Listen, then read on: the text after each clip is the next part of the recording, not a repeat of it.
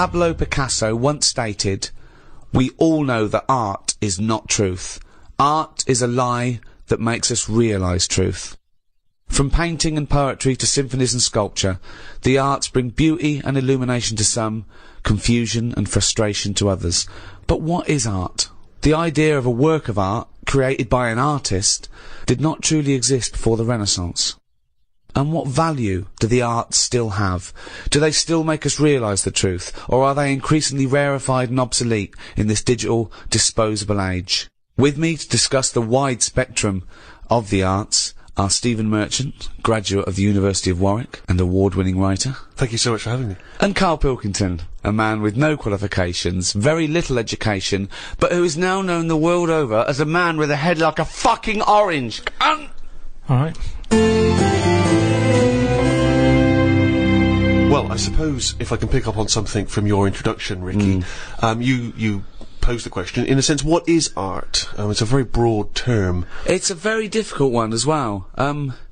I think the earliest people to ponder it were the Greeks, and I think they thought that art was, and its point was to try and emulate as close as possible the beauty of nature.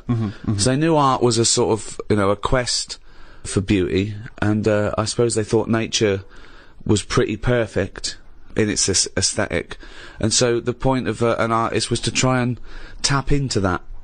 Well, let me throw that question over to Karl Pilkington. What do you want to know?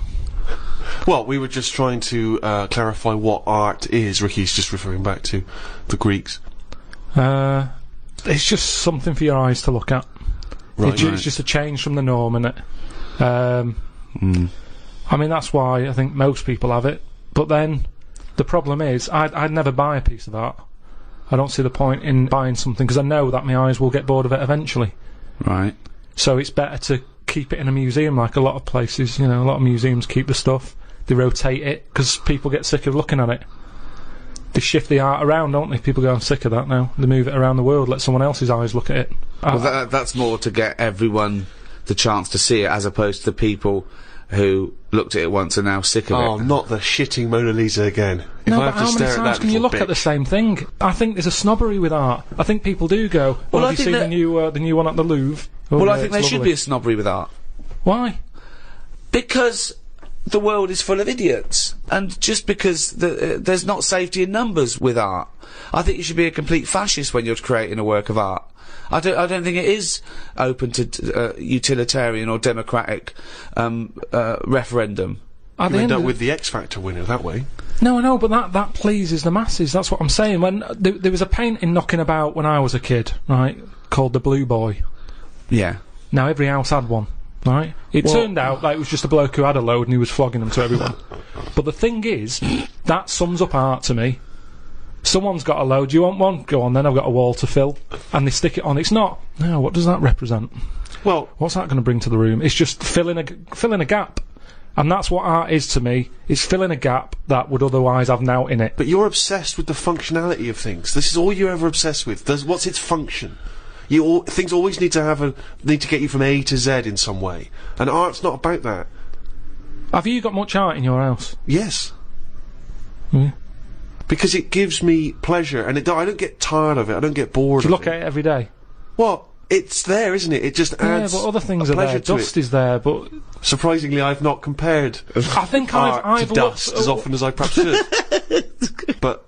The thing about, and this I think may be intriguing to you, Damien Hirst, of course, is more of a conceptual artist like Tracy Emin, and a lot of what contemporary art does is followed on from a guy called Marcel Duchamp, who I'm sure you're familiar with. Now, he famously took a gentleman's white urinal like you'd find in a pub toilet, and he put it on its side, and he signed it with a fake name, and he put it in an art gallery.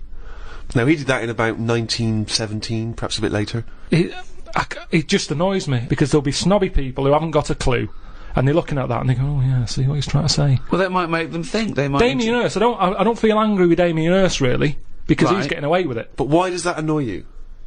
Because it's people falling into the trap. Damien Hirst, before he dies, I bet he goes, what a laugh that was. I had everyone on. There's a very good point as well, because some people think that the greatest art form of the last 100 years is marketing. Yeah. Some people say that that is his art, that it's not good enough to do it. You've got to then get away with it. And if the point of art is to inflame, I don't think anything inflames people more than the discussion about whether something's art, or if someone's taking the piss, or if someone gets 50 million for something, do they deserve it? Is it worth a hospital? Well, what do you think? What do you think of the shark in the tank? I think I was blown away by it. I thought I'd never seen anything like it before. It was sort of spectacular because it is so huge and so vast, and to have put a shark, you know, in formaldehyde and to have hung it in an art gallery, it's very striking when you see it. Yeah, it's a remarkable achievement. What is he? Is he an artist or a fishmonger? What he's done, anyone could have done what he did. Yes, but not everyone did it. He did it. This is an interesting point that you raise. It's the same old point you always raise. Not anyone could have done it. That's always the same point you make. Anyone could have done it. Carl, but they didn't do it. You could say the same about Michelangelo. Is he an artist or a painter and decorator? Well, it hasn't caught on, has it? Like the crying boy photograph. No one's having them in their house. No one's gone, oh, have you seen this? Have you seen the new trend, a shark in a tank? No one's got the room, no one wants it. And that, to me, shows you what's popular. At the end of the day, if everyone wants one, he's got to be good, hasn't it? But I think if people were given a chance to appreciate more sophisticated things, then they would. And I just think that's true in all walks of life. You know, it's an acquired taste, and the best things are an acquired taste. They really are. Well, you know, if all you eat is processed cheese and white bread, you get a taste for it. But if you try something that's, you know, in my opinion, better than that, then, you know, you'll leave that behind. That's pretty rich coming from you. I know, I love a bit of cheddar, don't I? On Mother's Pride. Yeah. Whereas if you were to be offered perhaps some calamari, your reaction would be... Squid, get it out of my face. Sure, yeah. But I take your point, Rick. Thanks for it anyway.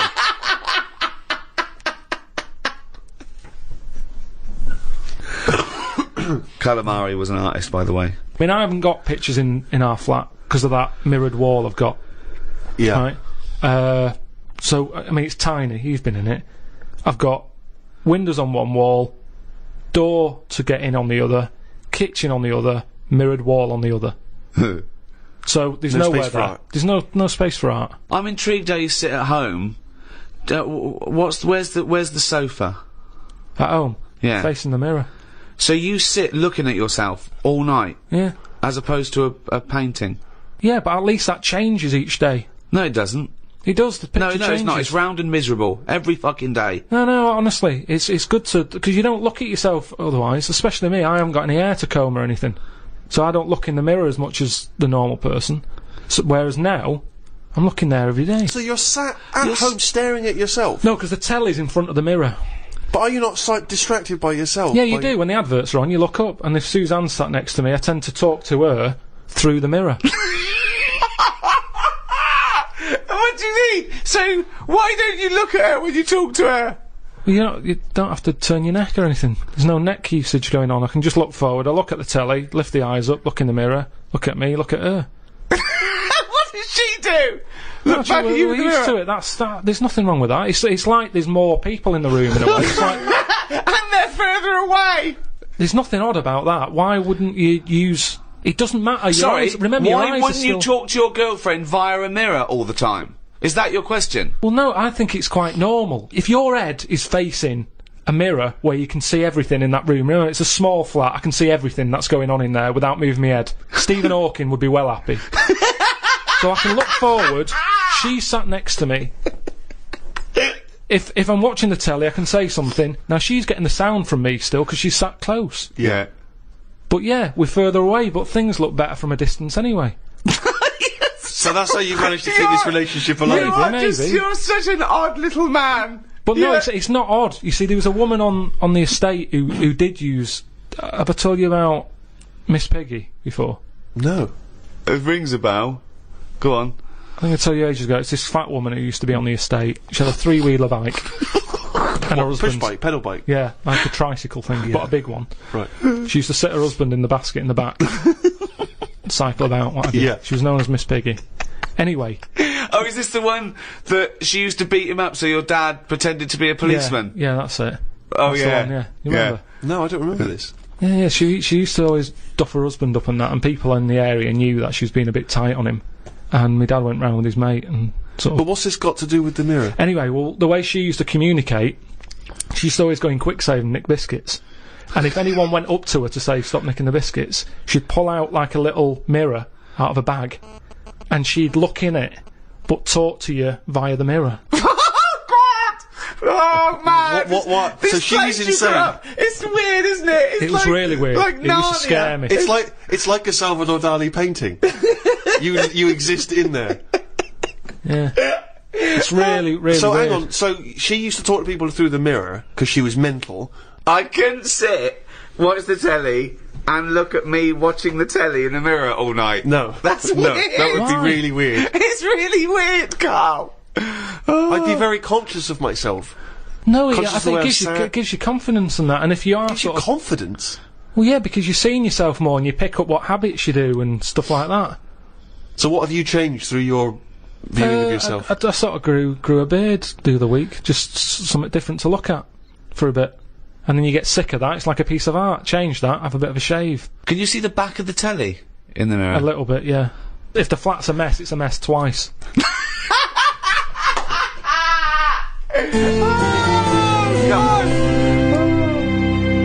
The earliest art, which we know, which we call cave paintings, they date back between 30 and 10,000 years BC. Even those people tried to brighten up their cave with a bit of art. So in many ways, they were more advanced than you. Yeah, but they didn't have a big mirror. I mean, if you're living in a cave, let's face it, you're not going to go mad if your kids start doodling on the cave wall, are you? Doesn't matter. Right. Brighten it up. But they always did the same thing. It was always a yak, wasn't it? Well, What? There's always a yak. Yeah, but they drew what they saw. I mean, yeah, I love the fact that 30,000 years ago they're being criticised for being a bit literal. No, but surely, if all you ever see when you step out the cave is a yak, do something different on the wall for when you get in. What? Why is it always a yak on every wall? Is it always a yak? It's always a yak. Whenever you see these Tom Robinson Time Team programmes... Who's Tom Robinson? He's the Who's guy a- who did Motorway, isn't he? Yeah, and a 70s singer-songwriter. Tony Robinson, you mean? Tony Robinson, whenever you see him digging around, they say, hold up everyone, get the brush, what's this? It's always a yak. Yet they pretend they're interested. So They you're saying that you wouldn't have, you'd have been no, I'm not going to draw a yak, I just saw a yak outside. This is what I'm saying to you about trends. One person has it, the next caveman goes, I'll have one of them on my wall. I'll do a yak. Why was there no one just doing something a bit different? Well, it's not true. They did. It's not true. This thing about it's yak. It's just in your own head. The programmes I've seen, I've been to Pompeii, where they had doodling on the walls, and that was all like knobs, tits and arse, Yeah. all over the shop. Now, do that now, people go, that's a disgrace, rub that out, clean that, get it down. Whereas now, if you see one in Pompeii, they go, oh, look at that, look at the detail on that. Well, And yeah. that's what I'm saying, there's snobbery in art. It's the same knob. The knob has not changed. Yeah, but I imagine in 50,000 years' time, if they dig up, a cubicle and there's tits and arse, people will yak. take pictures of It it won't again. be. This is the interesting thing with the way we live now. We're cleaning stuff up constantly now. There's no almost no record of our time because we're getting rid of everything. We clean everything up. Everything's clean. Getting rid of rubbish. Recycling everything. Well, that's a very good point. Is graffiti a valid art form? Some of it is. I think it is, yeah. I mean, we're not talking about the classic spunking dick, which is still, it's still great, isn't it? Well, I mean, if you see a lovely clean white wall and you see a spunking dick on it, you're going to laugh. always laugh. Do you add hair to the testicles when drawing a smoking dick? A few. The testicles. Because it's always clean. My testicles are always clean. Really? Yeah, I never. I put the 4 or 5 bristles sticking out straight. See, I always thought that was a kind of commoner version of it looks like mine looks like I don't mean my real one. I mean my Your illustrative. yeah. Pokemons, yeah. It looks like 2 gooseberries and Thunderbird 2. Do you add much detail at the tip of the penis? No, it's a straightforward. It's dissecting across, just a line across to show the helmet. Yeah. Then one little line for the And do eye. you tend to keep the same number of droplets coming out? Skunk droplets? I do 3, but I don't do the line. I actually do the little teardrop. The little teardrop droplets of spunk, yeah. And that is the spunking dick. As When I was at school, it was referred to, and this may be specific to Bristol, it was referred to as the sacred. I've Why? just drawn a sacred. Oh, really? I don't know where the origin of that was. Some graffiti's funny. I saw one in London. It just said, Rachel is a big-arsed, big-chinned cunt. Now, I think Rachel's going to see that and know, well, I'm the only big-arsed, big-chinned cunt round here. I don't know how big her chin was. Sure. I think of her chin maybe looking like the arse. Yeah. It's like the big arse like that. Maybe she couldn't see the last part of it because the chin was in the way. Rachel is and that's Now, all she where could was this see. graffiti written? It was in near Centre Point. So, do you think someone was so angry Well, with Rachel? I think maybe Rachel nicked this woman's fella, Right. and she went out. Yeah, and just scrawled put- that Yeah. in a lot of different places. I saw one that was something, I don't know, it was back in Bristol, it was something like, Michael Peters is gay. And I always wondered if that was Michael Peters himself, who was having trouble coming out of the closet. Yeah. And was just writing that in a number of different places. So that by the time he finally mentioned people, they went, oh yeah, I knew that anyway, I saw it in the toilet. Sculptures. What do you think of sculptures? I mean, because that's something that really is getting into the 3D world there, isn't it? No longer do you have to represent something as 3D. You can make something. You know, the statues are amazing, aren't they? They're clever, aren't they? I mean, they always look the same. Well, that's not true, is it? Because recently there was quite a controversial one, a huge one, in London. The pregnant thalidomide woman. What do you think of that? Oh, yeah, I saw that. Thoughts? I wouldn't have it in my house. Well, there wouldn't be room, because it would just be you, Suzanne, and a pregnant thalidomide watching telly. I don't know what he was trying to say. It's Maybe she was saying, okay, we've had the human form. This is an example of the human form. yeah, but do you think she started off trying to do normal, and it was like, oh, I've chipped a bit off?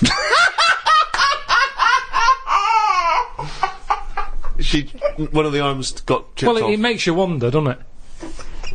And why? You see that square, Trafalgar Square. You've got that.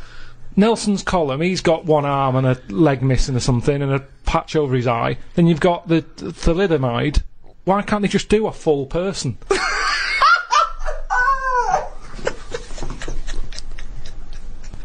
Woo! That was what they saw. That was what the artist saw. It's about confronting us with certain preconceptions of what we expect of the human form, what we expect of sculpture. It's probably a little ironic comment as well on the famous Rodin. It's wrapped up with all kinds of ideas of maternity, of the human form, of what sculpture is. Why wouldn't you put that in a big public place? What about the subject? Did you think who's that subject? Who is that woman? No, not really, because thalidomides are around, and we've all seen one. It's not like a shocking image. It's one of life's little things that it chucks out.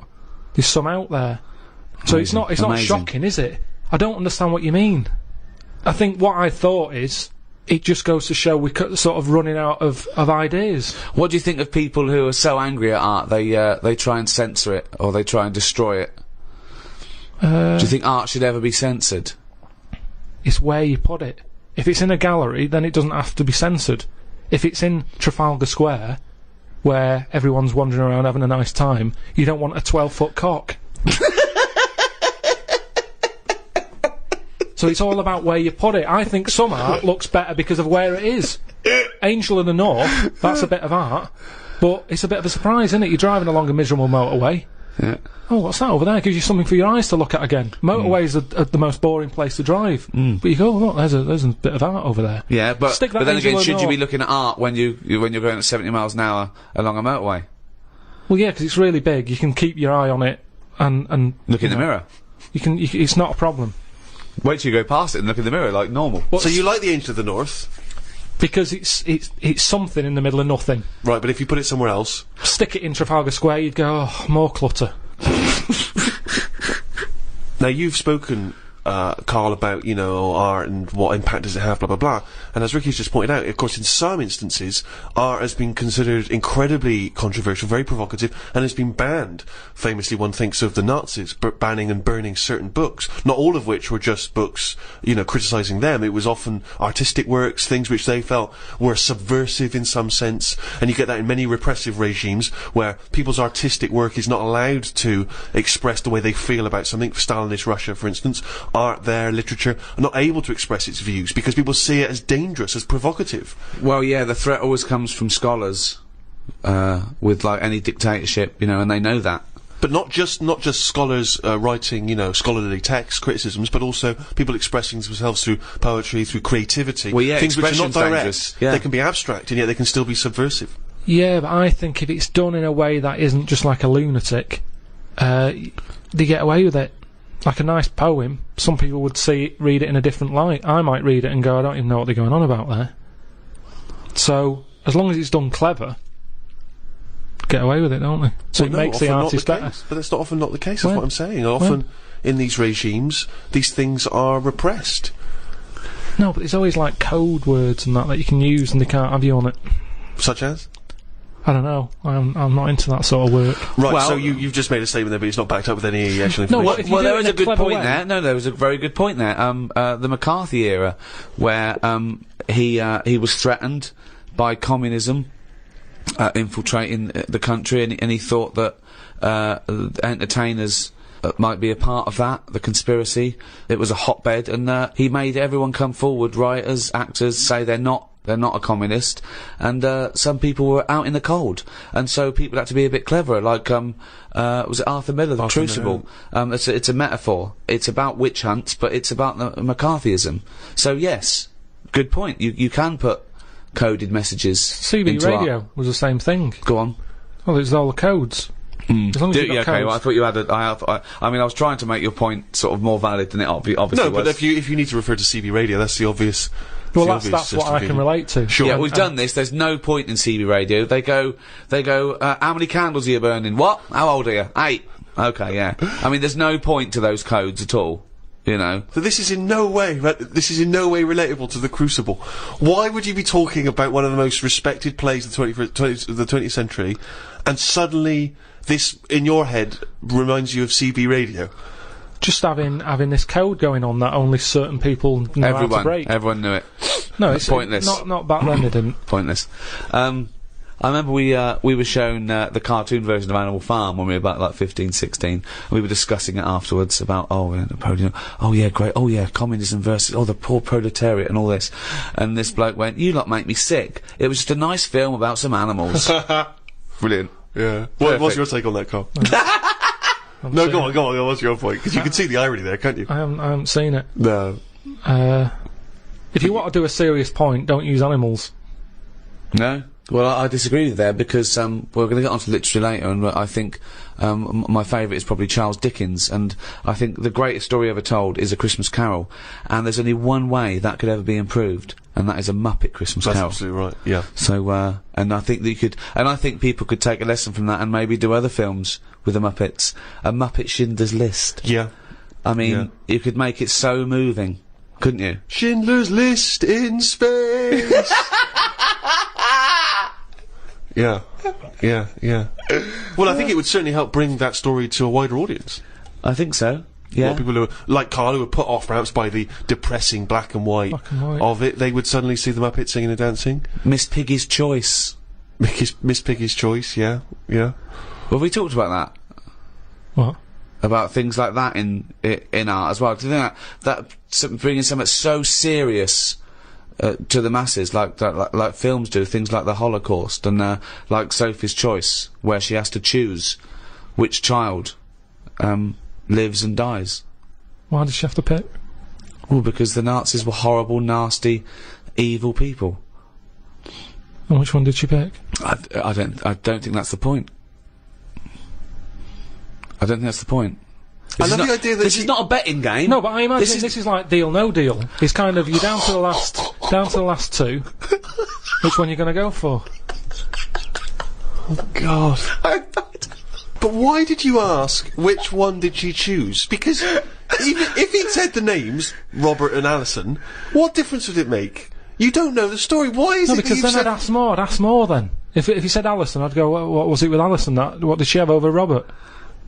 That's what films are meant to do. You question it. Whenever I watch a film with Suzanne, I always say at the end, what was going on there? Oh, That's because you're an idiot. Christ! That's because you've just watched Muppet Christmas Carol and you can't understand why a frog's able to talk. I'm all for films with a good storyline. Yeah. Brilliant. That's a perfect point. One extraordinary point. Guys, he's gonna follow this up, mate. He's gonna follow He's got this up. something there. He's got Come something on, here. Carl. Go on then. What's your No. take on films? Films are really good. You can get lost in them. Right. And You like one with a good story? I mean, whenever anyone asks, it's always the same. It's Elephant Man. It's Kez. Mission Impossible 2. Mission Impossible 2. These are what you consider great works No, I'm of just film saying art. these are ones that I've enjoyed recently. There's so many films that I haven't seen, yet you always say, "Oh, have you seen so and so?" You What, love Mission it. Impossible 1? And there's good news for you. 3's out. That's true. One of the most striking art exhibitions that I ever attended, Carl, was an exhibition of outsider art. Something I'm sure you're very familiar with. Outsider art, of course, is work that is made by people who are often institutionalised for mental health problems, or they are just incredibly, the people who aren't in any way part of the art establishment. Well, right up to psychopathic murderers, clinically insane mass murderers would count as outsider art. I went to an outsider art exhibition in New York. It was incredible, and I bought a painting of this guy. He's a chronic schizophrenic, and he paints in tar, like road tar that he gets from roads, and he paints in that on wood he finds in sort of skips, and it's incredible because it's sort of like scratched in. And it's amazing. And there's this thing of Jesus being helped down off the cross, and you have to study it, but it's there, and it's quite incredible that it's just scratched in this wood by tar. And there's loads of things that I was walking around. Admittedly, I was walking around there going, "This is fucking mental." And James was going, "You've got to stop saying that," because of course some of the people are mental. There was one bloke doing a sculpture of a skull, right? And underneath. It was like a little head with his teeth. Underneath he'd put a sign that said real teeth. Where did he get the real teeth from? What I think is interesting about that is how much therapy it provides for these often mentally unstable people, which is another important value of art, of course. People's self-expression, people being able to give a little piece of themselves through their work. Do you not see any value in that? How do you express yourself? Whistle. You whistle. Yeah, I found over Christmas I whistled a lot more than I usually do, and I think that was just freedom. What do you mean freedom? Right, freedom. expand on this point if you would. Well, that's what art is, isn't it? It's you being free of all the world's heaviness on your shoulders. See, that's a great quote, that. That's great, that. For art is freedom. I love that, because I think you've really hit on something there. Would you include the free of all the world's heaviness?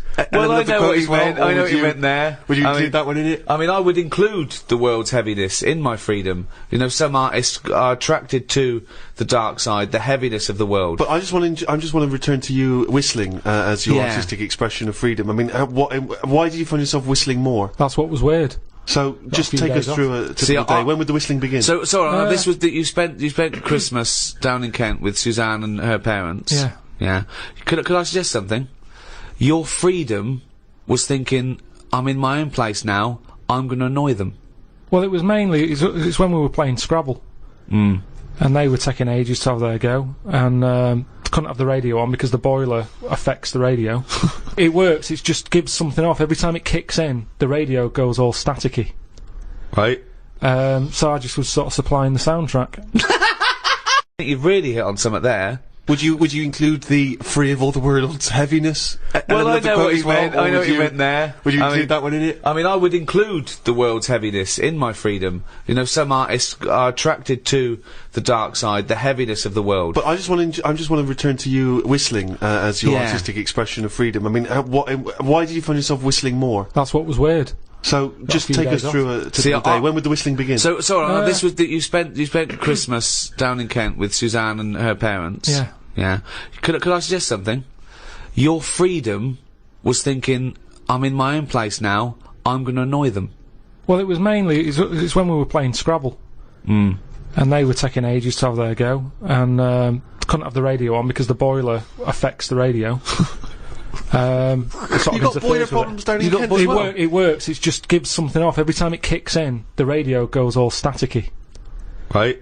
So I just was sort of supplying the soundtrack. And what kind of things would you be whistling? It was like, I just sort of did a whistle medley. It was going from one thing to another. A Wedley. And a man was impressed. She was like, oh, you can whistle, can't you? I was going, yeah. And then she was saying, how loud can you go? I was just doing all different levels. Sorry, this sounds like a scene from One Flew Over the Cuckoo's Nest. The boiler's setting off the radio. I can whistle. Oh, you're good whistling, aren't you? Oh, yeah, Scrabble. Talk about outsider art. I love the fact that Karl's life is like living in a home when you're in your 80s. Yeah. But you felt that this was your way of expressing yourself. I just found it odd, because I don't whistle that much. I think just because I think I'm fed up most of the time when I'm in London. And you don't whistle when you're fed up, do you? Whistling's a happy thing. You never get an angry man suddenly breaking into a whistle. The people who aren't whistling are usually pissed off, but yeah, the bloke who's whistling, it's like, it's the least, he's the least annoyed person in the room when someone's whistling. Same as holding a drill. The only person that noise doesn't annoy is the bloke who's drilling. Everyone else wants to punch his face in. Same with whistling.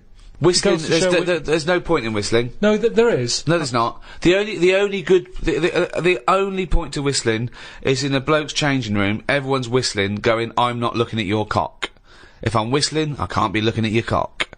Anything else, there's no calling a dog, maybe. Calling a dog. It changes the atmosphere. Yeah, it annoys everyone else. Dunno. I mean, our window cleaner was known as, like, you know, that's how you knew he was there. He always whistled. And in the end, he fell off his ladder, broke his front teeth. Oh. Retired. What, because he couldn't whistle? That was it. It was like, Well, yeah, he whistled all the time. Can't whistle, Well, yeah. can't clean windows. It's a bit tragic. Could he take along a whistle? Just pop that in his mouth. Yeah, I suppose he could have done. Didn't think of that. What about a flute? Or a recorder? Not London's burning again. Fucking clean the windows and then fuck off. He didn't really think this through, did he? He retired at the age of 28. And his whole family were bankrupt. With no teeth. Yeah. And just a bucket and a squeegee. Why aren't you working, Dad? Because I can't whistle. I can't whistle anymore. And if the day you give up whistling is the day I give up window cleaning. So you never whistle? No. I can't really whistle very well. No.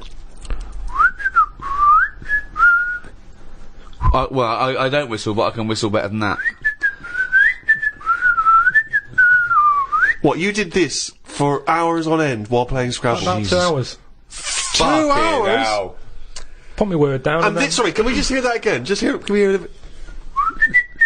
So you were whistling after you had your go as well? Yeah. Fucking hell, Karl. But hang on, let's just hear a bit.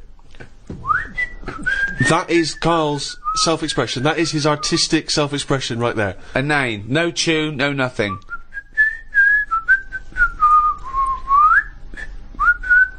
There's mental patients who have smeared canvases with shit who have expressed more than you have in that. Yeah, but it's not about other people. I'm not there to please other people. Right. You're there to annoy them. What was the best word you came up with in Scrabble? Don't knock me at Scrabble, because I do alright. What's weird is, when I play Scrabble, my brain can come up with words that I don't normally say. Okay, this isn't... No, I'm intrigued here. Your brain can come up with words you wouldn't normally say. Just words that I'd never drop into a sentence. Tree, cat. Go on. Squirm. That's using a Q. It's worth 10, that. It's not bad, is it? No, I'd never say that. I've never heard you... I don't think I've ever heard you say squirm, no. I don't think you're right, Karl. I've never heard you say squirm. Weird, isn't it? Yeah, it is weird. And yet your brain popped that one out? And then, yeah, when it wasn't my go, just... Anyway, so that's sort of doing art for yourself as opposed for other people. I don't think you can count what you just did then as art. Hobby maybe, craft, pastime. I don't think you can count that as art. I'm not being funny. I'm being a bit snobby here, but I think there's a difference between Beethoven and squirm. There's a cue in that. No, classical music. I wish I was more educated on classical music. That which I've heard, I've adored. I genuinely find it challenging because it is so spectacular. It is so of another place. Where do you sit with classical music? It's good for background, I think. Right. See, you know me, I like a song with a story, and there's nothing going on in them. That's, Now the problem with that is, how many times can you hear the same story? quite a lot. How many times can you watch the same film? Same thing, except it's shorter than watching a film. Yeah, but the film goes into the story with more depth than a 3-minute song. Yeah, but there's also, do you know, like when you watch, what's an example? Say, I can't think of a film. Yeah, there's not many. No, but a moment in a film that it doesn't matter how many times you watch it, you go, I enjoyed that bit. Godfather springs to Well, mind. say, no, over Christmas, On the Buses was on the movie. Oh, Jesus. When, You went with The Godfather, you went with On the Buses. I mean, Brando, Varney, I don't know which is better. it was the bit where, like, the toilet blows up after chucking a fag in. That's had paint in it. Right, sorry, seen that's in On the Buses, that's not in The Godfather. I can't remember that. Maybe that's Godfather 2. Well, the thing is, I enjoyed that bit and I knew it was coming. It's like, oh, I'll just watch this before I nip out and put the kettle on. Let's just see this How many bit. times have you seen the On the Buses film? Probably about 4 or 5 times. Sure, why not? But all I'm saying is, music is there to sing over. No, it's not! Music is there to sing over. That's a ridiculous thing to say. Music does something to me. I don't know what it is. I don't know why a chord can say something to you. I don't know, mate. Gives you that feeling. I'm in awe of it. I'm in awe of musicians. Yeah. My favourite piece of music is a thing by Vaughan Williams. It's 5 variants of Dives and Lazarus, right? And there's a bit there where it hits this chord, and I can't listen to it when I'm away from home because I well up. It reminds me of everything. England, just it does something to me, and it does it on a level that I can't sort of quite understand. It's just immaculate. I just don't think you can beat a decent vocal on top of that. Oh, that's amazing! My mum's got a CD of Roger Whittaker, right? Right, whistling again. Now, he whistles Jealous Guy. Now, the thing is, I can't listen to that and whistle along. I end up singing Jealous Guy on top of it. So, singing trumps whistling? Yeah, when someone else is doing the whistling. Okay. I like whistling, but if someone else has did that first... So then if I'm Roger was singing Jealous Guy, you'd be I'd probably whistling. whistling it. To make the classics live on, I'm surprised someone hasn't gone, I can add to this, and dub on a bit of vocal. So you would have classical music with lyrics. Just for people who Beethoven's want that. Fifth. Beethoven's Fifth. That would be better to you. That would. But what are you meant to do with it?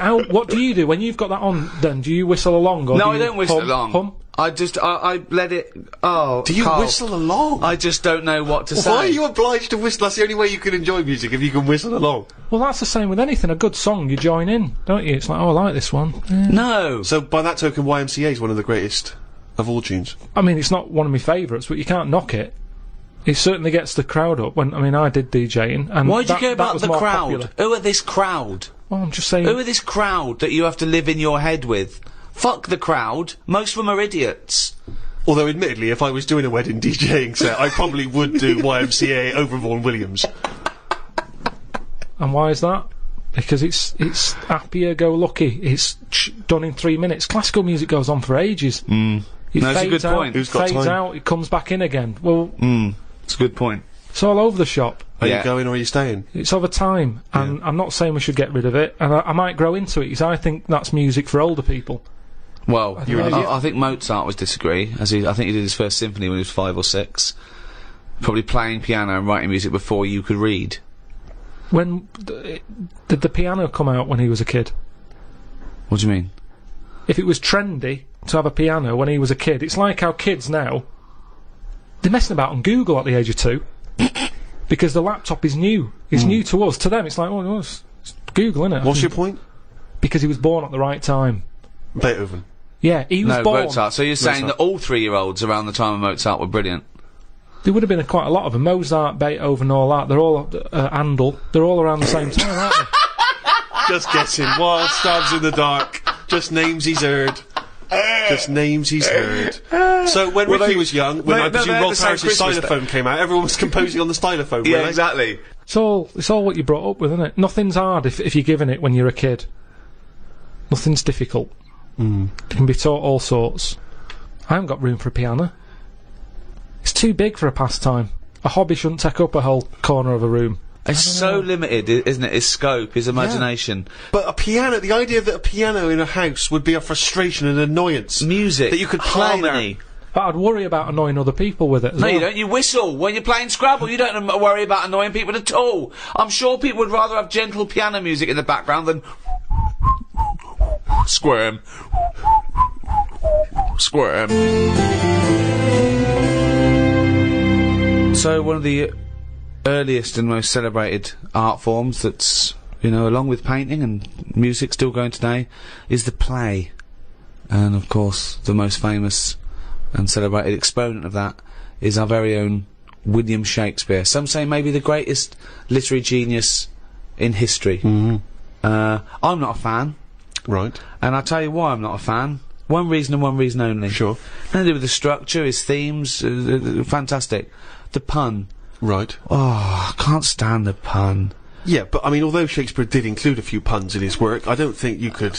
No, I suppose it's the people that have gonna bring taken you on the down. pun. It just reminds me of a bloke in a beard and a pipe at a party doing puns, you know. And it's things like Shakespeare, things like, oh, take their maidenheads. And you have to look at your Brody's notes to go, okay, cut off their heads, and take their virginity. Oh, brilliant. You know, you can't, it's like, you can't explain a joke in retrospect. You don't laugh if you then explain to you. I'm gonna have to take issue with the idea that Shakespeare was not a truly great master of our language. I think he was. If you listen- he added to the language. He invented words, or at least he stole words and changed them a bit. He took them from, you know, other languages, which is totally valid. And he made up loads of sayings that are still around today. And there's a poetry in that, inventing new.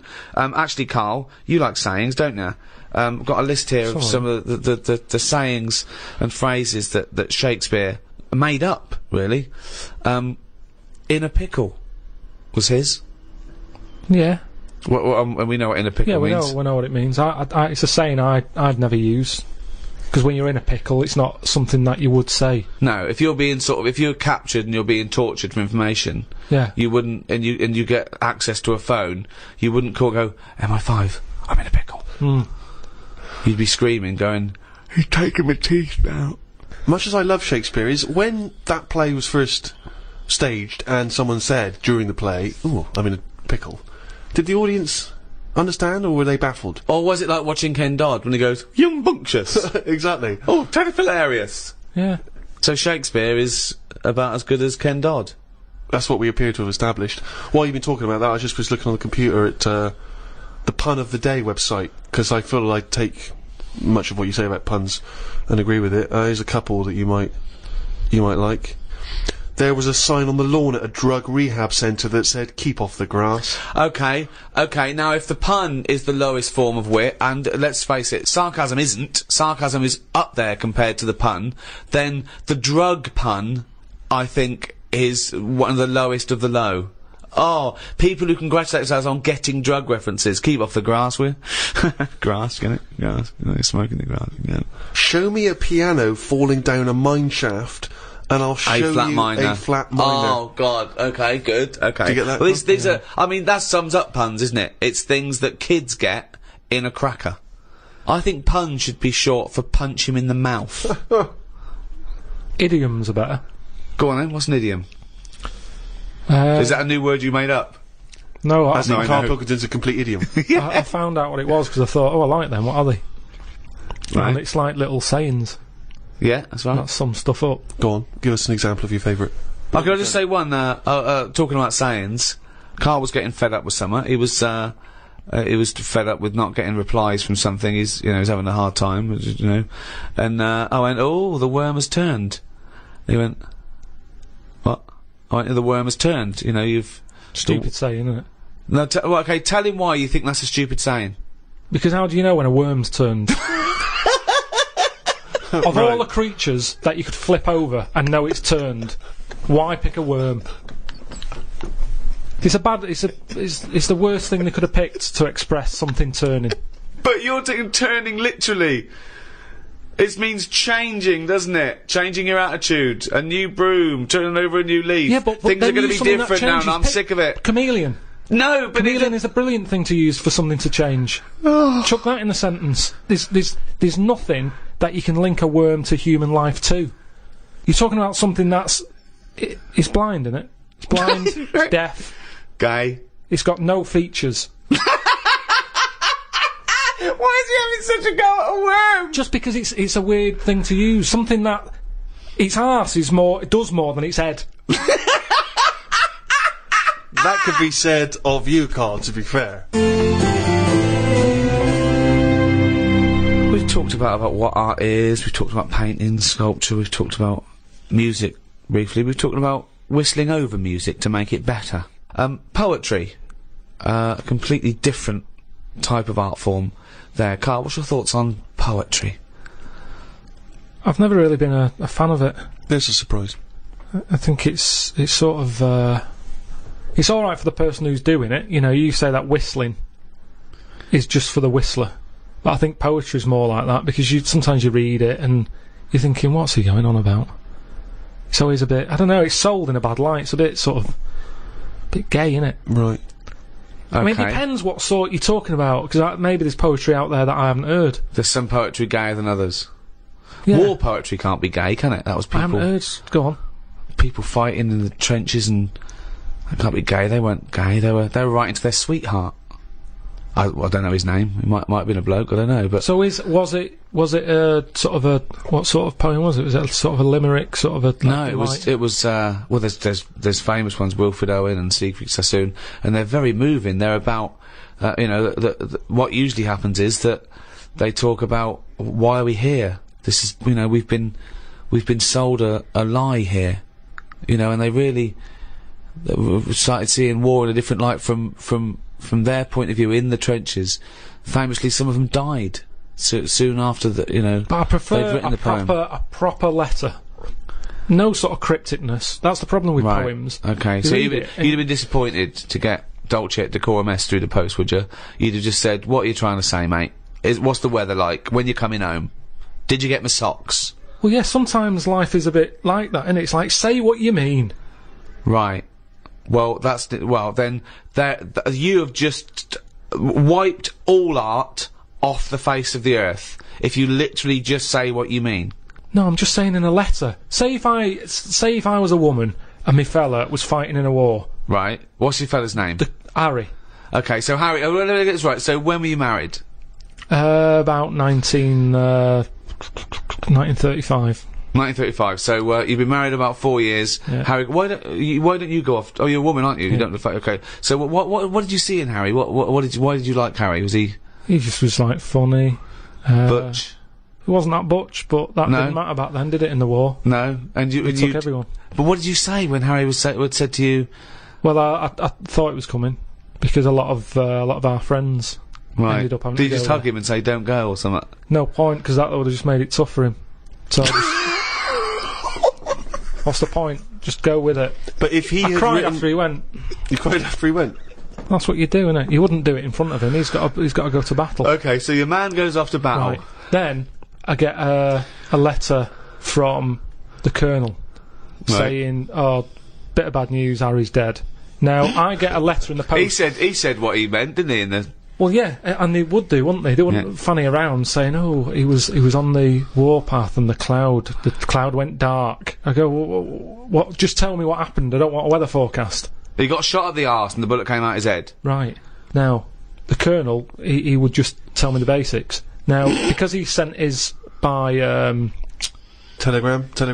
They sent a telegram. The letter I get from Harry has been stamped, so I get it late. Oh, okay. So I get a letter from Harry after he's died. Yeah. Right, and you know he's dead. I know he's dead, so I get this letter with his handwriting on. I'm devastated because I was just getting over his death. Yeah. It's all brought back to me when this letter drops through the post. Well, yeah, 3 Right. days and you're pretty much over it. It's had his handwriting. Yeah? Oh, God, what's this? What's now he I written? open it, Yeah. and instead of saying, things are bad here, socks are damp, you know, everything's grim, it's cold, I'm sick of it, there's a poem. It wouldn't feel like it was from Harry. Well, Because it's not in his words. Poems are never in the person's words. But didn't you know Harry was a poet when you married him and made love to him No, I that only night? picked it up because other people were doing it. Something to do in the trenches. But when he carried you over the threshold, Carl, and he laid you down and gently kissed you, didn't he say any? Didn't he ever? He must have whispered some sweet nothings into No, your it wasn't hysterical like red that. head. It wasn't No, like that. Straight no. to the point. It was like, get your knickers off.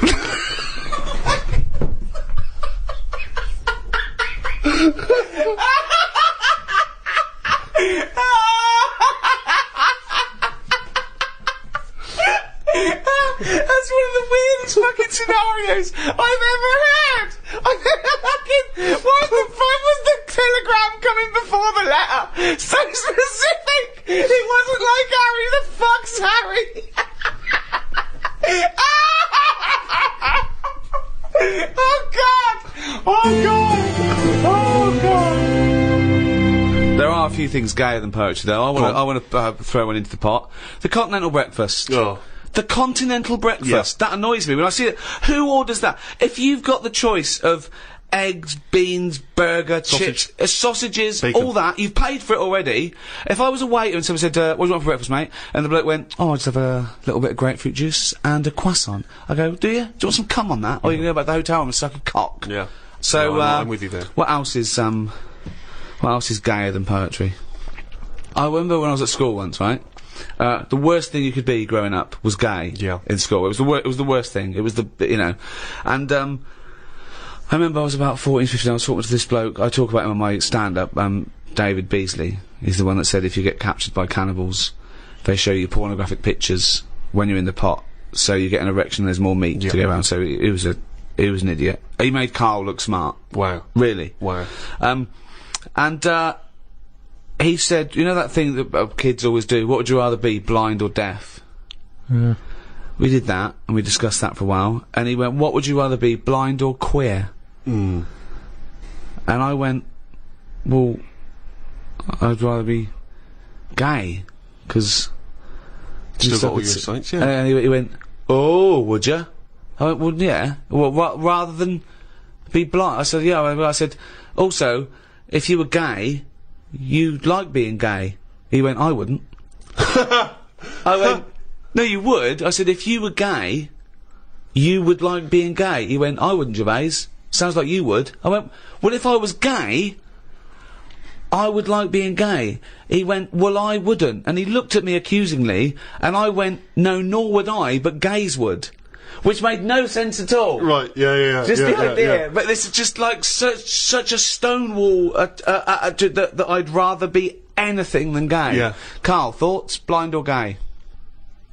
This is about art, is it?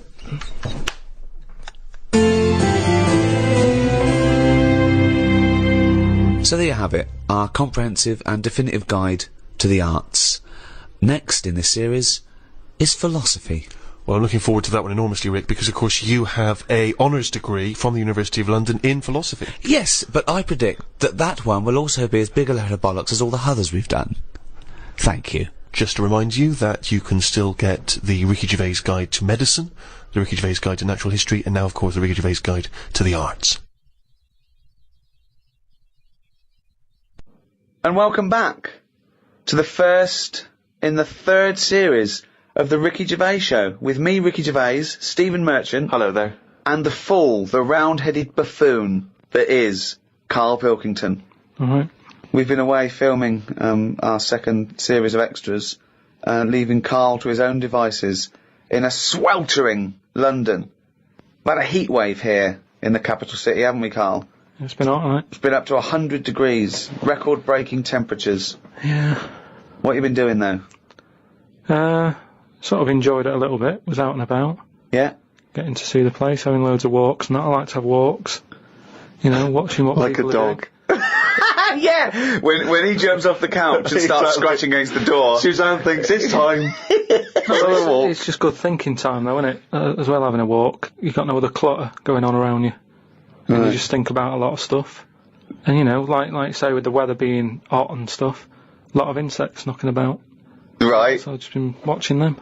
So while we've been filming a TV show, you've been watching insects. Yeah, just seeing, because everybody knows insects are out there, but no one's keeping an eye on them. What are they up to? What are you worried about? Loads at Steve, you wouldn't be laughing like that if you'd watch them, because they do some weird stuff and that, is what I mean. What sort of stuff? Any examples?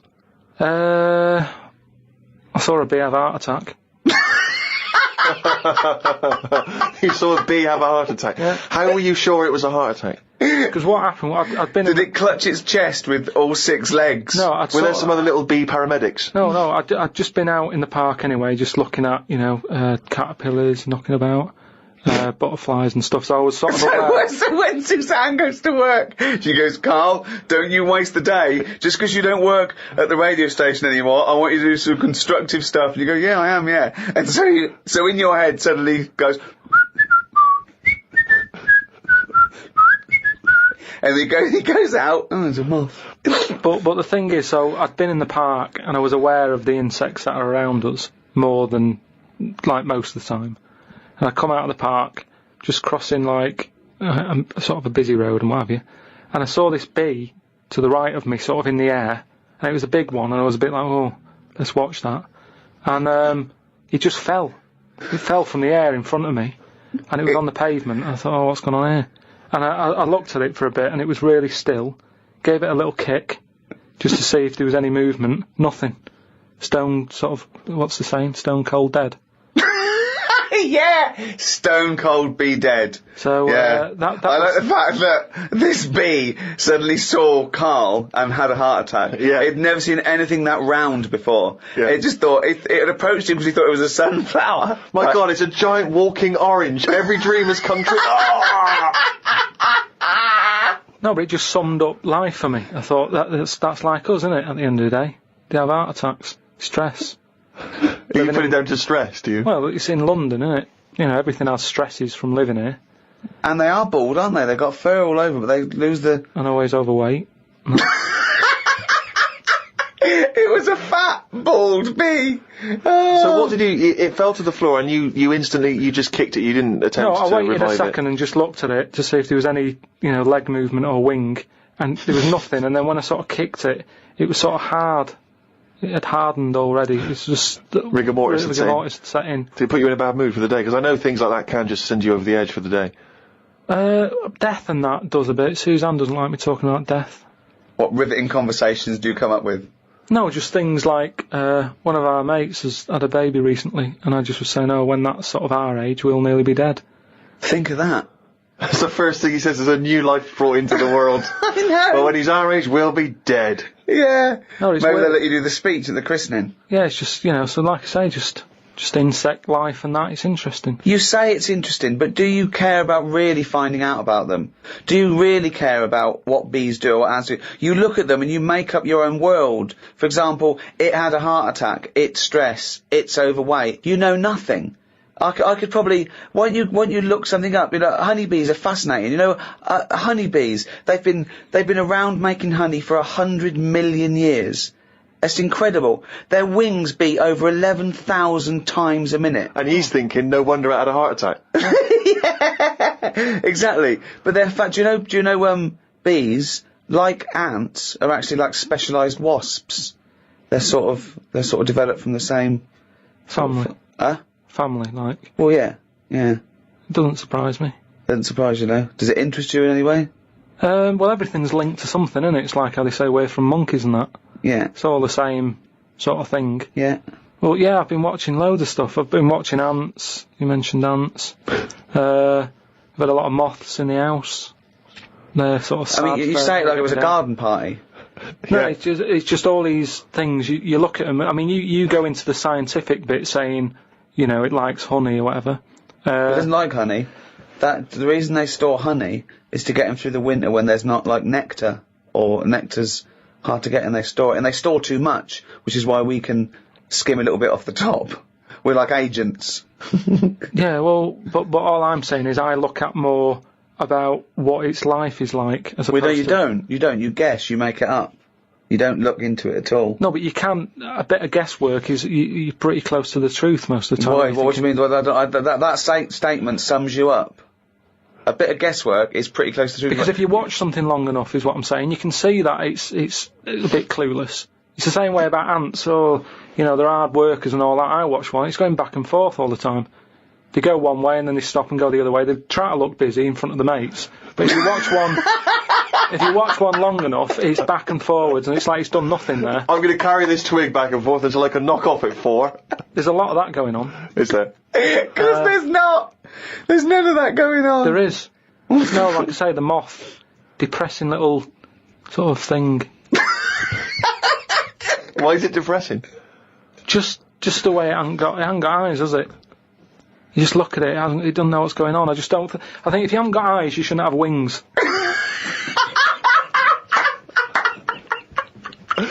That's a rule. If we could put that into practice, please. That's a great rule. That's a fantastic rule, isn't it? Yeah. If you haven't got eyes, you shouldn't have wings. Certainly true of people thinking of becoming an air pilot.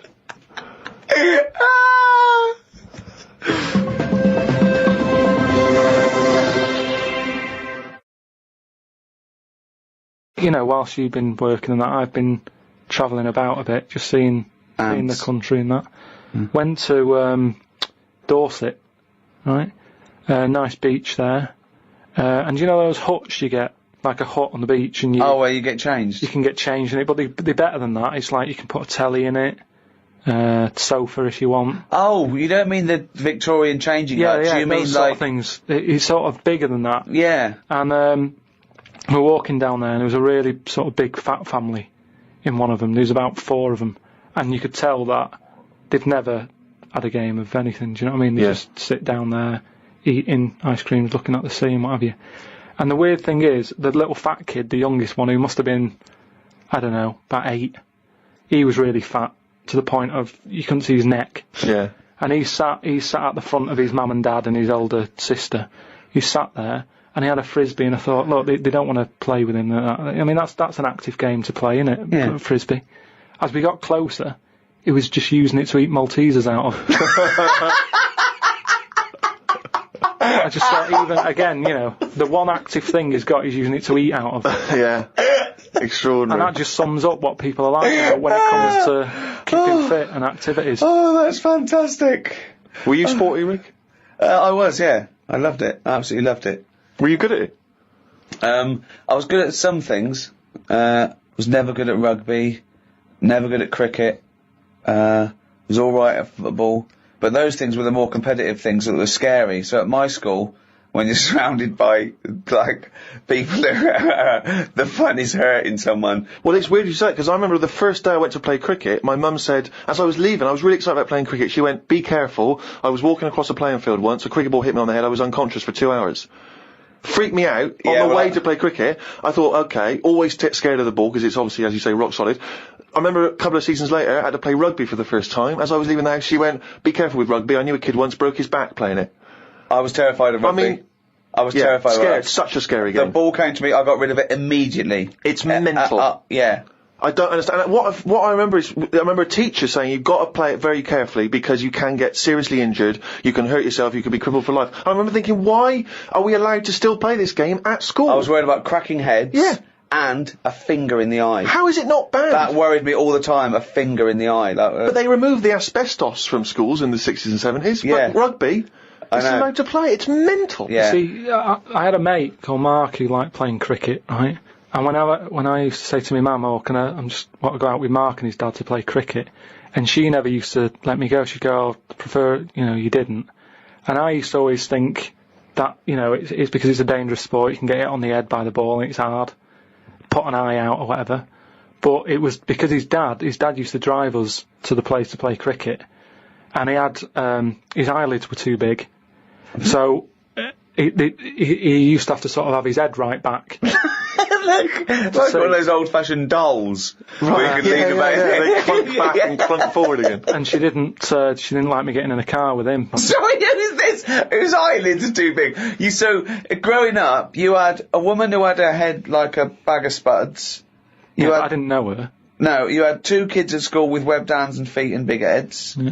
You had a pigeon chest boy. Nowadays, you're walking around with insects and moths like something from James and the Giant Peach. Yeah, and you had a bloke whose eyelids were too big. One thing I've noticed, that because I occasionally go to the gym, and you know those guys who work out constantly to give themselves extraordinary physiques, they're on the trip, they're on the weights, and they're really, I've noticed in the summer particularly, those guys cannot wait to get their shirts off. Yeah. Everywhere you see, they're walking around, if they've got a good torso, they are walking shirts off. Even, I think, if you go to nightclubs, I notice there's always one guy who's thinking, well, I have put so much work into this body, I have got to get my shirt off on the dance floor. A vest, yeah. And it comes straight off. A brand new tattoo, I'm not covering that up. Exactly. I've paid a lot for it. Let's see it. Yeah. But that's what we were saying about bodies. I can't remember why we were talking about it. We've got to a point in science now that you can change your head. Right? No, well, that doesn't make any sense at all. It was a program on. It was done in the 50s or 60s where they stuck a monkey's brain on a stick and had it wired up and it still worked. Right. Right. Okay. And that was in like the 60s or. Right. whatever. Okay. Well, So, to say to change your head makes no sense at all. Because if you put a different head on a different body, you're changing the body. yeah, I know. Well, that's what I'm about to say to you, though. What? That's what I'm saying. That I'd be more confident if I had someone else's body. Because if anyone dissed it, I can go, no, it's bad, innit? But it's What not are you mine. talking about? Well, it's like, say, As opposed to someone else's head? yeah. Well, Well, it you'd wouldn't be rather- me, would it? The head is me. Well, of course it is. That's what I mean. yeah, So the what do you head's mean? me. You'd be happier having someone else's body? What, than your own? What I mean is, say if you're wandering about, for some reason, there's an incident. You have to take your top off and that, and everyone's looking at you, right? And you're a bit sort of, you haven't got the muscles and that, you haven't got the 6-pack. Right. Which isn't that nice anyway. I don't know why that's become a nice thing, really, seeing the insides of you. You might as well. I mean, I know I came up with the see-through skin idea, but it's a bit weird, isn't it? You can see stuff. No, it's the muscle in front of the... No, it's not. Sometimes is. you can It's see not the- like, It's not the tubes. outline of your No, you organs. can't see tubes. You can see tubes and veins and stuff. Well, you can see veins. Yeah, well, I don't want to see that. That's why we've got skin over it. Is Well, what stop I mean. looking at naked men then. Why No, you but keep- sometimes you can't help it because it's been hot, and like you say, there's people walking about with vests on and that. So anyway, what I'm saying is, say if some incident happened, I'm walking about with my top off. Right. Girls are laughing at me, right? Why? Dunno, they might. Yeah, go on. So they wouldn't look at your body, they'd all look at your head. So what I mean is, Yeah. rewind that, right, and imagine all that happens again, but I've got someone else's body. Right. Whose body? Just some fella who's died, and my body was injured, and they said, we've got a new body in. You can Right. have it. We'll Yeah. stick your head on it. Yes. Yeah. Now, say if They're laughing at you. they are laughing at the they're body, laughing yeah. at the body, Yeah. but at least I'd be able to sort of go, I know it's a mess, but it's not mine. At least I don't have to claim ownership. So all of this extraordinary technology that can make put one head on another person's body is so you can go, it's not my body. No. But it's not your own. I'm not being funny though. So if you have a body transplant, right, and you're at home, naked, you look down, Yeah. lovely penis and a set of testicles, Yeah. right? What do you do with them? What do you mean? What am I doing with them? Well, do you like them? Well, you wouldn't mess about with them as much as if they were your own.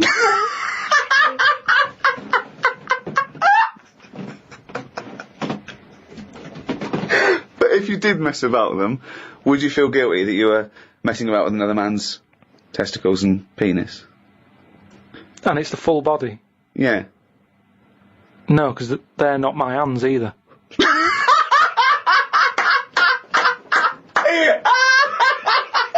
You're a genius! You're a fucking genius! So what you're doing is watching someone else wank. Yeah.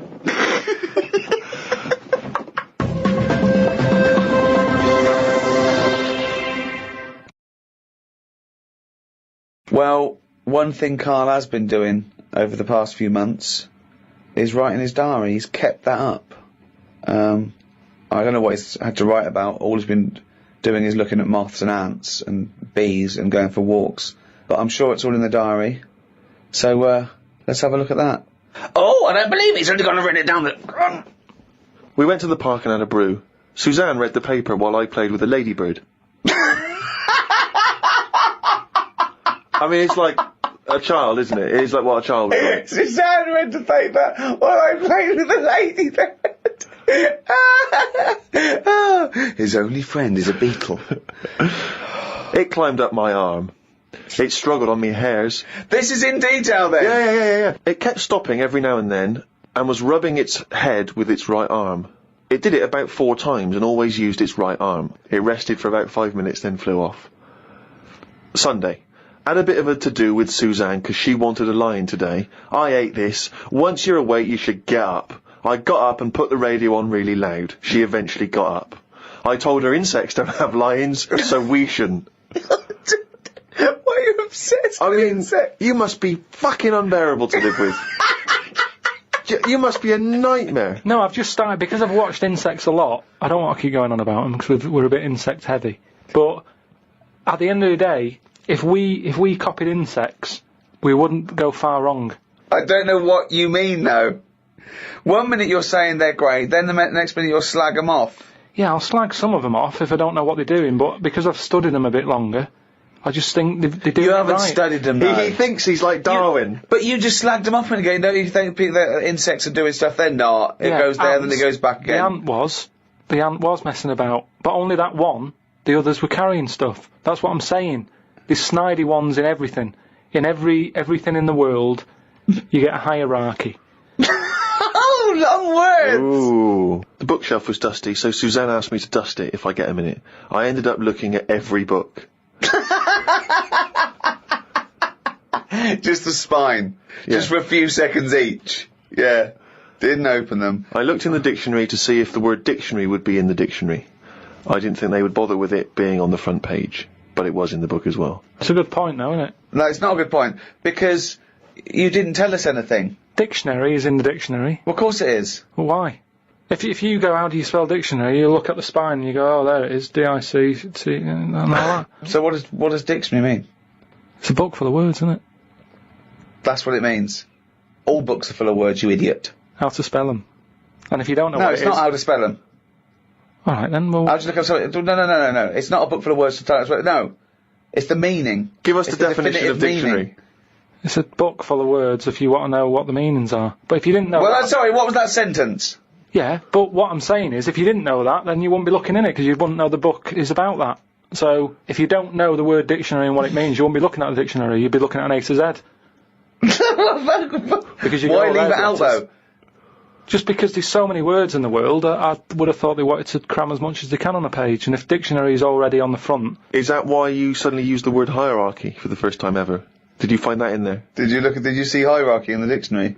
I feel I don't know where that that big was. word has pushed out about 26 other more useful ones. Yeah. Oh, well, Suzanne's been going on about me learning another language, but I sort of think your brain has only got so much room on it. And the rest of it's filled with lard. So, if I've got to learn everything I know, again, but in a different language, it's taking up space, isn't it? You don't learn everything. Oh, God. It's all What do you mean? storage, isn't it? But you don't have to learn it again. You don't have to learn the concepts again. You're merely Do you know how learning many vocabulary. moves there are in the human brain? You don't worry, you won't use them all up. I feel that he has reached his capacity, though. Yeah. Well, you need another sort of... You need an update. You need some more memory. Woke up to some interesting news. It's good when this happens because it sets me up for the day ahead. If it's miserable news, it affects my day. It said on the news that they have found 2 new flies. Fucking hell, more insects! What have you done? Is that all you've done this summer? Bong! Trouble in the Middle East. Bong! 2 new flies found. Ladybird climbs up arm. They were found in the UK and they were found close to each other. Maybe this happened because they were different than the other flies and weren't expected to hang about together, so that's why they knocked about with each other. That would happen, wouldn't it? What do you mean? There's 2 new flies. What do you mean? Does it mean there are 2 new flies that are a different species? Yeah, 2 new species, and they found them close to each other, right? Yeah, And but they didn't mean there was one of each. No, Yeah, they did. They found 2 different ones. No! No, they have. Seriously, I know that. That's right. That's a fact. So you've got, like, I don't know the names of them. They give them odd names, don't they? But say Yeah. call it A and Fly B, right? Yeah! Fly A, I don't know, say that's orange. This is just... B, Lively, yeah. No, This is but- painful, No, but this I'm is just making it painful. easier But for 5B you. wears Okay. a little hat. He's got a little hat. Alright, yeah, fine. Now, they found the orange one and went, look at this over here. This is a bit weird. And they've gone, oh, that's a new species. Log it, whatever. And then the other one went, oh, keep your pen handy. Look at this one, it's got a hat on.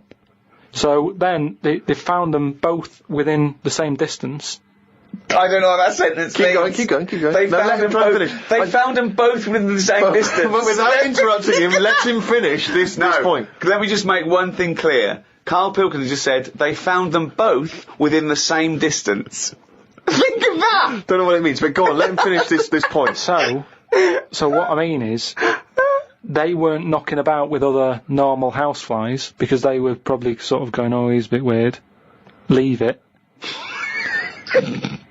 Yet, because the other one was also odd, they're hanging about with each other. Don't you understand that? Why is that such an odd concept? Because you think of it as like 2 little new kids in school. Yeah. They find out they're both new and they've got something in common. They're both goths, so they start hanging out together. Yeah. And this was on the news, was it? Yeah, just on the radio, yeah. I know if I looked into that story, it would be 90% wrong. Bit tired today, because didn't get to sleep as early as I'd wanted due to a moth getting in the bedroom. Fuck me! I got it in a glass and looked at it for a bit and then let it go because Suzanne wanted to go to sleep.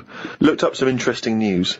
Some people dug up an old body in Ireland. Turns out it's well old and was here when dinosaurs were here. The really weird bit is it had hair gel in its hair. Right, what is it? Fella, Well, no, it wasn't around when dinosaurs were here then. just a bit after. Right, fine. A lot after, yeah, go on. I think any hominid, anything that could even be linked to anything that may become man, is only about 1 million years old, and I think Homo sapien is probably only about 150,000 years old.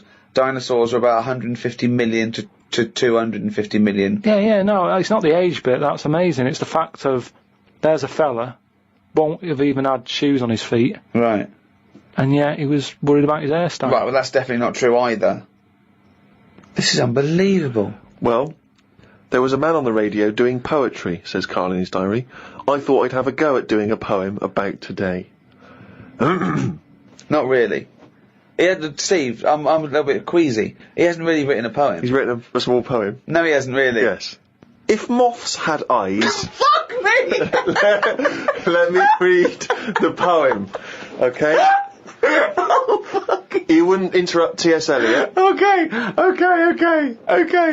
Oh, okay. If moths had eyes, would they be happier? How do they know they're not dead? Cavemen hunting for food, but not before they style the hair on their head. What would last longer in dinosaur times? A blind man didn't stand a chance. Not with all them rocks about. I'd rather be a blind moth. Right. It may be the greatest poem Now, ever written. just dissecting it briefly, you attempt to rhyme in the first 4 lines, but abandon the rhyming system in the last 3. Is there a creative decision for that? Can we have Karl read that? By all Sorry, means, yeah. just you read it as you would like to. So this is, imagine this, right? Okay, this is going out all over the world. This podcast. And now, Karl Pilkington, a new poet from Manchester, now living in London, England, would like to read a poem. If moths had eyes, would they be happier? How do they know they're not dead? Cavemen hunting for food, but not before they style the hair on their head. What would last longer in dinosaur times? A blind man didn't stand a chance. Not with all them rocks about. I'd rather be a blind moth. He said it as though the last bit was going to rhyme. He said it like it was going to rhyme. Oh God! No, it's amazing. It's amazing. I think he feels as though the final line, I'd rather be a blind moth, is going to be one of those great, you know, a summation, that somehow the moth is a metaphor, the caveman...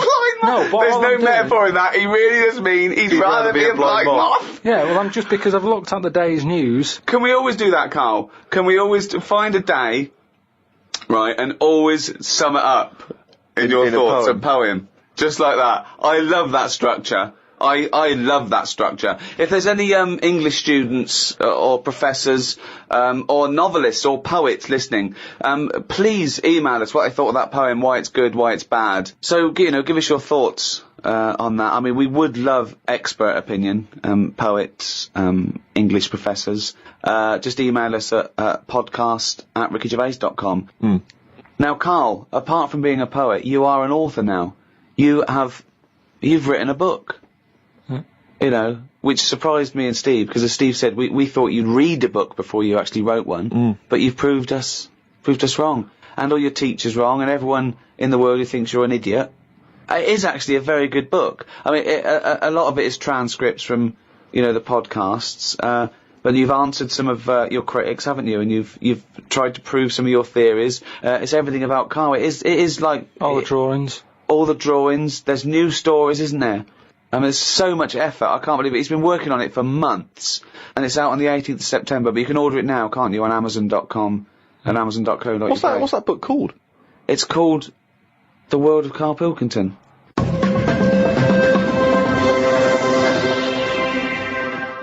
Well, thanks very much. Goodbye from me, Ricky Gervais. Goodbye from Stephen Merchant. Goodbye. And goodbye from the little hollow, egg-headed moron that is Karl Pilkington. Right.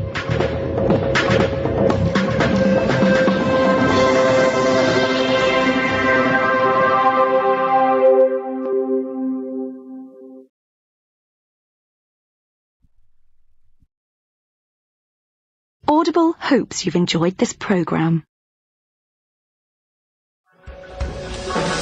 The Ricky Gervais Show on Guardian Unlimited.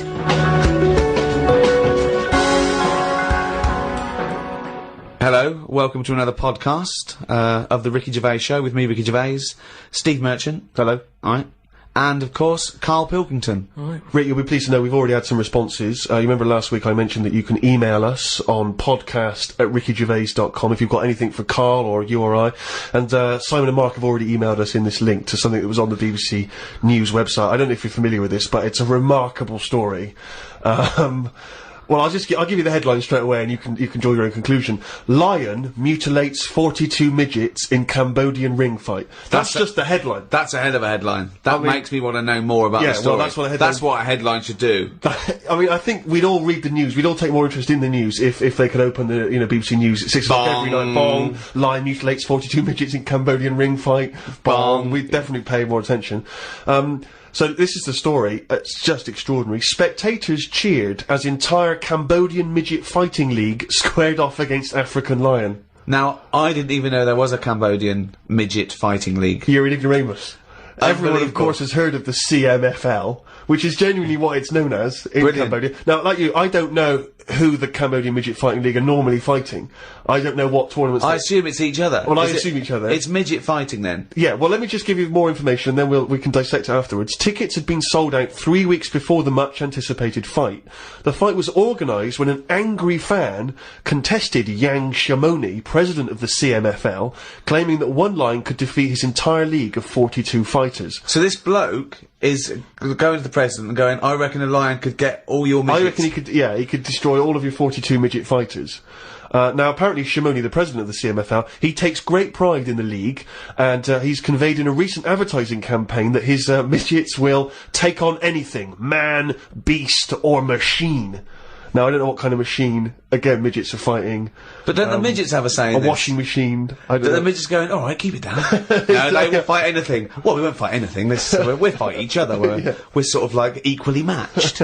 No, you'll fight a beast or a machine. No. I'll fight another midget. I will fight any midget, is what... When I said I'll take on anything, I meant another midget. Machines. So this bloke goes, I reckon a lion could take on your midgets. He goes, rubbish. Yes. And that is why an African lion was shipped in especially for the event, which took place a couple of Saturdays ago in the city's Colosseum. I mean, they've got a Colosseum, Rick, which is already brilliant. So hold on, this is sanctioned by the city? Well, the Cambodian government allowed the fight to take place under the condition that they receive a 50% commission on each ticket sold, and that no cameras would be allowed in the arena.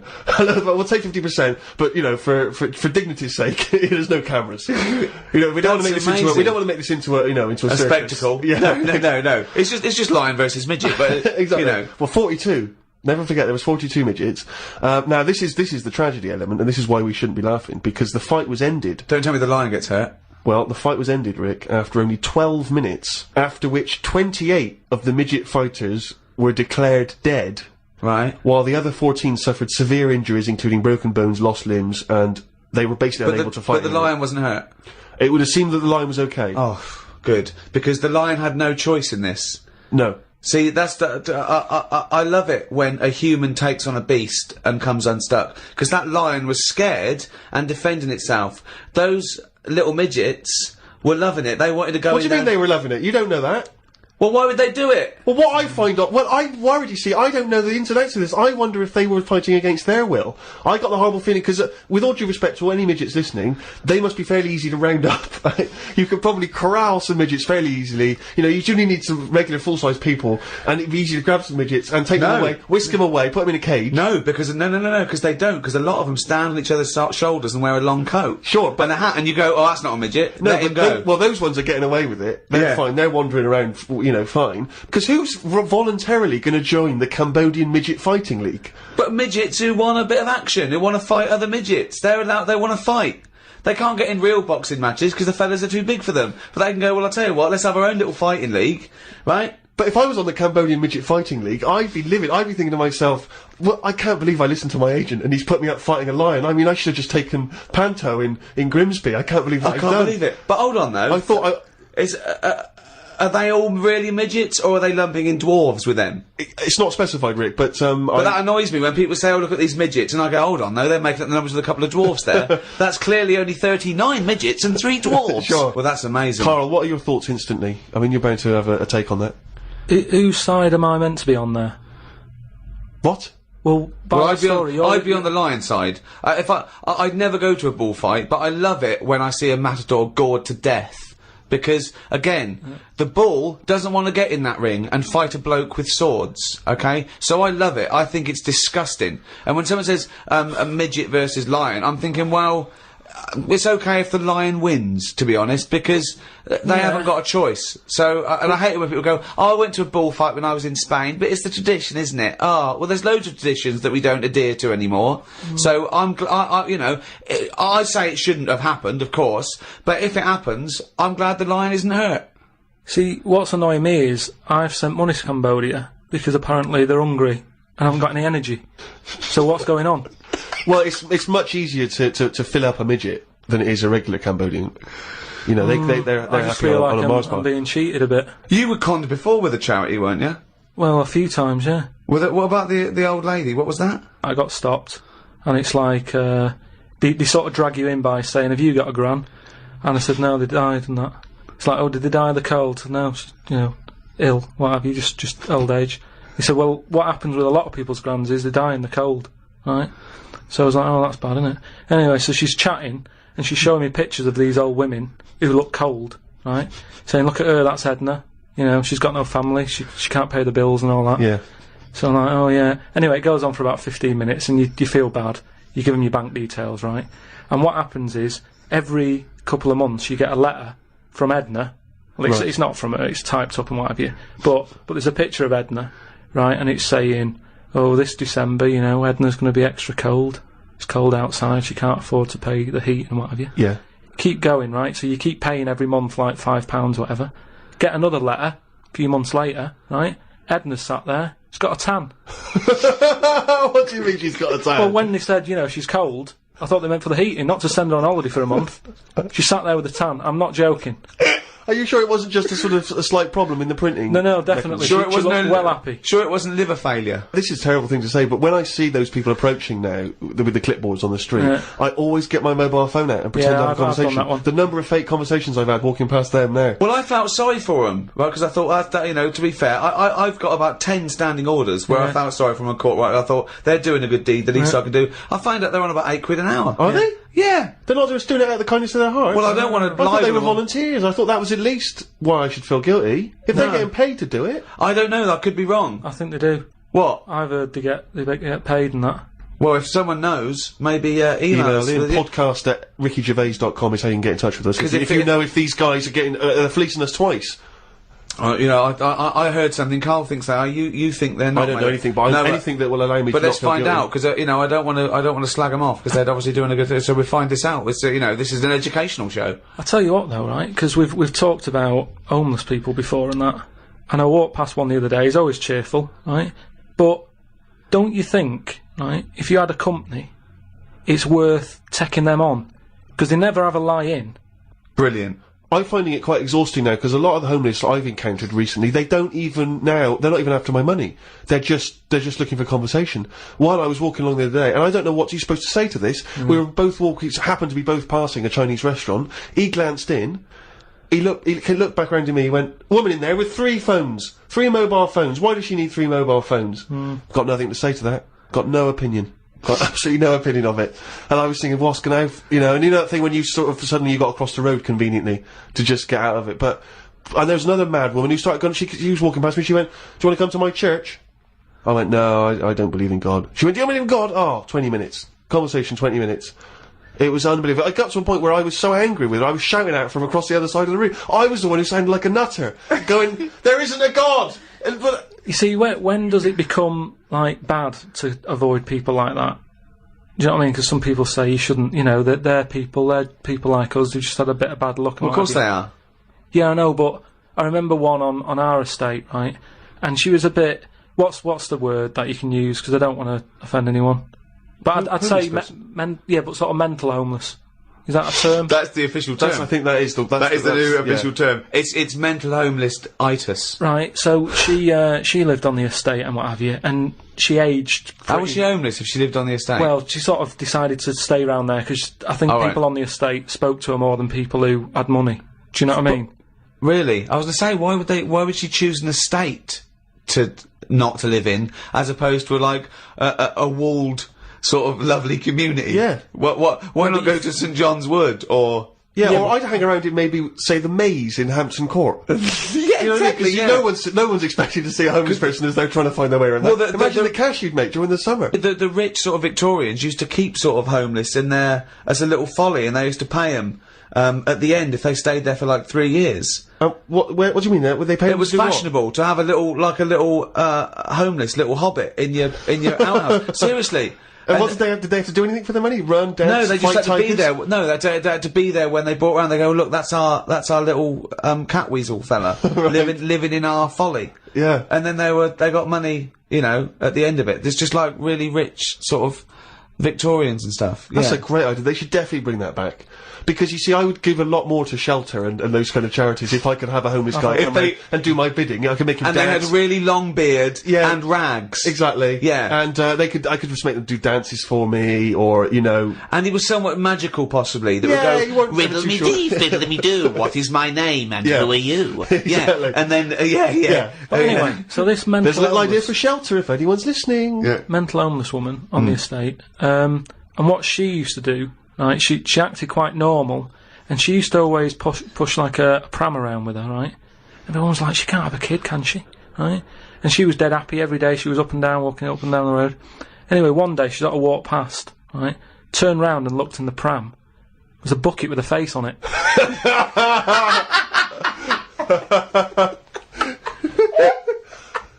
The Ricky Gervais Show on Guardian Unlimited.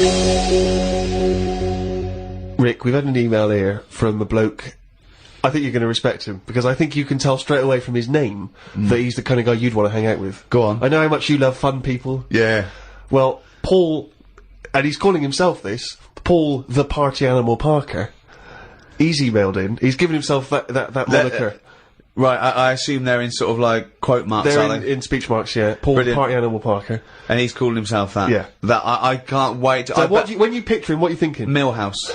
Right, okay. I think he looks like Milhouse from The Simpsons. Yeah. He's working in sort of an IT department, maybe? Yeah, for a large possibly. organisation? Oh, I think he might still be at school. Okay, right, yeah.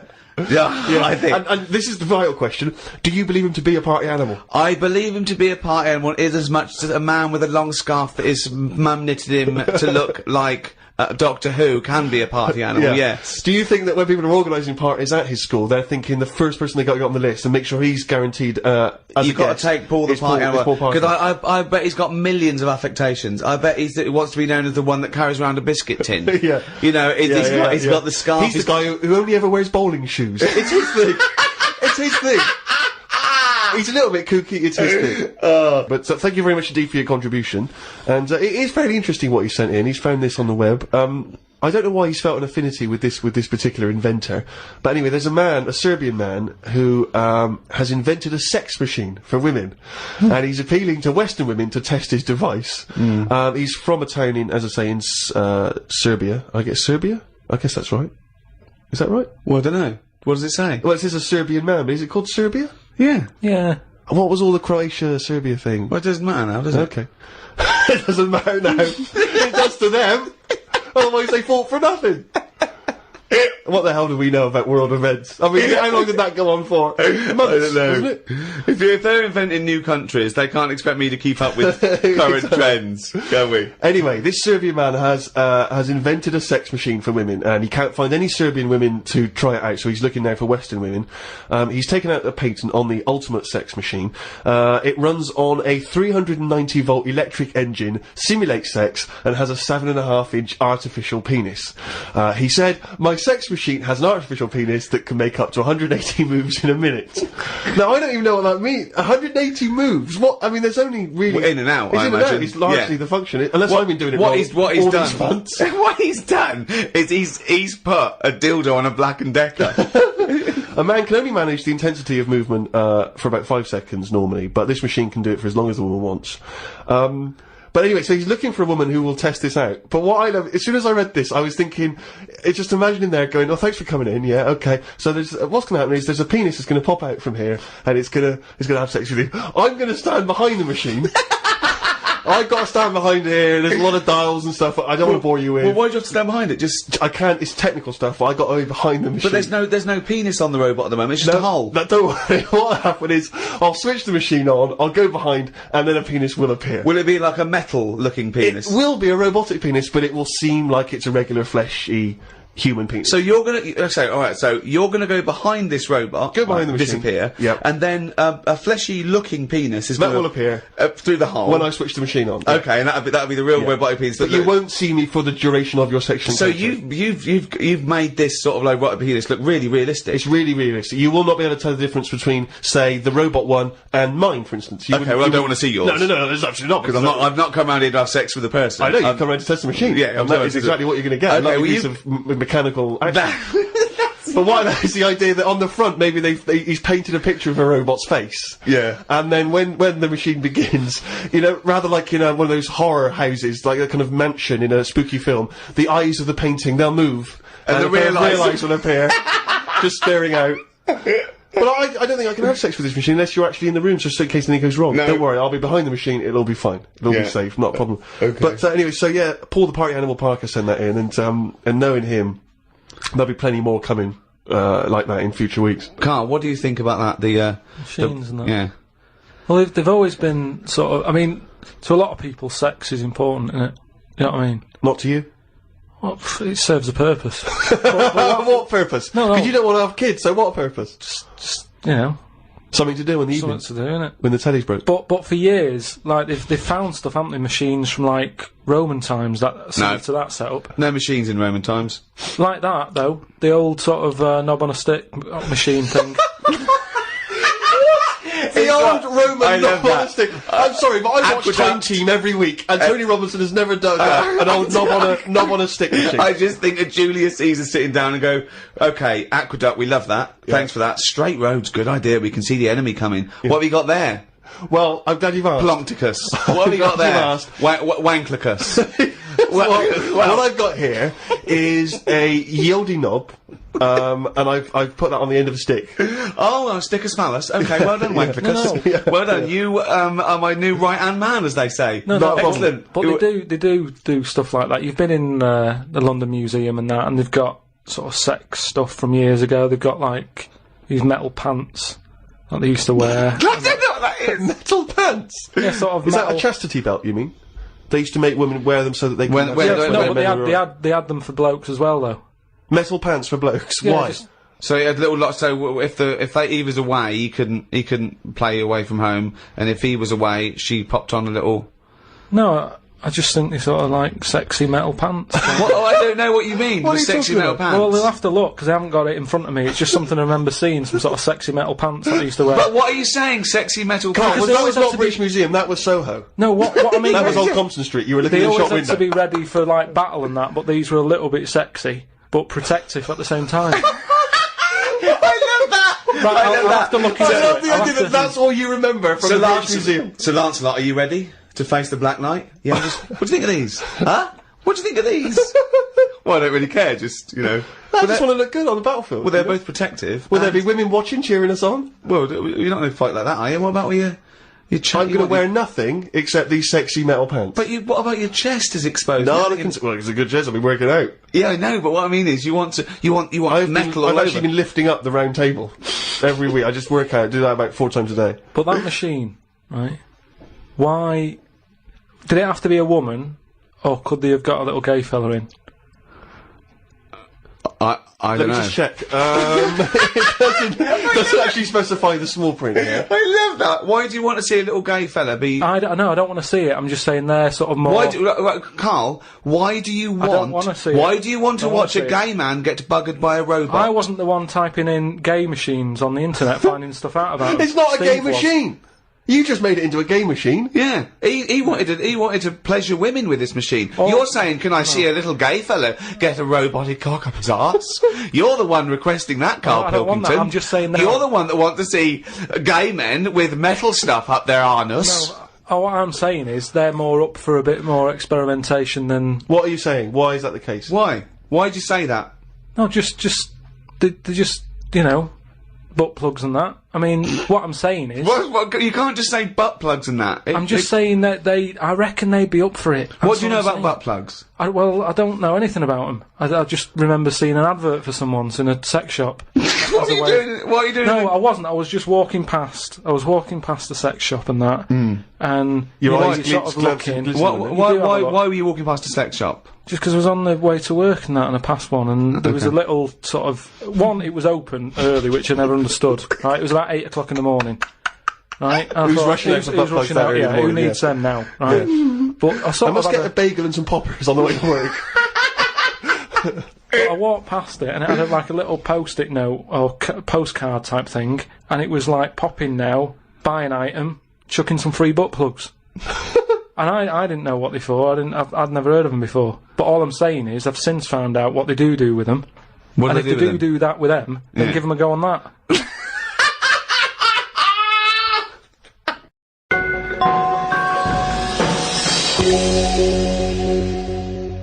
I had another email here. This is they haven't given their name actually, but it's an interesting fact. I'm hoping it's true. America's first nudist organisation apparently was founded in 1929 by 3 men. Now, what intrigued me when I read that is the fact that it's clearly 3 blokes just trying to meet some nude women. They're all 52, balding, Exactly. with little sort of those gold rimmed glasses. Yeah. Yeah. And they're just wandering around, and it's all quite saggy down there, and they're just knocking on doors saying, we've just set up an organisation, it's perfectly above board, completely Yeah. legitimate, it's a nudist organisation. You got any women in there that want to come and join us? Because Why we haven't not got any really? female members at the moment. Got any women in there interested in, volleyball or trampoline? I can't be doing with it, me. You hate nudists, don't you? Nudists. I don't understand what it's all about at the end of the day. And here's something, right? Do you know, like, when you're a bloke nudist, right? Do you ever get any who just have, like, a small knob? I don't know. I don't understand the question. What's that? What's your point? Well, are there any blokes who are knocking about who just have a normal-sized knob, or maybe a bit smaller than normal, who are happy wandering about showing off what they haven't got, if you know what I mean. I don't think nudists are just doing it because they're so proud of their knob. No, but there's got to be a little bit of that in it, isn't there? Why? Say like, Jonathan Ross, right?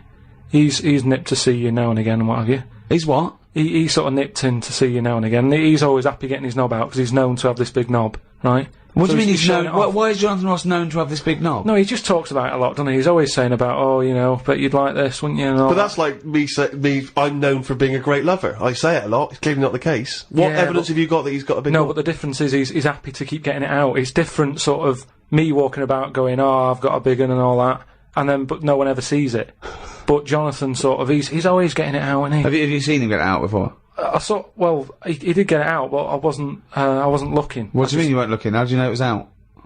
Just because he sort of was moving it about and that, and I could sort of So see. you- No, I wasn't looking though. It was that sort of thing where you can see something moving about, but you're like, I'm not looking at it. What, like an owl seeing a mouse It at just, like? what I mean, it doesn't matter. All I'm saying is, So no, let's get back to this. You remembering vividly Jonathan Ross's penis? no, Yes. I don't mean that. What I But mean, why were you looking at his penis? wasn't looking, though. Well, I'm it was just saying- clearly not meant to be looked at. I'm just saying, most blokes who, nudists, they must be pretty confident in themselves to, getting it out. And I wasn't looking. It's just that. I mean, I looked once. Okay, what was it like?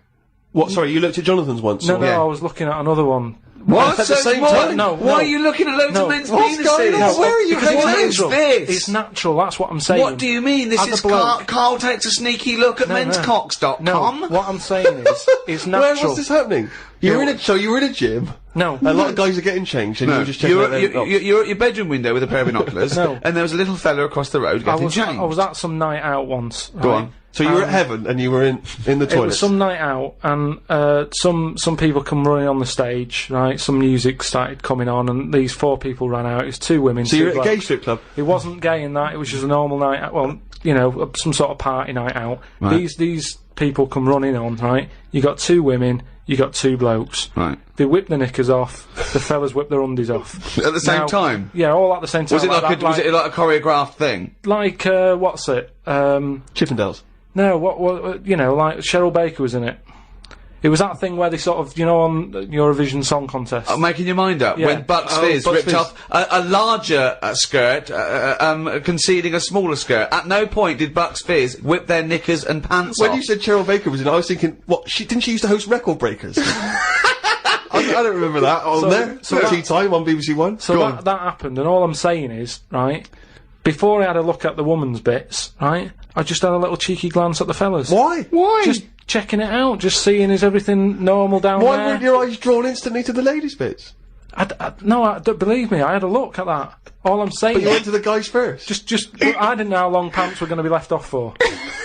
So you didn't want to miss your opportunity, is what you're saying? You saw a window of opportunity to see some men's bits, and you thought, I better take it. No, because this may never happen again. No, So what happened?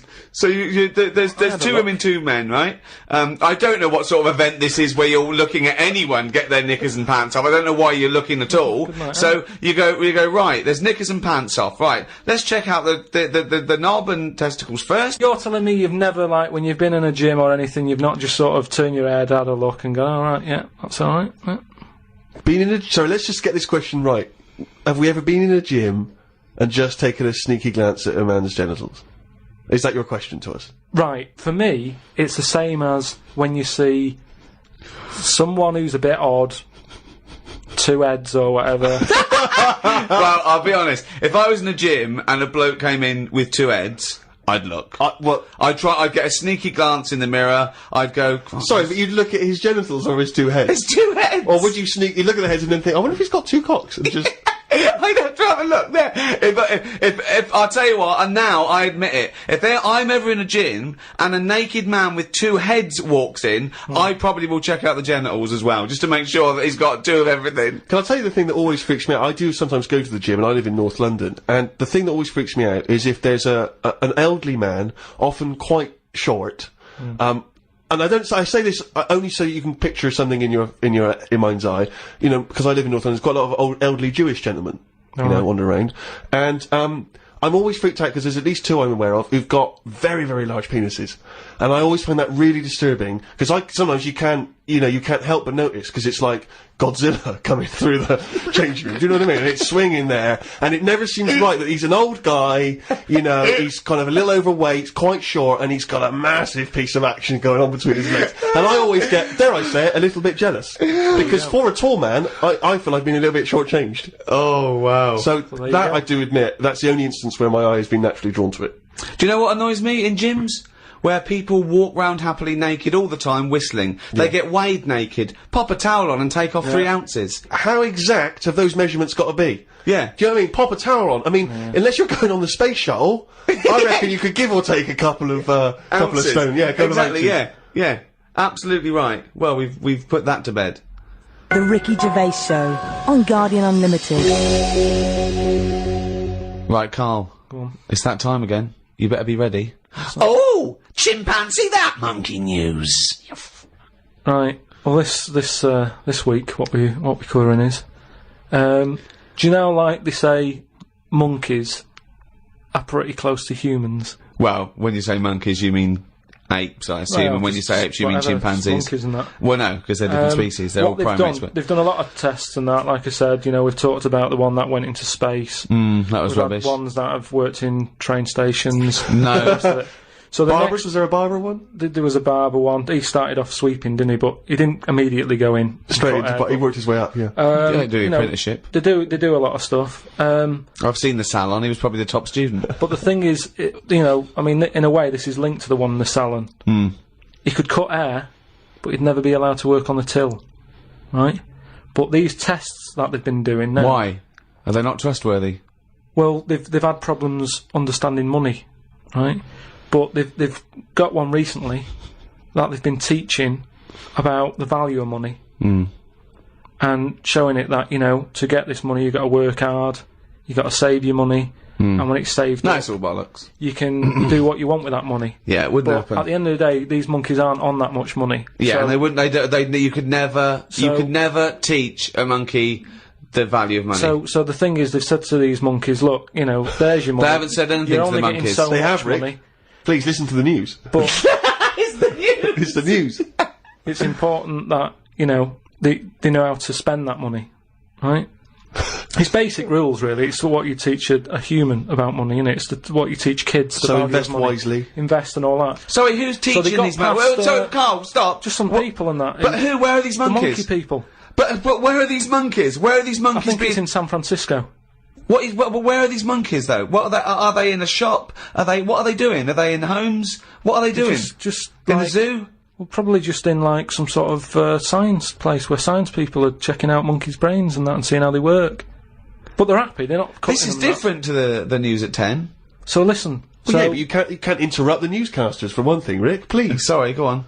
So there's these monkeys, right? And they've given them some money, probably about £5, and they said, right, off you go shopping, see who comes back with the best. Sort of, how much can you get? Like in Ready, Steady, Cook. Steady Cook, where they Right. say, there's a £5, go and get some food. Anyway, some came back and they were like, they hardly had anything. This is absolute shit. No, listen. Yeah, This is yeah, bollocks. yeah. Listen. But one of them, right, he was away longer, to be fair. Yeah. Right, I think he came back last. But they were really impressed because he sort of said, this is amazing that you've got all this. Can't believe it. Give us the receipt, right? Oh, this is absolute Right, forget it then. bollocks. Forget it. No, listen. forget it. No, this is absolute Forget it then. shit. We want to hear the end. No. Look, hang on a minute, right? So they said, give us the receipt and that, and they looked at it, and it was all official, right?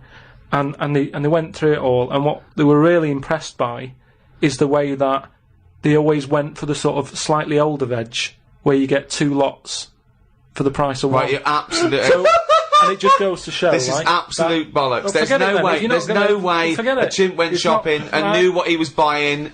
It's I don't know why you absolute- asked me then. Well, it's absolute bollocks. Once again, you've made it up. You probably saw a headline it. on some sort of half-witted website, and you're talking shit. Right. Just to say, if you have any monkey news for Carl that you want to hear on one of these podcasts in future weeks, then you can email Carl, or indeed with anything, Sick of at it. podcast@rickygervais.com. This podcast was hosted by Positive Internet. Can I just ask, what does hosting mean when you, in that sense? I don't know, but the guys at Positive Internet do, because they're experts in this field, and that's why I like them. Well, thanks very much. Join us next time when we'll I'm sure, waste another half hour of your lives. See ya. Bye. The Ricky Gervais Show on Guardian Unlimited.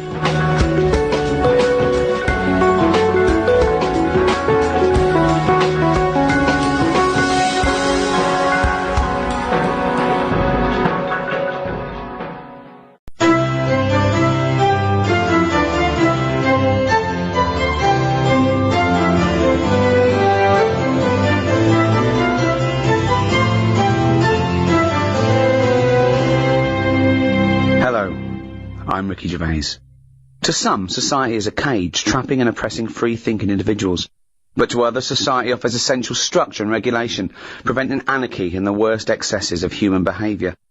Each society has its own codes of conduct, ways of doing things. But who decides these social norms, and how are they governed?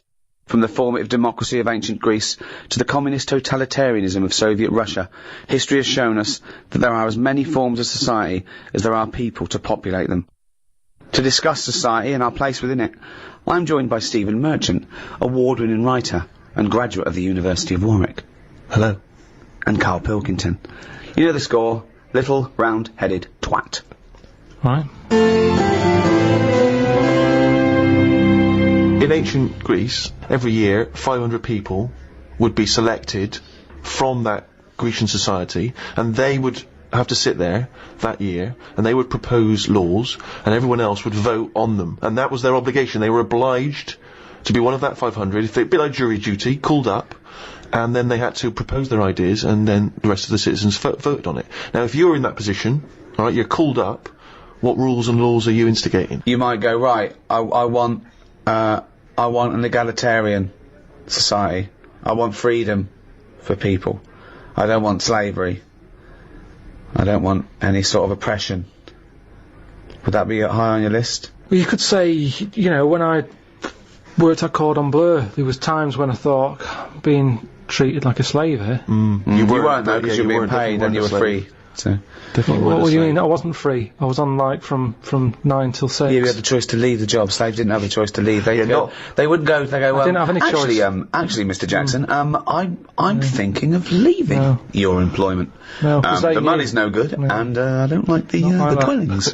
No. They didn't have that choice. I didn't have a choice. Yeah, you did. The only other choice was Tesco, and they'd already turned me down. No, that's not. That wasn't. No choice. That wasn't the lack of choice given to most slaves. But the slaves who built the pyramids, that wasn't an option for them. It wasn't like they could go and, well, I could get a better gig on the Sphinx. Yeah.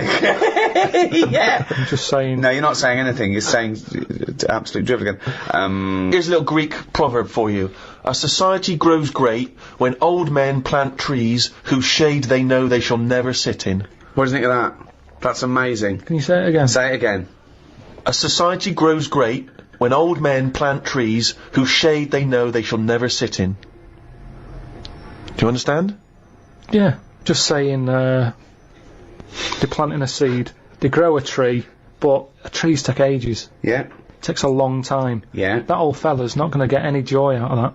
Right. But, if he's lucky, yeah, fella next door might have done the same years ago.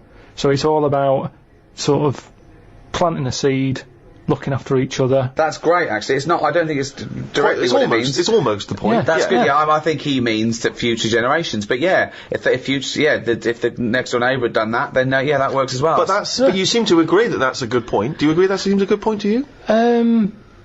But I'm sort of guessing he enjoyed gardening anyway. Part of the enjoyment was in planting that seed. It's the old metaphor problem again, isn't it? I know, yeah. It's not specifically about trees. You know, you plant the tree, as you say, and you may never see the beauty of or the benefit of that tree, but other people will. But as a metaphor, what he enjoyed is the fact that he's added to society and human life, and he's got a legacy and all that. But by the same time, when I went to Ibiza, right, now there they have motorbikes, people flying around on them, people don't wear helmets. You might even get 3 people on a moped. I saw a farmer with a goat in a basket.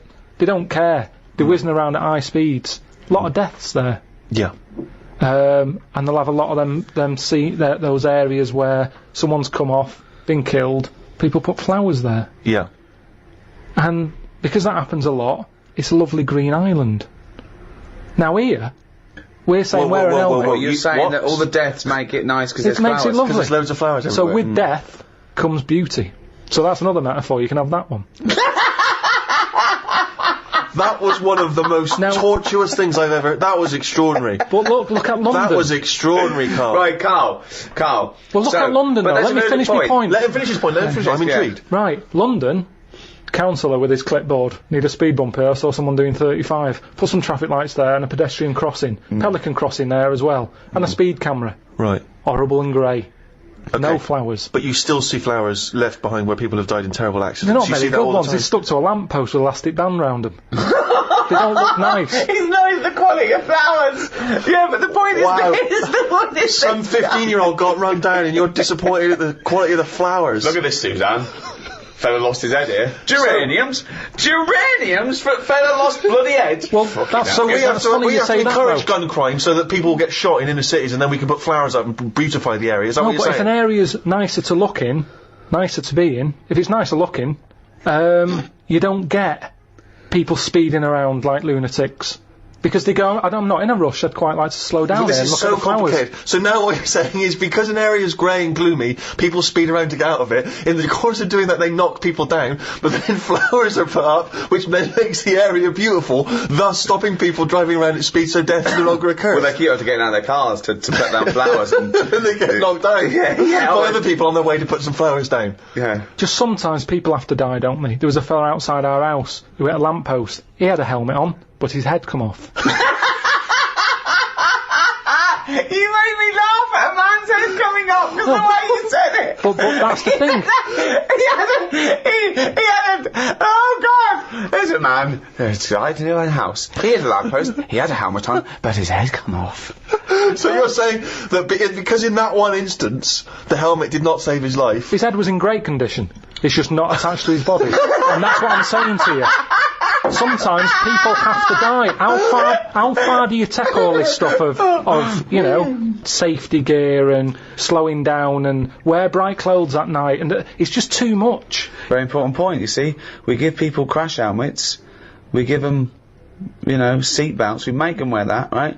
Do you think that's right for a start? Do you think someone should be made to wear a crash helmet? They're only hurting themselves. Crash helmet. I don't think you should get fined for not wearing one. But then if you come off a motorbike and you hurt your head and you didn't have a helmet on, then you can't sort of go, well, they should have had speed bumps there. I didn't realise we were going too fast. Don't forget, we're not just protecting him, he could be a father with 2 kids.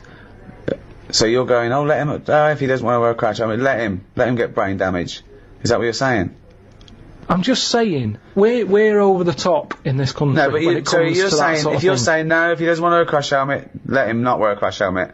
He doesn't wear a crash helmet, he comes off his bike, he smacks his head in, he's a vegetable. He's like that, sitting at home like that. And yet the 2 little kids come to you, you're in charge, don't forget, we've put you in charge of society here, and they come to you, 2 little kids, they go, President Pilkington, What? why did you let my daddy not wear the crash helmet? I didn't. We paid, we put leaflets through the door. We had adverts on the telly, Sunshine. Yeah, but why? It's your dad's fault. But why wasn't it compulsory?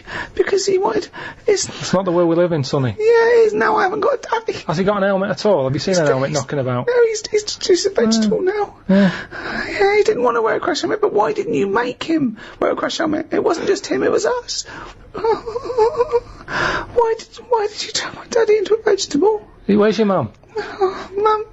Mum left when he kept going on about not wearing a crash helmet. We'll put you in a home.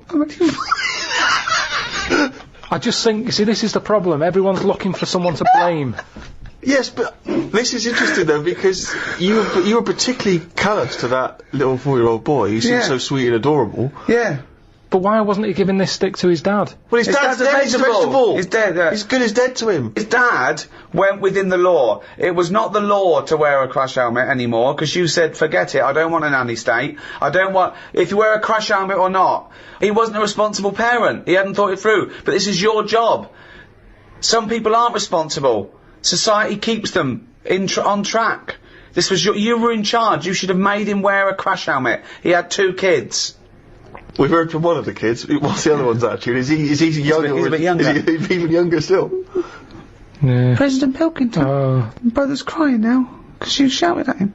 I wish you'd have made my daddy wear a crash helmet. Why didn't you make your daddy wear a crash helmet? Well, he won't listen to me because I'm not in charge He didn't of listen to society. me.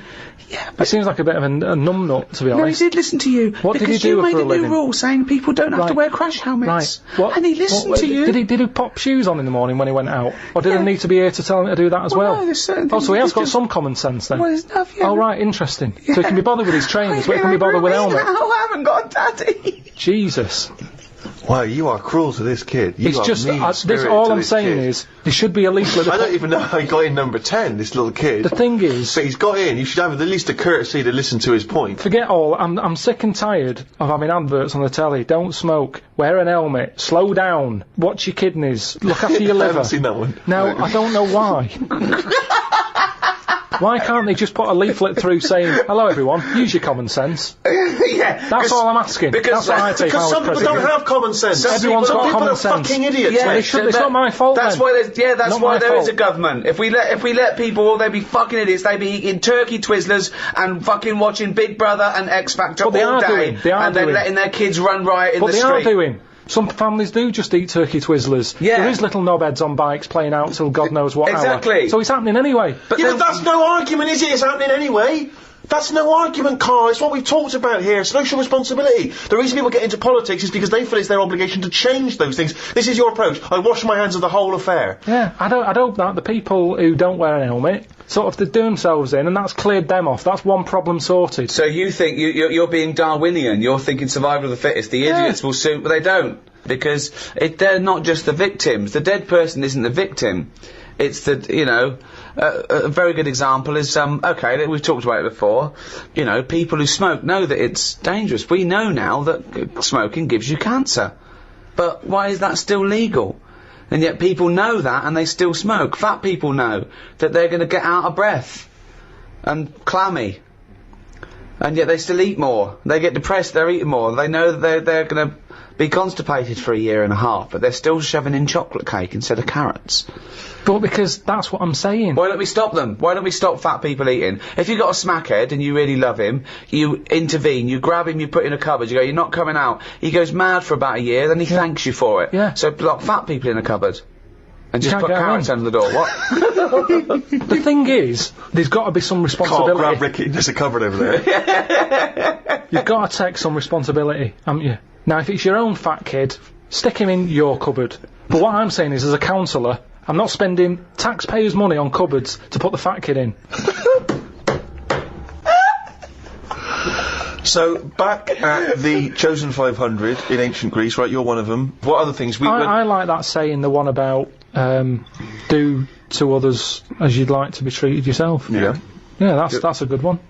Pop that on a leaflet, pop it through the door. But you seem to be doing a lot of leafleting. That seems to be your entire governance seems to be guided by popping leaflets through doors. And I get a lot of leaflets, so I'm presuming the rest of the country does, and it's not always working. So maybe sometimes you've got to instigate something a little bit more strong-minded than fucking leaflets, my friend. Maybe you've got to make a couple of laws. You've got to stand every up. individual can go, how would I want to be treated? Well, I'd want someone to throw cake at me. Yeah. Because I'm a greedy bastard. I would want someone to steal my telly. I'd probably start on the way you look. Right, go on. I'd just say, right, make an effort, tidy up your house, and I'd have some sort of. I'm poor. It doesn't matter. You can still tidy up. Can we get better houses then? Because Well, look after the one that we've let you. Yeah, Get it's rid fallen of that down. old mattress that's in your garden there. Clean the windows, and then we might give you a nicer one. At the moment, you don't deserve anything nicer. And that's what I'm saying. You've got to be honest with these people. Wake them up. I like that. Sure, you've got to be honest with them. You've got to wake them up through the heavy leafleting campaign. yeah. But do you see the problem with some of what you're saying, Carl, is that it's very hard to enforce that in Yeah. law because it seems unjust and unfair. You can't really start legislating against people's looks or whether they want. I mean, you have to keep your house tidy. I mean, who decides how tidy it has to be? It's the tidy police. I mean, that's a strange. Well, hold on though. I like wearing sort of these denims. It expresses who I am, and I like wearing a beard because I just think it's natural. I don't really like shaving, and I like this sort of smell. I like this smell of BO, That's who I am as a person. So how can you impose that on me just to be part of society? Who are you to infringe my rights as an individual? What do you want out of life?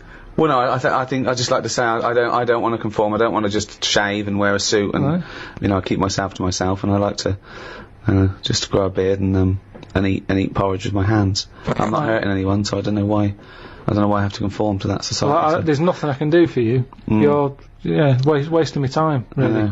Although I do feel ill, I need to go to hospital now. So I'm gonna go to hospital now if that's all right.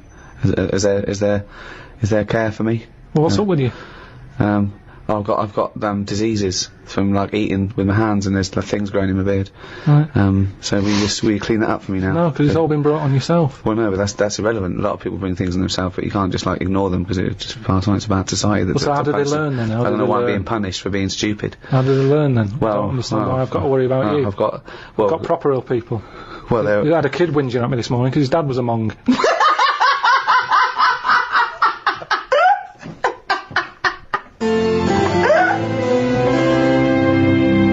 Obviously in China, you can only have one child, can't you?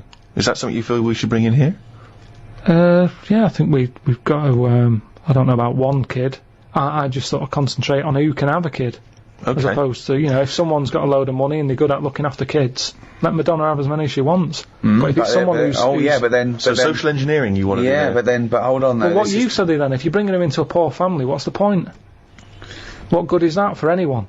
It's not good for the people who've had the kids. So who's deciding who's allowed to have how many kids? Are you deciding? I was brought into the poor family, wasn't I? What? I was brought into a poor family. Yeah, no, I'm talking really poor. So, third world? No.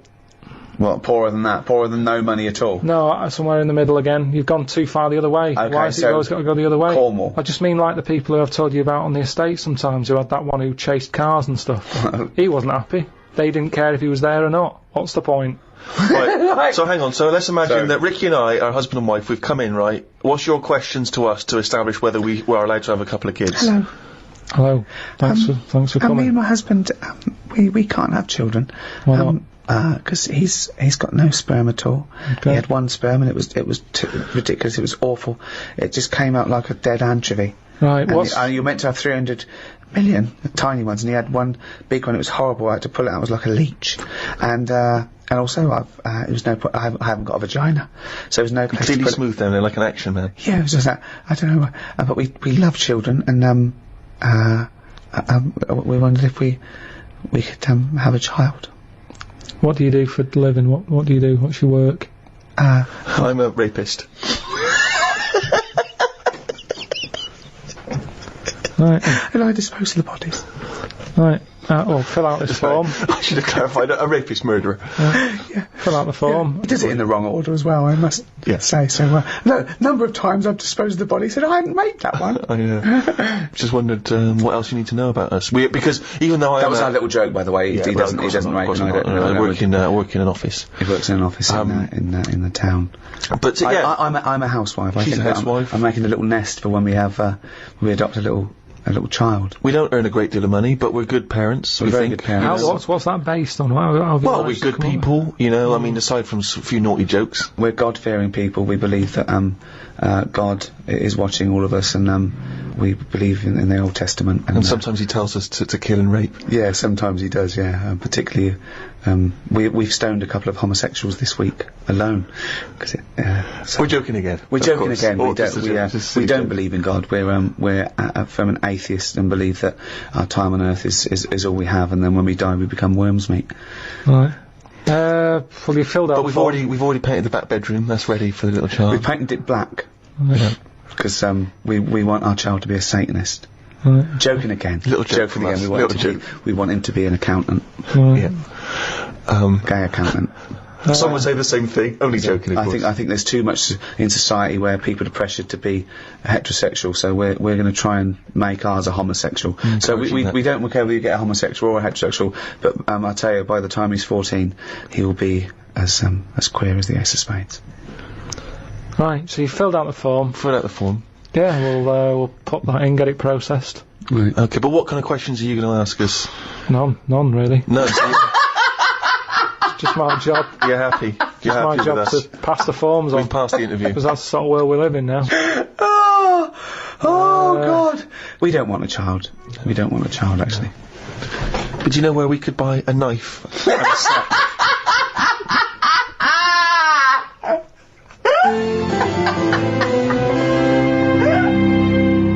We talked about the little fella planting a tree that he will never sit under. He's given that to the next generation. Okay? Now, big discussion about donor cards. Of course, there's no reason not to give your kidneys away after your death, to all your organs. They're no good to you, and you'll be helping life. It's perverse to me that you wouldn't want to donate your body to a worthy cause after your death. Medical research, whatever. You agree with that, don't you? Well, you know how I feel about it a little bit. I don't like the idea of certain bits. Why not? What does it matter? Just because there's certain bits that are really personal to you, aren't they? No, there's not. What bit is more personal than another bit to you? Well, like I've said, my eyes. They're my eyes. They see stuff I like. Yeah, Now, what happens if someone else has them, and they start looking at stuff I don't like? I don't like the idea of that. But that's ridiculous, because your eyes they're just bits of tissue. They haven't got your but we don't know, because they found do out know. there's something called cellular something or other that I've told you about the person who had some sort of operation and ended up like in Yellow Biscuits. I've told you about Yeah, them. but that's bollocks. It's the same you thing told with us the about eyes. it, but I dismissed it as bollocks immediately. but Not just because you said it, because it was intrinsically bollocks. No.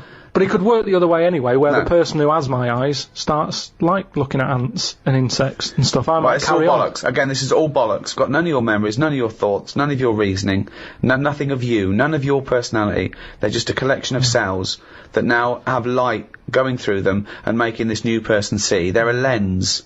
They're a lens. That's all they are.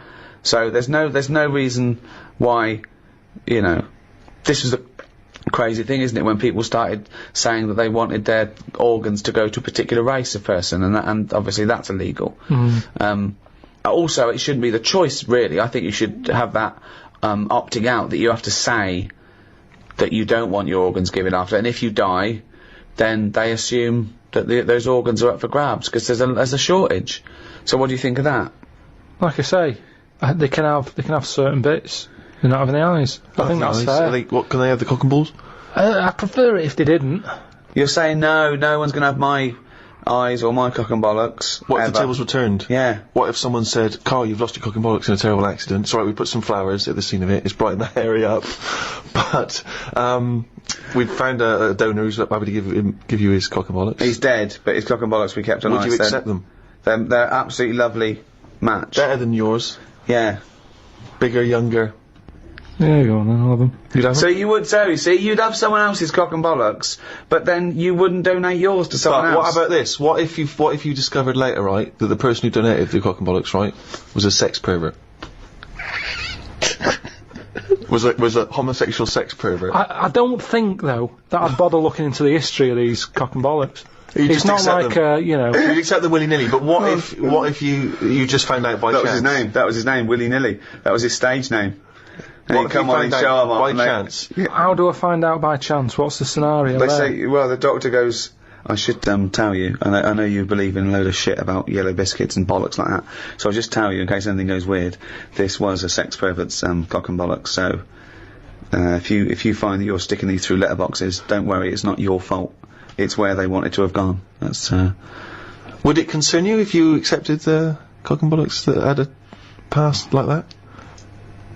Yeah, because the problem is, it wouldn't be that bad if I had his eyes. Right. Why? Because then I'm seeing what he wants to see, and That doesn't make any sense at all, Carl. But unfortunately, it makes no sense at all. The match is wrong. The eyes don't go with the cock and bollocks anymore. I don't know. So something's going to lose out here.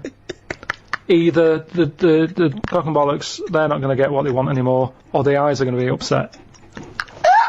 So are you scared of the idea, to go back to your Yellow Biscuit analogy, that the cock and bollocks you inherit, that whatever the previous owner did with them Lives on. That scares you, does it? Okay, there's one final scenario here, Carl. Okay. You've you haven't opted out, so your organs go to where they like. Now, unbeknownst to you, there's a big waiting list. There's a thing. They've got all your details, and you said, yeah, whatever. I don't want to know. You wouldn't want to know, would you, after you die, where it goes? You say, I don't, because you've said you don't want to know. If you don't know, you have a lovely life. When you die, they can go anywhere. They can do what they will. Okay. Now, unbeknownst to you, they have got it down. They've donated your arse, right, for use to a gay rapist with AIDS. Okay, so they are saving a life there. So when you die, they go, right, it's still warm, get that gay rapist with AIDS round here, because that's going to stop him raping someone and give him AIDS. He comes round, he's straight up there. He's shagging you, right? You're basically saving a life, right? By letting him do that, right? Sorry, I'm confused here. What? Why is the gay rapist with AIDS got the arse? What's he's still connected to Karl. They've donated the arse, so when Karl dies, the doctors go, right, we're going to stop a terrible thing here. So the gay rapist can shag the arse? Yeah, he shags, comes round, he shags Karl, gets out of his system and goes, phew, that stopped me. Yeah. Right, okay. Right, so it's just Karl's disembodied arse on a... No, it's the whole Karl. Karl's dead? Karl gets struck, he's having a heart attack, they go, free, clear, they go, no, we've lost him. At 10:01, they go, oh, he's a arse donor. And they go, okay, where's the nearest gay rapist with AIDS live? Next door, get him round here. They go, okay, the gay rapist comes round and goes, where is he? Right? He goes, there he is, right? So Karl is face down. Now they turn him over, they go, there's the arse, you've got 10 minutes, then we got to bury him. I'm surprised you didn't know this guy was living next door. Right. So, the gay rapist gets on top, he goes, right, this is lovely, right? He's loving it, he's shagging you. Right, now, this is the weird thing. The doctors next door, they go, okay, the gay rapist will be finished soon, and then we have to bury him, but we should inform his next of kin. They go, oh, it's Suzanne. They go, your husband's, dead, he's out of touch. She goes, oh my god, come round and just identify the body. I'd leave it a couple of minutes, but, then come round. She goes, oh god, I'll be right there. So Suzanne's on her way. The gay rapist, right? He's pummeling you away, right? But you will not believe this. Oh my god. The movement and the way he's shagging you, right, has started your heart. Wow. Right? This is a stroke of amazing good fortune. Right? So you go, he goes, right? He, right, has a heart attack. Right? And he flops down on you. He just like headbutts the back of your head. So now, you're both naked, this gay rapist is up your arse, he's dead, right? The shock, so you go, fuck me, how can I get out of this, right? You wriggle, you fall onto the floor. So now, he's on the bottom, face up, you're on top of him, he's still in you. His cock is up your arse, you're sat on him, wriggling, Suzanne walks in, goes, Karl, what the fuck are you doing? She's heard about me being dead, and because she's come to the hospital. She goes, and they go, he's in there, and she goes, he's not dead, I can see him. They go, oh, it's been terrible. She bursts in, there you are, on top of him, wriggling to try and get his knob out your arse, right? You're sitting on a man who's dead. What do you say? I'd just say we got to join Booper.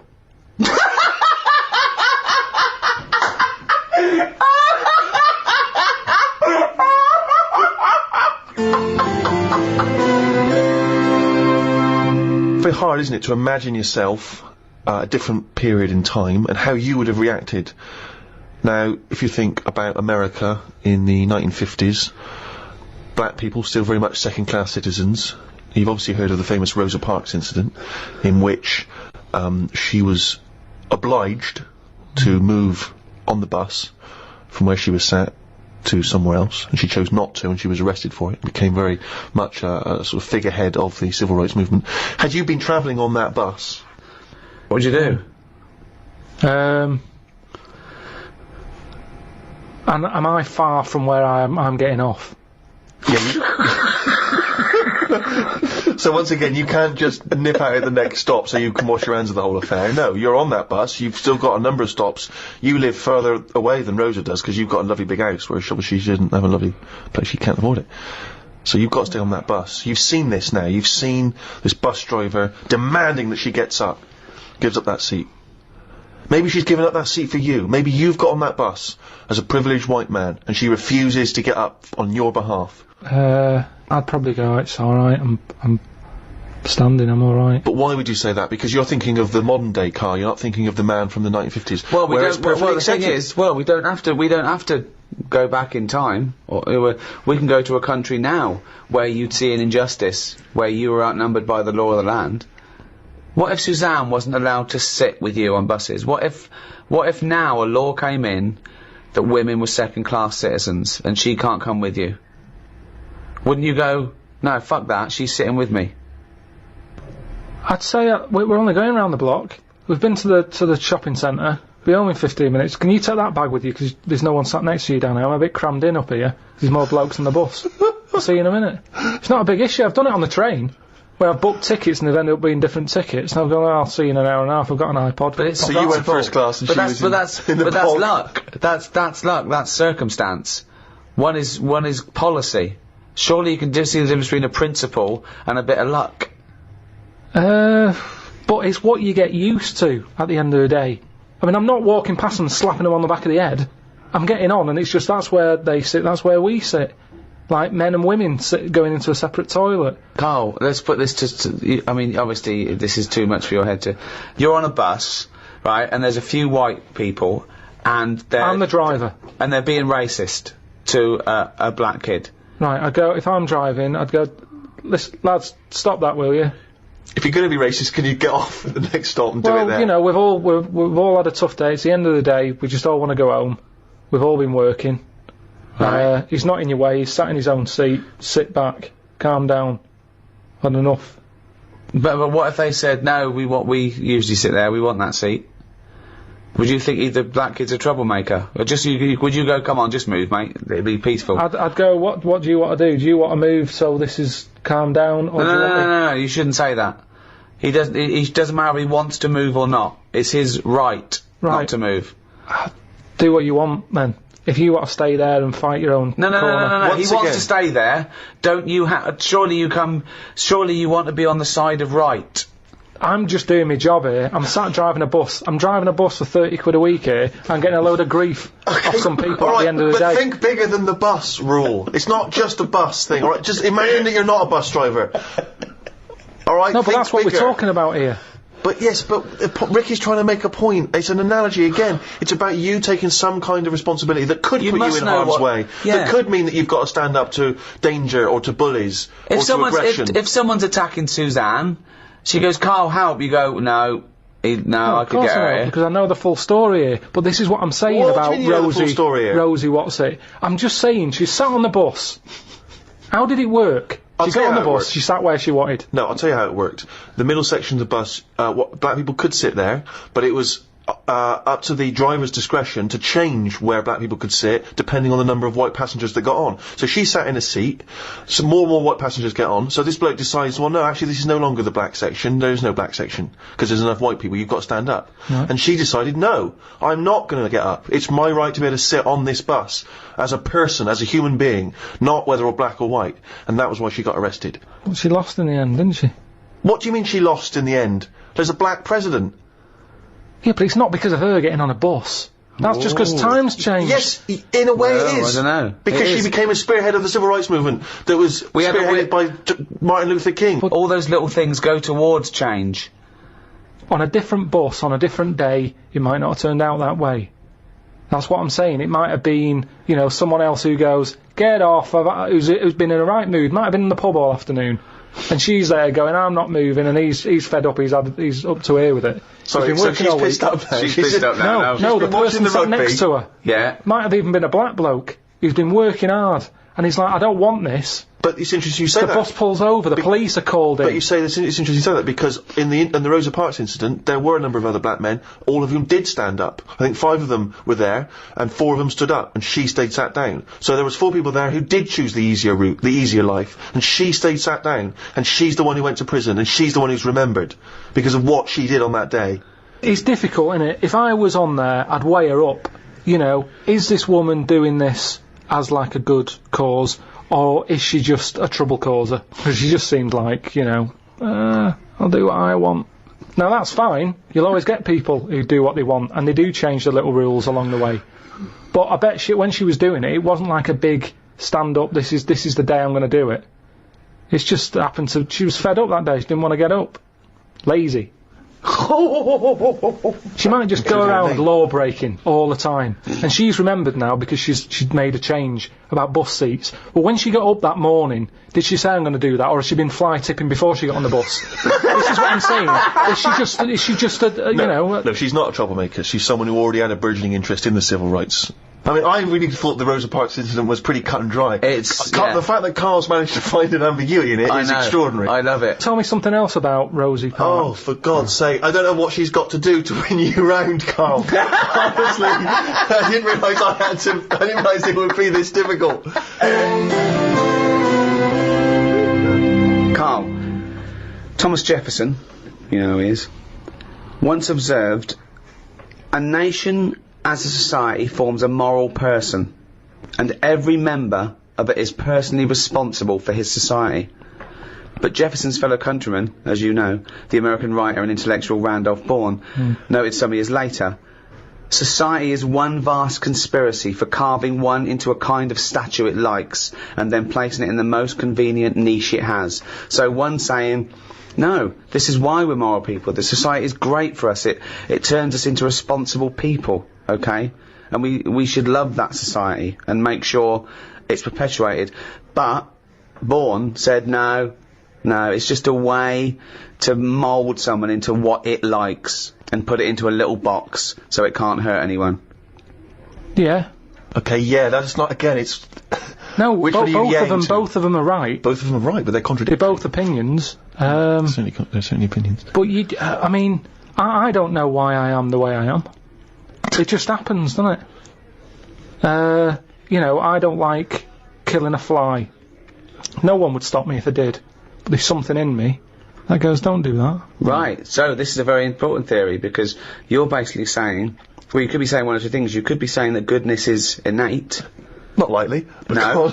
Or he could be saying that there's a morality that transcends rules and society pressure. Whether or something's legal or not doesn't mean that you have to do it because it's legal, and it doesn't mean you don't... Yeah? Is that the one you meant? That's what I meant. There was a bit of trouble in our yard the other day. Right. Between a wasp and a cricket. No, the thing is there any point to this at all, or are you just going to tell us you saw... Are you going to extrapolate some analogy from this? I think so. Okay, yeah, well, let's see.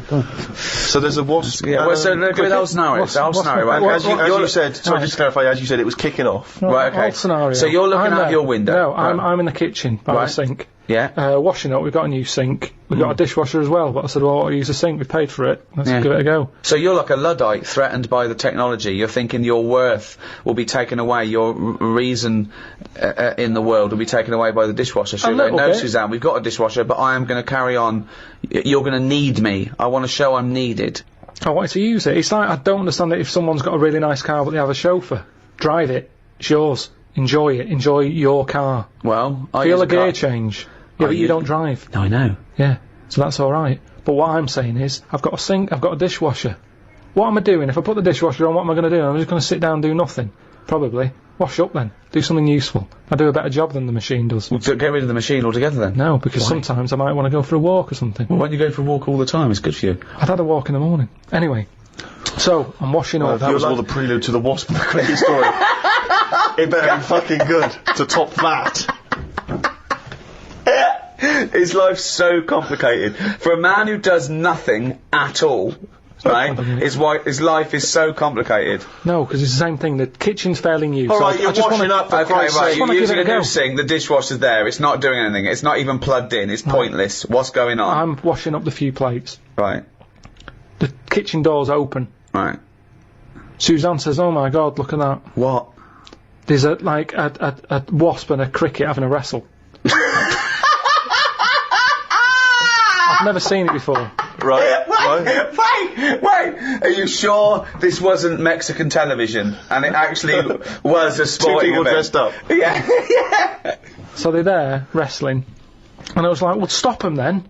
So Whoa! You don't interfere with fucking Rosa Parks. Why are you interfering with a wasp and a cricket? Because one, I didn't even know they didn't get on, to be honest.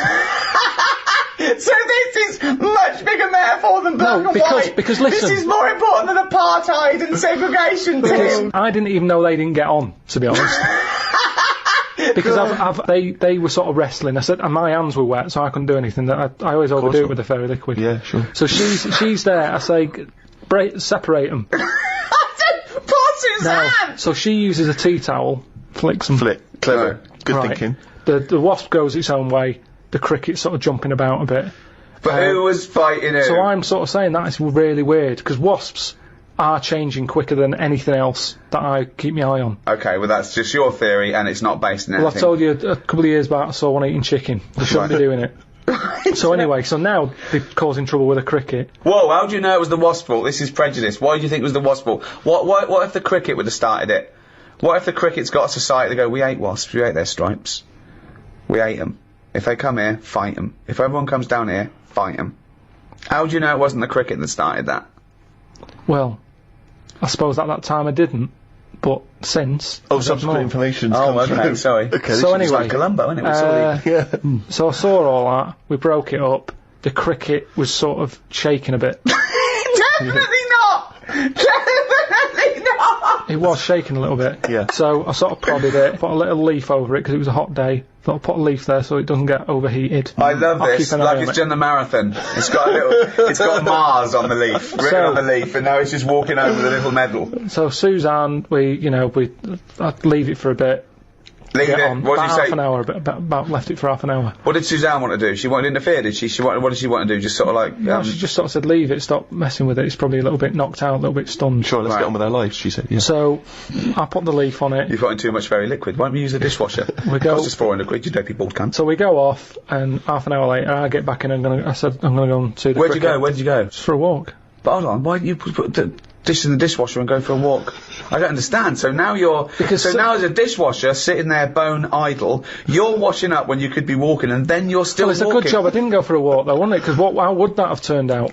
That fight. I don't know. There would have just been a So pool of anyway, blood on your back door. So Porch. I've been out, back in, have a look. Cricket's still there. Noticed one of its legs gone.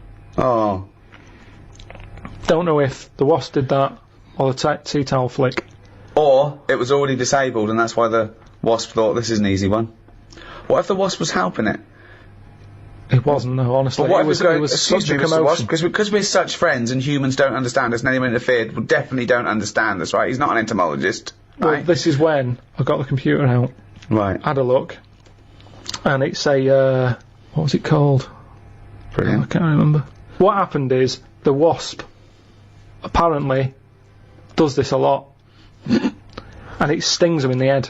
Right, not this particular. If there wasn't like a little profile of this particular wasp. Yeah, On a kind of It's just an incident that Just happens a generally lot happens within between wasp wasps and crickets. Right.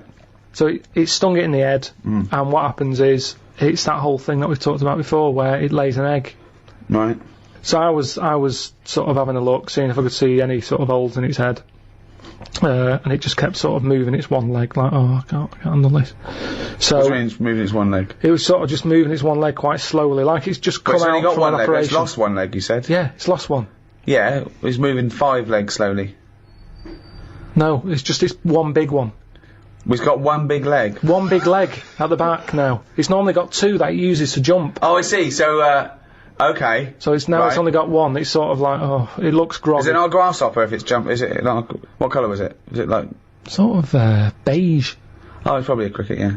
So anyway, It's important. So you were worried that crickets aren't aware of the dangers of wasps. You did a bit of leafleting amongst the cricketing community. I just had a look online and saw that, it's a popular thing that happens. It's sort of like a bit of a mugging.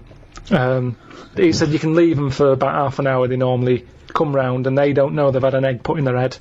But There's no way it said leave them for half an hour and they come round, they don't have an egg, but there's no way it said Well, that. he said they're normally stunned for about half hour. Have you had an egg put in your head?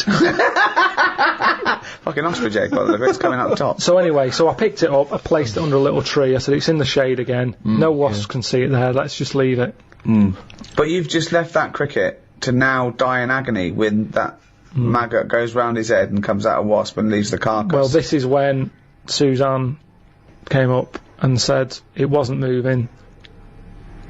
I sorted it. What do You you mean? sorted it. She sorted it. What do you You want wanna to say do? anything What else? did you mean? Well, I said, what do you mean you sorted it? She said, "Oh, Read it's between best the that I lines. don't tell you." Right, sorry. I've done. But, She said she sorted it. wait. Do you think that we're in the mafia and we're being wiretapped? Say what happened. No, well, she just said she sorted it, and I said, "What sorted what?" Because I'd forgotten about it at that point. I was painting, and she Right. said the cricket. Right, what do you think she meant by sorted it? Well, by the look on her face, the way she said it, I've known her for long enough, so I know that she meant it's not good news. Yeah, so what happened? So from that, I took for granted she means Say it! I've stopped it being. It's no longer in misery. So what do you mean? What? What did she do? She crushed its head because she said it was What, moving about specifically just the head? She just crushed the head. with a stone.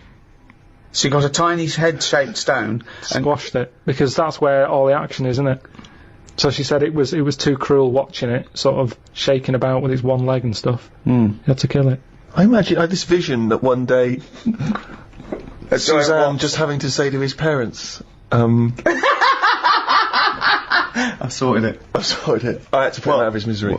I just couldn't bear to see the You don't twitching like to know, anymore. do you? I know you didn't like to know, but Yeah. I just took a rock. Yeah, and just squashed its head. What was in it? There was nothing in it. Nothing in it. It just caved in. Was there an egg in it from a No. from a It was wasp? like you know when you get a blown egg and then you crush it and it was nothing. Yeah, nothing in it at all. Nothing in it I at just all. think he seems happier. I'm certainly happier. I was happier because I'm much happier because he's sort of he's more sensible without the head. Yeah, we're still happy together, but now we use the dishwasher instead of him washing up. Yeah. I mean, I've only got one that costs £400. What metaphor are you taking from this? Just the way. Yeah, so that's at the beginning. There was going to be a point you were going to extrapolate for this, like a fable. So what did you learn from that? I thought I was doing right at the time, and Well, that's it, that's isn't it? important, isn't it? And is it objective or subjective? You know, one person's evil is another person's good. Some people think abortion is the worst thing you could do. Others think it's a woman's right, and it's a kindness. It's some people think that you should never kill under any circumstances. Other people say that some killing is morally right. Again, should an action be judged on its intent or its result? If someone said to you, "Oh, I thought I was doing a good thing," but, you know, they opened the windows and your cat fell out. I thought they didn't even know you had a cat. Did they knock it though, or did it just jump out? It just jumped out. Well, I'd say it's not my fault. Your No. cat's daft. No. It was hot in here. I've Right. opened the window. Yeah. Well, I'm not getting the blame for that. No, that wasn't my point, was it? That if you open the window, right, and they come home and you go, "Oh my God, the cat jumped out and killed itself," you go, "Oh my God, I'm so sorry. I opened the window because I wanted to let some air in. I was doing a good thing." So did I know it jumped out? No. I'd probably say, "You sure they didn't do that before I got here this morning? Did you have the window open?" Right. I don't think looks like it's been there a while. So That's a bit already, hard. you instantly don't want to be culpable for your own actions. I mean, it is Hang your on a fault. minute, it wasn't me who did it. It is your fault the cat's dead. yeah, it's an accident, but nevertheless, it's still your Oh, fault. if it's definitely me, yeah, I'd say, yeah, it jumped out. I opened the window because it was hot in here. The cat jumped out, dead. Let's go and get another one. Right. I wouldn't worry that much about a cat. Right. But what if it was a baby? Well, it's a bit awkward, isn't it? Yeah, I suppose it is.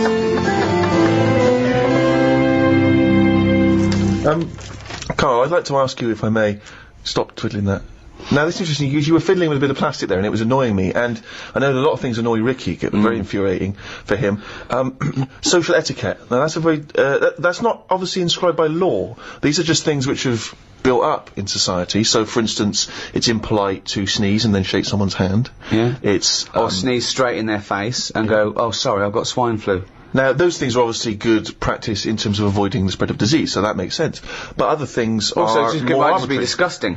If someone hasn't got a disease, I don't like to see someone sneeze on the pavement or sniff or scratch their arse. So social etiquette, I mean, how do you decide, I mean, what prevents you from being truthful and honest at all times? Don't know, there's something in you, and sometimes you can just pop it out, can't you? I've been in a situation when I've said stuff and I've thought, why did I say that? Go on. But it's not always. In the dentist, last time I went to the dentist, I was sat in the reception bit, big fat woman comes up the stairs, Massive she was. Had a right sweat on. Right. She gets there, and... Out of breath. Yeah, she was, again, you know, I mean, she was friendly, dead friendly, but kind of like, you know, leggings on, sort of, you know, shoes but not on properly. She was stood on the heel. Yeah. You know, like she couldn't be bothered. Yeah. It's like greasy hair. And she went up and she's being all happy and everything. And I think that's what annoyed me. So when she sort of said, oh yeah, I've lost weight, she was talking to the woman behind the counter. And she sort of said, yeah, I find it really difficult, especially living where I live and having to come down this high street because there's so many cake shops and everything. And she sort of said, you know, today I've walked past, normally I always have a coffee and a donut, but today, you know, I didn't have a coffee and a donut. And I just said, why was it shut? Right? No, you didn't. I did, honestly. Honest to God, on my mum's life. I said, why was it shut? She said, oh, Hold on, why did you butt in? She wasn't even talking honestly, to you. I know, it's really, really weird. It's Wait, really did you have weird. to shout across the dentist waiting room, or were you No, stood it was next just, to it's a small waiting room, so you got the stairs, you go in, you got about 4 chairs, and then this old desk, and I get on with the woman behind the counter, and I always sit close to it, and it was just me there, and I was talking to her about going to Corfu or something. She comes in sweating like some bison up the stairs, and she's there, and because she was showing off, it was like, well, you should have done it a long time ago. I think she annoyed me that she wanted some sort of pat on a big hefty fat back. That she hadn't bothered having a donut that day. Now, maybe it's the inner me that just came out, because I remember saying it and actually getting home saying to Suzanne, oh, I said this and I didn't even think I don't know I know where what it you came mean, though. from. Sometimes you want to go around with people, and they're going, "Oh, I need." You want to put them down. You want to go. I'm starting out with you because you're going to go straight back to that. You can do this, that. You know, I know you've had a lot. Just inject them in the head. Absolutely pointless. Get rid of it. Yeah, I know what you mean. But talking about social etiquette, I was in a flying to Edinburgh, and I was with Matt, my assistant, and there was a bloke on a mobile phone across the way. Right, he's going, yeah, I'm just going to get on the plane now. And he kept talking that loudly to people, right? And I was fuming. Then he stopped and made another call, and I was giving him dirty looks, and Matt was going, no, sit down, son. And then he was going, hiya, in the airport. And I shouted, he's in the airport. He didn't notice. I was shouting over. I was fuming, and Matt was just getting so embarrassed. But they don't see it, though. And people were looking at me like I was the mental case. Yeah. But it was so fucking loud, and I moved through to another place. But I wanted to get someone. I wanted to be policed. I want to go, right, there's a cunt over there swigging beer, thinks he's a fucking Gordon Gekko player, and he's not. He's some cunt who's got his first mobile phone. Right? But you know what I mean? Yeah. That is infringing. That's like passive smoking to me. Yeah. It annoys me when you hear these awful middle-class parents talking to their kid loudly enough to let everyone know what their kid knows. Do you know what I mean? Yeah. They bring up conversations because they're showing off about the kid. Toby, what's that you were saying earlier about you preferred Beethoven to... Right, okay, if that kid talks about Beethoven and Chopin, right? Do you know what I mean, though? Yeah. It's like people showing off, thinking that the world is interested in everything they fucking say. That thing about everyone's got access, which is fine, but it's those fat fucking morons on docu-soaps that go, I speak as I fucking think, you useless fucking blob of shit. Yes.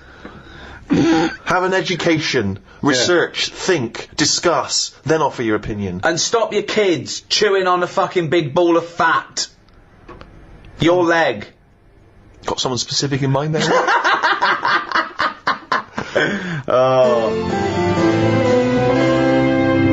Well, that's about it. I hope you enjoyed the Ricky Gervais Guide to Society. I think we've sorted everything out there, Steve. Yeah, not many questions left unanswered. No, that's a pretty in-depth analysis of what society is and how to improve it, I think, in many ways. Let's hope some of the big people are listening. Brown, Obama. And they go, okay, what's Pilkington got to say? Keep out of it. Unless it's an insect. So it's goodbye from me, Ricky Gervais, Stephen Merchant. Goodbye. And from the little round-headed simian type thing we call Karl Pilkington. Alright. The next audiobook in this series is the Ricky Gervais Guide to Law and Order, and that will be available from the 1st of December. Easy date to remember. World AIDS Day. I knew it wouldn't take off like Christmas.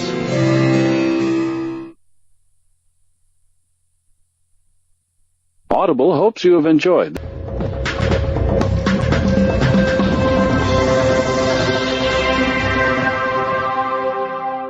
Welcome to number 2 in this second series of the Ricky Gervais Show. With me, Ricky Gervais. Hello. Stephen Merchant. Hello. And Karl Pilkington. Alright. Well, I've been away. I had a little bit of an express tour of America, LA and New York, and they're all talking about one thing out there. Karl Pilkington. Really? Yeah. I hooked up with the Simpsons lot. They all listen to it on their iPods. I went down to the American office to keep an eye on, things. Check it. Well, as we get money for old rope for doing next to nothing, I thought I'd show him a face. Yeah. They're big fans, Karl. I met up with Jason Bateman, Arrested Development, and he knows how stupid you are. David Letterman knows what an idiot you are. Mentioned on the Letterman show. I mean, unbelievable. David Bowie listens. And they're all listening to little Karl Pilkington. When I think of people like that, like pretty much geniuses in their field. Sure, yeah. But when I think of Bowie listening to it, I still think of him as 26, dressed He's dressed as Ziggy. Yeah. With a pair of those big 70s headphones. Yeah, and he's going, hey, Mum, can you turn the TV down and listen to Pilkington? Yeah, absolutely. I love his kooky outlook on life. And Christopher Guest. Now, Christopher Guest empathises with you a little bit, because obviously everyone else sort of knows how stupid you are and not understanding concepts like, the infinite amount of monkeys. But he empathises with that because he thinks that sometimes he thinks that he sometimes doesn't understand concepts that seem obvious to other people. However, I think he's being polite. I don't think you've got a lot in common with him because he did all that other genius stuff. What you did was do the washing up with your pants pulled down slightly. It didn't have the same effect as, say... It's not been as influential as Spinal Tap. Oh, waiting for Guffman! No. I mean, unless people... maybe that's sweeping the nation now. Maybe if someone sees someone nude in a room opposite their house, they immediately get their cock out. They go, genius. That's genius. Well, I did an appearance at the Oxonian Society in New York. It's a Princeton College run event, and they have, like, academics, artists, political figures. They have heads of industry. They had world leaders. They've had Prince Hassan of Jordan, and there was a Q&A afterwards. And one of the questions was, "Is Monkey News coming back?" Yeah. In that sort of forum. I mean, it's... I believe they also asked that of Bill Clinton. They did, yeah. Now, Karl, is Monkey News coming back? I mean, maybe. It depends what goes on out there. It's gone a bit quiet, hasn't it? On the monkey front?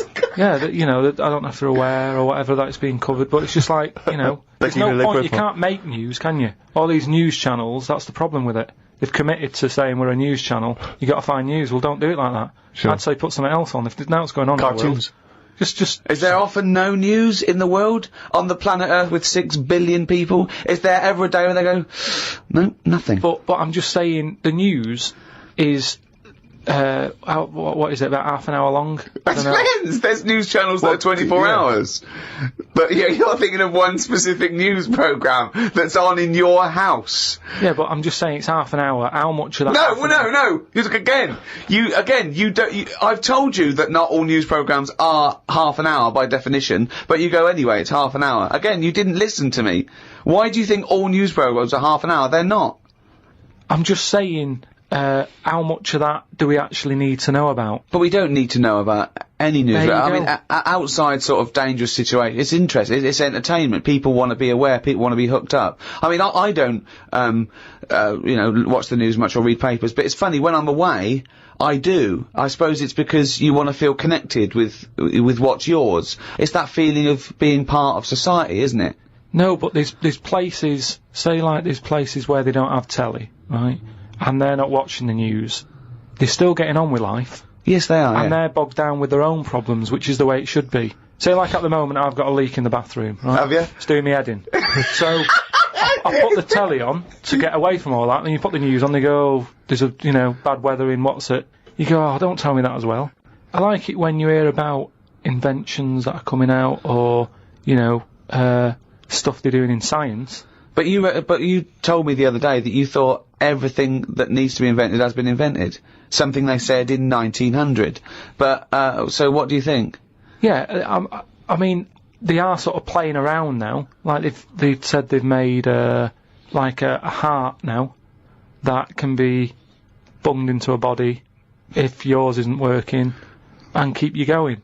But why is a heart that you can bung into someone to save their life? Why is that a bad thing? Just because it's another thing, isn't it? We're meant to die from the year dot. Things live, you have your bit, you knock about, and then you die. If you're going to live forever, how do you plan stuff? Right? That's the way I look at it. Sure. You sort of go... How big would your diary be? Well, that diary would become intimidating, wouldn't it? This is what I'm saying. You have to fill that in for the rest of eternity. And you get bored. You get bored with living forever. And, you know... But I agree with you. You get bored of people. You'd have to keep making new mates, wouldn't you? Because you've discussed everything by the time you're about 110. 110? So it's kind of like... Carl, you have the same concepts that you worked out and decided that were true at about 10, I think. I look at life like a Box big of chocolates? book. Like a big book. Right, okay, yeah. Right? And, you know, sometimes you get halfway through it and you go, even though I've been enjoying it, I've had enough. Give us another book. No. Your metaphor, analogy, whatever you're trying to create there, falls down with let's have another book. Yeah. No. You can either opt out of life or stick with it till the end. You can't go, be someone else now. You can't do that. I know you think you can. And I think in your world you can, you possibly be injected into an old woman's head when you've had enough and you come out a little baby. What I mean is, at the moment, my life, I'm going to live to 74, 75, right? Okay, right. So yeah, I'm probably on page, what am I on? A book that's got about 200... This is painful, Steve. This is really painful. Come on, sorry, carry on. I'm on, I save my book's got 300 pages in it. Yeah. A few pictures and that. It's a picture book. That's the great thing about Carl's life. It's a book for children. It's a pop-up book. And it just, every page he pops in, he goes, alright. Alright. I'm probably on, like, page about 170. Yeah. He's gonna die at 74. He's reading a book with a few pictures in with 300 pages and he's on 170. Go on then. So, right, if the book was too thick, right, and there was loads more pages Let me tell you, left, this book is way too thick. Yeah. If the book was more thick, yeah. The book could not be thicker. if there was loads more pages left, I'd go, I can't be bothered reading on. Right. Okay, let him finish the He must analogy. have known that when he saw the book. You don't. We've got to finish this analogy, Right. otherwise we're going to be here all night. Listen, he must have known how many pages there were when he got the book out of the library. Yeah, but the way they write books, they're painting pictures more at the beginning, you're going, this is good, and then it gets a bit boring as it goes on, doesn't it? Okay, well that works. So you're saying that you were young. No, it doesn't work. Well, Well, you just accepted that that's what all books are like. No, but there's a little bit of poetry in that, because he's actually saying that, when he was young, his whole life was ahead of him, he couldn't wait the whole world, the promise that he was given of this world, and now he's a bit jaded and he's more cynical, and he realises that the world hasn't got as much to offer him as he thought it was. Is that what you meant? Yeah. Liar.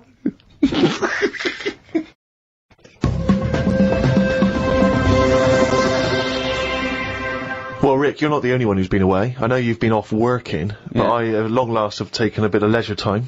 Go on. And, you've probably heard of the Rio de Janeiro Carnival. Only one of the hottest, events in the world calendar. Yeah. Imagine me down there. Oh, Rio, God. you can imagine, did not know what hit it. Oh, God almighty. Imagine, were you like, Paul the party animal parker? He would not have been able to keep up if he was with me. God, what did you do? What did you get up to? Oh, well, let me tell you right now. Day one, I almost drowned. Day two, I got a foot infection and spent the day in the hospital. And the rest of the time, I had diarrhea. So that was a hell of a time. Carnival. Yeah. I did. I was able to watch some of the carnival on TV, and it looked brilliant. It looked amazing. I didn't actually. It was difficult to make out because the TV wasn't actually in my room. Because in an effort to save money, I wasn't staying in a hotel. I was staying with a bunch of other people in some kind of, like, someone's flat that they let out. And, so I had to watch the TV, like, from my window, watching a neighbour's TV. And of course, when they change the channel, often during the juicy bits, I couldn't see anything. And, but they looked really good. I'm bunged up at the moment just so I can get through the show. But I've just been on a 12-hour flight, and it is terrifying being on a flight when you know that any moment you could go. Because, how the problem is sometimes the toilet's free and sometimes it didn't, you got to queue up. And the worst bit is that sort of half an hour just before you land when they say the toilets are out of bounds now. I tell you, I went twice before that in quick succession. The woman sat next to the toilet. She didn't know what was going on, the noises and stuff in there. And because I was really panicky. Oh Christ! And so of course then on the whole flight, as we're landing, I'm really petrified because I'm thinking I packed a pair of underpants and jeans in my bag in my holdall just in case it all went. And I was really, because I hate flying anyway, and I hate landing because it's the most terrifying moment of the journey. Then it really was rumbling, and I was thinking I got to get out of here. Of course, you know when you're in a hurry, suddenly everything makes you angry. The little old lady in front of me who's just hobbling along off the gangplank, get out of my way! Yeah. You know, just really annoyed. With your bad hips and your bad and legs. your Zimmer frame. I know you've been through a war, but get out of my way! Yeah. And just anyone who kind of even passes you, and so I managed to get there just in time, got into and it all went off. Man alive, it was grim. But that was not anything compared with the first couple of days, because the first day I went for a walk, and of course Ipanema Beach is famous. I mean, obviously The Girl from Ipanema, one of the most famous songs in the world, and Ipanema Beach is famous for just the beautiful, beautiful people that gather there, and it is extraordinary. I mean, the people are remarkable. There's so many beautiful women in Rio, it made me angry. I was angry that these women were so attractive and that, you know, none of them were even looking at me. So, but anyway, I'm on the beach because I was shopping and I needed a wee, right, and we went for a quick impromptu swim, and I thought, wee in the sea. Just think of him on this beach, right, with diarrhea. Well, I'm wearing great big long shorts because I'm not going to try and compete with these boys because they are. And you are, could I say this, the whitest man I've ever met in my life. Yeah. I mean, with his shirt off, you can see his heart like a newborn fish. Well, this was the thing. As I went into the sea to have a wee, there was a discussion about this. As I went into the sea to have a wee? Yeah. Well, I was desperate for a toilet, and I was shopping, so I thought, well, I'm never going to make it back to the hotel, so I'll go in the sea and have a little swim and just I see him straining, just like a cat in a litter tray. See, there was a discussion about this because I'm very much of the opinion that you should take your trunks down, and some people, some of my friends are saying, just do it in your trunks and let the sea just wash it away. What a hell of a carnival! And I think I'm against that. I've always been against that in swimming pools, everything, you know. I'm against pissing in swimming pools. Full stop. It doesn't matter whether you get in, take your trunks down, or don't piss in a swimming pool. Sea? Yeah, well, fine. Yeah, fine, okay, right. Fish do it. So anyway, I'm in the sea trying to urinate, and I kneeled because I'm obviously very tall, so it's tricky to get deep enough for the water to mask what you're up to. So I tried to kneel down in the water, right, and I got John Thomas out, but then the water swept out again and just left me on the beach. But luckily my back was to everyone, so no one saw. I can't think of a funnier sight than Steve Merchant on his knees with his little John Thomas out. I don't know how big it is, I've never seen it. But, I mean, I imagine it's in proportion to the rest of it, is it? I wish. That's all I'll say is I've been a little shortchanged. But, so then I got up and I waded a bit deeper in, right? And, now I was trying, I got it out. But what I didn't realise is that the waves just off the beach are really just uncontrollable. You never know what's going to happen. So one minute they're calm, and the next minute they're crazy like a tsunami. So suddenly I see this giant wave coming towards me, crashing towards me, and I got the cock out and everything, and it grabs this wave, comes over me, and lifts me up, and flips me up in the water, right? And I'm floundering around. I can't see anything because, of course, I had to take my glasses off to go in the sea. Because I didn't want to lose them. Oh God! So I floundering around, and I'm genuinely getting scared because as I try to get into shore, the wave just pulls me back again. So I'm waving to my friends on the beach, but what I don't realise is that because I'm not wearing my glasses, I don't realise that I've been dragged along the beach some way, and I'm not actually waving to my friends. So there's like a bunch of these beautiful women on Ipanema Beach watching a pasty white man waving with his cock out. And what annoyed me was my friends were laughing. And that really angers me. If I'd have been there, I would have burst. But why wouldn't you have come running? Would you have come running in and helped me? Not with your knob out. What? So even though I was screaming and shouting? I'd have thrown a rope or something, or a dinghy or something. There's no way I'd have. No, I couldn't have saved you with your glasses off and your knob out. If I ever save you, I want you to be fully dressed with your glasses on. So you'd have just let me go. That would have been what you'd said to my parents. He had his knob out and his glasses off. There was no way I was gonna. I can't think of a funnier sight. Oh.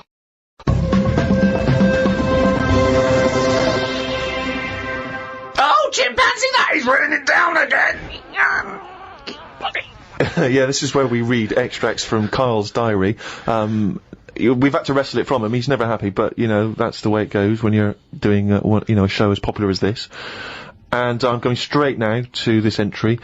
My mum phoned and said that my Auntie Nora, classic Auntie Nora, wanted me to look on the internet to find out what the weather will be like in Spain at the end of November.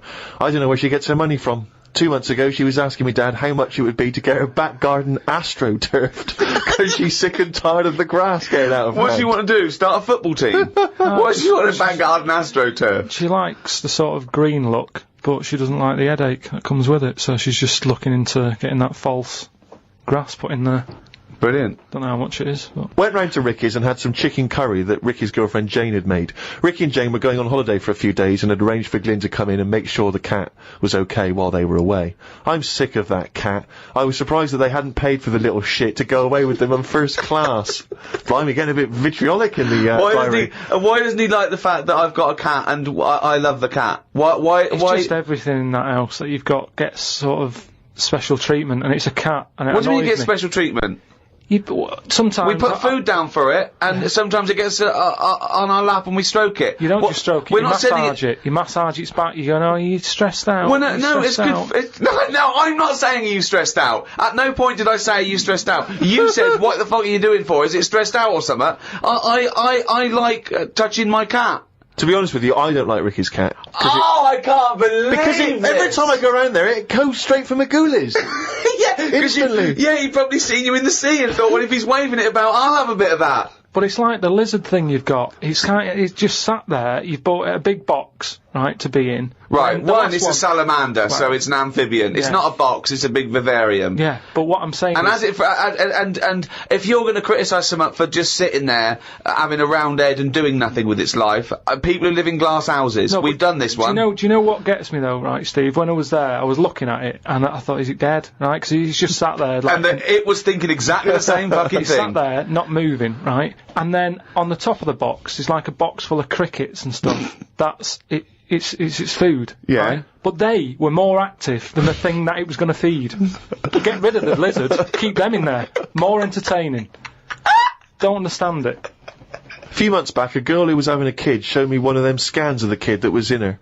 That's science gone mad, innit?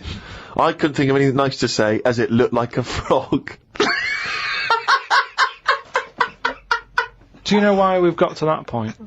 What? Why have we got to see something that young? Why? Because people can keep an eye on the progress of the baby in the womb. Yeah, but why are they printing it out and stuff? Surely that's for a doctor to see. Well, that's just an added bonus for people who are interested in such things. That's like saying, why do you take pictures of anything? No, because normally pictures are like, you in Brazil, sat in the sea or whatever. You'd go, oh yeah, I remember that day, it was a good day or whatever. But... It wasn't. It's just kind of like, why have you got to see something... You might as well. Well, listen. Why have you got to see something that small? So why would you take a picture of Steve in the sea? No, but what I mean is, why? At what point are we going to stop? Are we going to start sort of X-raying the fella's testicles and saying, well, there it is at a really young age? Well, where are we going to stop? It's just horses for courses, isn't it? Some people like to have a record of their baby in the womb. They like to show the baby. They're excited about it. They sit down and they show the friends the slideshow. That's the birth. Oh, that's the conception. Oh, look, Ron's going a bit mad there, isn't he? But why do I need to see this? This is what I'm saying. It was an awkward situation because she was happy with it. I was like, oh, God. You know what I mean? It was an odd-looking thing. I couldn't say, oh, it looks like you, because that would be a diss.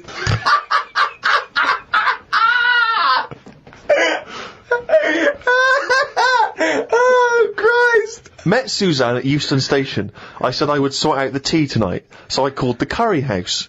The fella couldn't understand me. I asked for 2 poppadoms. He kept saying, how many? I kept saying 2. He still couldn't understand. I said 1 more than 1. He understood. When we picked up the food and took it home, there were 5 poppadoms in the bag. Oh, God! Oh, God. There is a restaurant somewhere that sells knobs to eat. No, there's not. There is. No, there's not. No, there is. It says that women can't eat too many of them, and if you want a seal's knob for dinner, you have to book in advance. Right, it's gobbledygook. This is the ramblings of a madman again. It's a trend, he writes. It won't last long. It'll be like hummus. But hummus, when did that happen? What do you mean it's still going? It's a Greek traditional food. I know, but there's a restaurant down the road that's all they do. That isn't a proper meal. That's a side order, isn't it? That's like having a restaurant just flogging tomato ketchup. Hummus isn't a meal. They don't even try and kid you and get you in and flog you just hummus. They actually say it's hummus today. Not going to work. Be shut down within a month. Called Ricky and asked what the difference is between the mind and the brain. Yeah, he did. That's a hell of a phone call to Yeah, get. unbelievable. Unbelievable. Ricky did explain, but I can't remember what he said. I wondered at what age you are when the mind kicks in. Okay. Ricky changed the subject and said there is an island called Spider Island. There's nothing but spiders on it. A bloke went to visit the island and said there was 1,000 types of spider in one tree. Yeah. Excited by that? I didn't tell you that. No, I looked it up after talking to you. Oh, right. Is that true? Yeah, they just said there's loads of them. What do you think about that? What do you think of an island that's just full of spiders? It's a bit daft, isn't it? What do you think they should do then? I don't know, because you need spiders. I don't know what they do, but they say a world without spiders, like, wouldn't be good. Who says that? I don't know, someone. But they sort of do something. There's something about if you did get rid of them all, it would have an effect. Well, of course it would. Get rid of anything, it'd have an effect. Not everything, no.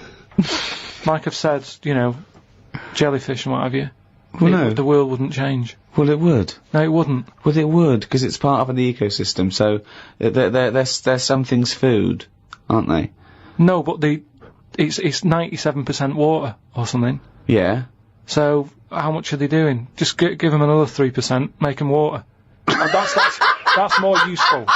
Give them another 3% and make them water. Oh, God. The rain ain't stopped. The old woman with the bent neck. Now, we've not heard about the old woman with the bent neck before. She's a whole new character. What's this? Incredible. She's really old. And she's got a bent neck, yeah, but tell us something else. I don't know what's up with her, but her head sort of comes out of here. It's radio. They can't see what you're doing. It comes out of her chest. So from behind it looks like she hasn't got an head. It's really weird, right? I mean, she's old, and I don't know what's happened. Just Suzanne said it's sad, and her bones have sort of bent up or something, or maybe she carried something heavy when she was younger. On her head. And, I don't know, it's sad and everything. Yeah. But she's wandering up and down the street, always looks fed up, but you can see her, you have to sort of bend down a little bit. But her head's just, I thought I'd told you about it. She finds a lot of change. Yeah. I said, yeah. Well, as you write in the diary, the old woman with the bent neck is struggling in the weather. The rain must be running down her back. Don't know why she went out in this weather. Me back's doing me head in today. It does this every time the weather turns a bit grim, ever since I tried to kick me height. Oh, remember that? We've heard this before. Kicked me height and landed on me arse. Was going to treat Suzanne to a trip to the pictures to see Breakback Mountain, but then remembered there is a programme on about two-headed kid tonight. What two-headed kid? It's just a two-headed kid knocking about. And I just wanted to watch that. What do you mean, a two-headed kid? It was something on the telly. I only saw the beginning of it. I thought, oh, it seems a bit heavy, this. The programme about the kid with two heads was a bit sad. They never go into the good sides of these stories. I asked Suzanne what happens if they sit an exam. She said she didn't know. So, Rockbusters, you gave out 3 clues last week. Have we got a winner? Yeah. Okay. Now, this was the first person to email in, but you pointed something out, didn't you? That we're going to do it this week, the first person, but we think maybe it shouldn't be the first person because some people are up in the world when this comes up and some people aren't up in the world. So, we're just going to pick one at random next week. So you've got the whole week, but we're going to pick one at random. But this is the first one we got with all the right answers. The first one with the right answers, yeah. Yeah, so, well, give us the clues and the answers. Alright, so last week's clues, there was 3 of them. I'll give you an initial of an artist or a band, and a cryptic clue. Yeah. You work it out, you email it in, you win a signed picture and that. First one was, well, I don't want a house that far away from the water. I want to be right on top of it. Go on. right? So that was B. Yeah. That's, you know, that was Beyonce. Beyonce. Like, Yeah. it's like a cryptic thing. You got that? Second one. I'm stunned. Beyonce. Beyonce. That part of my leg is English. The initial was B. That was Brittany. Right? Brittany. Yeah, so it's like British. Brittany. But so you're just taking the one half of her name, are you now? Well, she's known as that now. I think she's known I don't more know who as, she is, but fine. more as Brittany than Okay. Britney Spears. They don't really call her that anymore. Yeah. Also, British isn't the same as English. Yeah, I know. I realised that, but it was too late. Brilliant. That's the what you're up against. Just like that Ollie Wants to Be a Millionaire. The last one was, the initials were KW, Yeah. and the clue was, the fitness teacher has got a speech impediment, right? So you've got to sort of think about that. You've got to think about a fitness teacher. Yeah. He's working out and that. Yeah. But he's got a speech impediment. So when it like comes to like Well, no, finishing, you didn't say all this in the clue. So. but it was just that one was Kanye West, right? Kanye West. So I'm just saying, Why like, would you a know, fitness teacher say Kanye West? because he's got a speech impediment and he's been working them out. They've built up a sweat. And he's like, right. Well, no, you everyone- didn't say all that, so it doesn't matter. You don't, But anyway, even if that is the case, what is he saying? He's saying, all right, can we rest now? As in, can we rest now? Yeah, just kind of because they say that at the end. It's like, right, everybody. So he's got a speech impediment, he's very, very camp, and he's adding words. Okay, but apart from that, it works perfectly. So that is bollocks, you're an idiot. So that was the first three. Who And, won? It was Gwymlyn Howe Jones. Right, let me have a look at that name. There's no such name as Gwymlyn. What is Gwymlyn? Is it something from Lord of the Rings? Gwillem Hugh Jones. Okay, and a signed photo of us is on the way Yeah. to him. Lucky you. I don't know why he wants that, but well done, he got the clue. I don't know if that's a good thing or not to get the clues, but there it is. Well, there you go. So we're going to do some clues for next week? Yeah, right. Again, same sort of system. 3 of them email in, and we'll pick one at random. Right, first one. The initials RP. Right. Right, and the cryptic clue. Not cryptic, well. Steal that woman's flower. Right. If you're gonna like nick a. Well, no, it's different now. What is it? If it's a cryptic clue... let him finish it. Okay, what is the clue? flower. What is the clue and stick to it? Steal that woman's flower. Fine. Okay. RP. Right, okay. Right. Second one. B. Is that the clue or the initial? B is the initial, right? And cryptic clue. Keep whacking the cooker with a stick. What is it? It's a band or an artist. They kept whacking the cooker with some sort of. What is it? Keep or stick. kept? What's it? If it's cryptic clue, everything matters. So. Well, it doesn't really. Just think about whacking. Well, no. Give us the clue again. Okay. Just whack the cooker. No, with what some is the sort clue? of Do the clue. stick. Okay, do the clue. This is the clue, and the only right. No, wait. The initial is B, and the clue is. Keep whacking the cooker with a stick. Right, fine. But it doesn't have to be a stick, though. It Well, could no, be like an It could be any sort of. Well, okay then. Let's do the clue again. Okay, so the initials B. What's the clue? Keep whacking the cooker. Fine. The last one, the initial M, and then the clue is Venice. It's all water, isn't it? Right? How would you describe it? Right? When Jesus Christ! Is this the what? Let him finish the clue! I want to go home! I haven't slept! I've just come back from Rio! He might never finish the clue. It keeps going. It's full of water. Right? Oh well, you don't need a stick, do you? Use your hand if you want. Well, no, it's B. No. I mean, he might never finish. Well, right. not if you're going to interrupt him. What's the initial? M. What's the clue? Venice. It's all water. There's hardly any land, so how would you describe it? Okay. I think that sort of works. M is the artist or a band. Email in podcast@rickygervais.com and we'll pick one at random. Win some stuff. Well, that's the end of episode 2 in this second series of the Ricky Gervais Show. So it's goodbye from me, Ricky Gervais, Stephen Merchant, Oi! and... Sorry, I just want to explain why that's a greeting in Brazil. Is it? You see someone, hey! Oh, okay. Yeah, I wasn't just a me. Why's your knob out when you're shouting and waving Yeah, at me? that's why I did it. You see what was going on. I'm Karl Pilkington. Alright.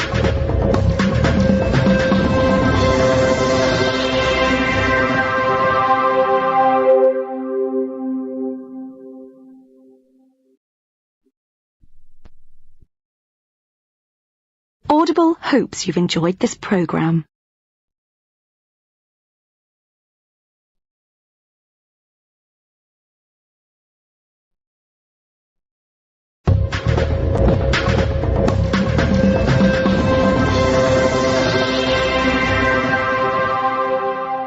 Hello, welcome to the third in this new series of the Ricky Gervais Show with me, Ricky Gervais, Stephen Merchant, Hello. and Karl Pilkington. Alright. We've had loads of emails. Thank you for those. Sorry we can't reply to them all personally, but keep them coming. Some interesting ones. There's one in particular here from a guy who says, I see there is less swearing now you're charging for the podcast. Dumbing down already, ? Yeah. Well, interesting. I don't know how that's dumbing down. Well, no, not swearing. That's interesting. Not swearing is dumbing down. And also, the fact that he's complaining that we're not swearing enough. Yeah. What sort of a cunt would bother writing that email? Don't know, mate. I don't know, but I know he's just some kind of fucking cocksucker.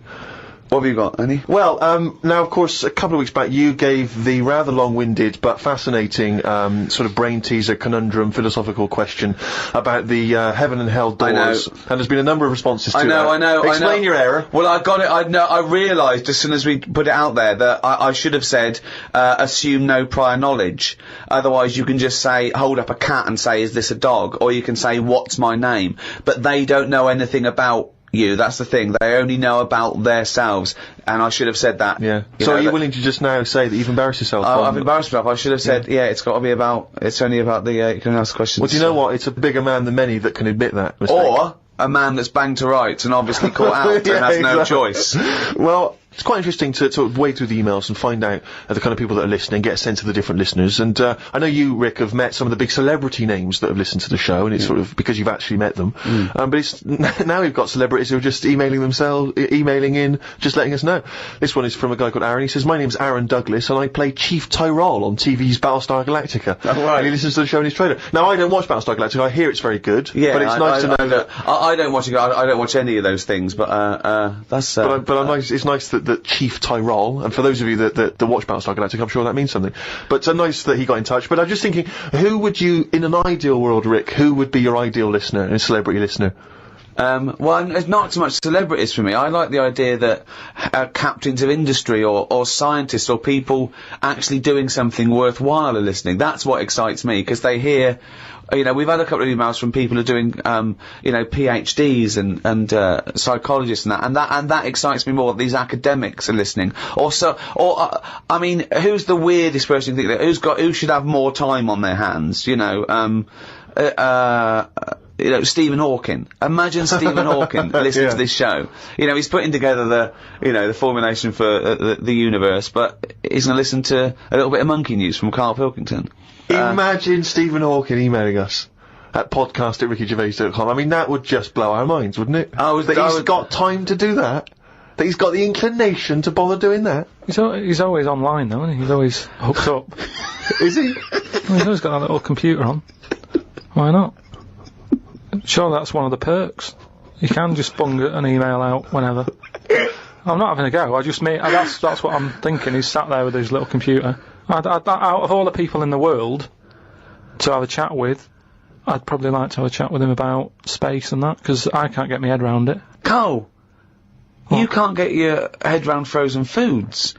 What a chance you can have with the universe. No, but just putting stuff out there, it freaks me out when I'm lying there in bed at night and I think about how this world... On Friday, right, I was in bed with Suzanne and I said, could the world fall? Right? It's like something from Chicken Licken. Wow. That's a hell of a bit of pillow talk, that. Isn't foreplay hell? Oh, God. But I'd like to sort of have a chat with him, because I reckon he could put it in a way that I could understand it. Oh, I wish an Inuit was listening. Did I not tell you this? We had an email from an Inuit. Really? Yeah, I thought I'd mentioned this. Have we not mentioned this before? No. No, it was an email from a guy who said, I don't think he lives in Canada, I think, or somewhere else. I apologize if I'm getting that wrong. But I think he said he was half Inuit, and he listens to the show. Half Inuit? See, that's interesting, because I think of them as so remote. I know I'm probably wrong now, but I think of those as so remote that I can't think where they're meeting people who aren't that are also Inuit, yeah. Oh, and who's going, other societies are going, I'll tell you what, I'm fed up, there's no action here, I'm going to the frozen tundra, I'm bound to meet someone there. Yeah. Where do they meet? Do they do online dating? Probably a lot of online stuff. What do you put as hobbies? Fishing? Yeah.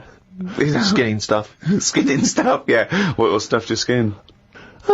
Seals. Seals, yeah, sure. That's about it, isn't it? Why are they hanging about round there?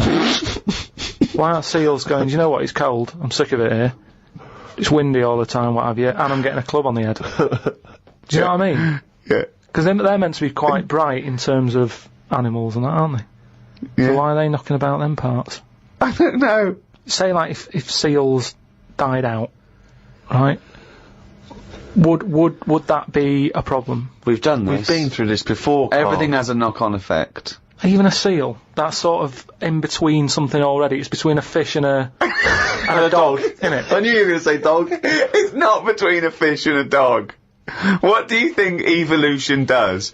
Fish I'll to never dog. understand it. Maybe we What shouldn't do you talk mean about it. it's between a fish and a dog? I'm just saying it's. It was a perfectly evolved mammal that re-entered the water, I imagine, and then got streamlined and...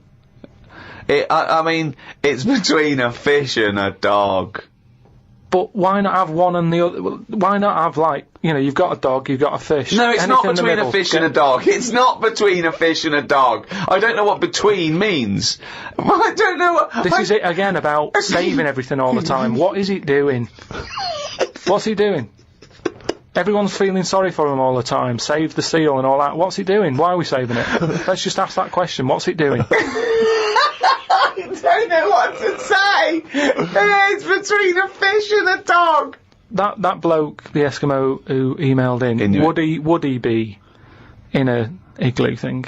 Probably not, no. Well, no, not. I mean, I don't think many igloos have got internet capabilities. So I don't know. I don't want to flag them But off. why aren't we saving them? Why aren't we Maybe helping? there's sort of, When you build it, leave a little hole. Yeah. That's where the... but there's kind of igloo internet cafes. They Yeah, they go there, they all go to one igloo, yeah. But why are they being left alone to live like that when it isn't great?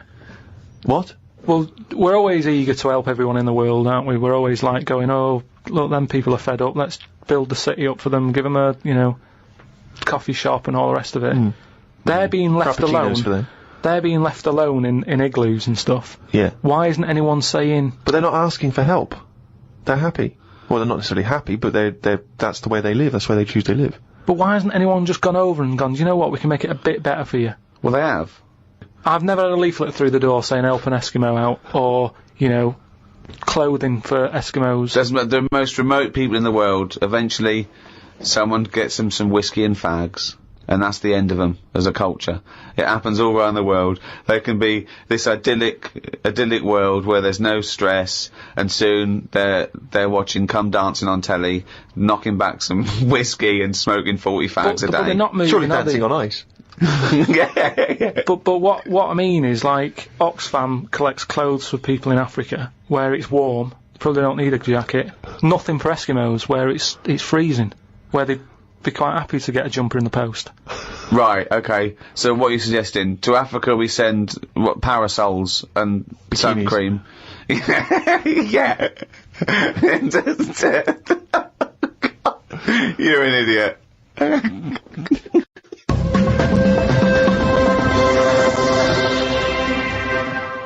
Out of all the people in the world to have a chat with, do you know, what's his face? That German doctor. Which one? The guy that displays the human body? Guns Traven or something. All right, yeah. He's pretty good. Just like the way, you know, he cuts stuff up, shows you how the body works and that. Sure. And have you learned anything from that? Well, I don't. Is he a proper doctor? Because it's just that he's always. I mean, I could cut a body up. I never see him sort of put it back together. Is anyone keeping an eye on him? Sort of going, well, who is he actually? I'm sure he's a proper doctor. Well, he sort of cuts bodies up on the telly and sort of goes, here's how, like, the intestines work or whatever. All right.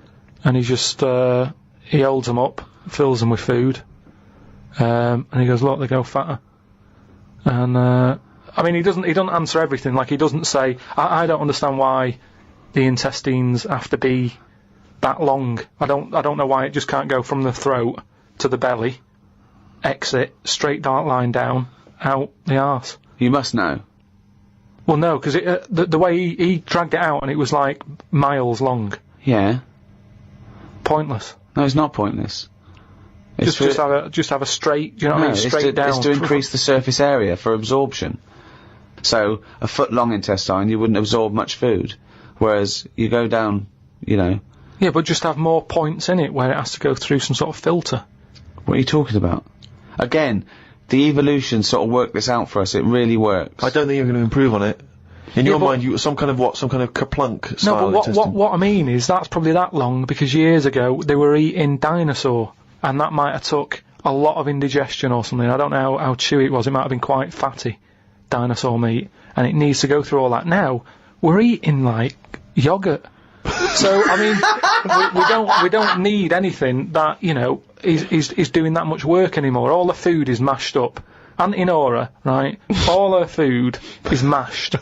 Right? She doesn't have to chew anymore. She's got teeth, but she doesn't need them. And that's how.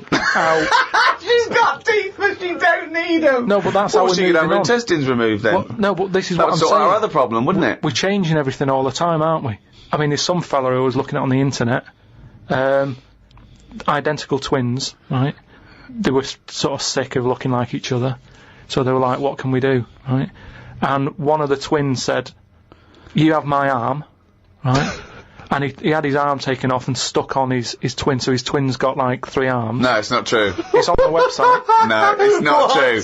What, for a laugh? They were born, so they did have for a laugh. What doctor's doing this then? Well, they're old enough to sort of say this is what we want, and... No, doctors don't go, well, if he wants another arm and I'll take that, doctors don't do that. What sort of practice is this doctor going around and go... Dr. Jekyll. I mean, Carl, think of what you're saying. But where would he have stopped? Can you put his head on my knee? It's up to you. No, sign this. If you sign this, you give my consent. But we, it is annoying. What do you think these doctors sit around doing? Playing Mr. Potato? Or what do you think these doctors are doing? Just to do as they're told. They don't do as they're told. They do if someone wants it, and twins, sort of, it can get you down, can't it? Being a twin, because it's like... Sorry, what would this solve, though? I thought you said he gave one of them a bigger nose, or a beard, or 2 front teeth to make him look different, right? Not... I'll tell you what we could do. Go on. Would you like 1 arm? Go on, what are you thinking? Well, me 3, you 1, therefore not twins. Novelty.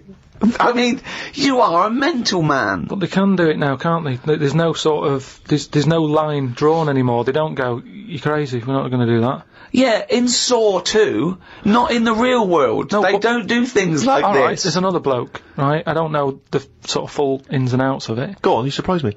But what he asked for, something happened to his tackle, right? Mm-hmm. His penis? Yeah, right. So he was at the doctor's, and they were like, "Oh, what can you do for me? It's a bit embarrassing. I've got nothing down there." Right. So they were like looking at it, going, "Yeah."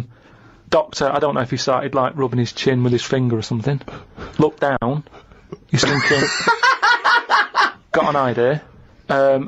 You've got a lot of fingers. How many of them do you use?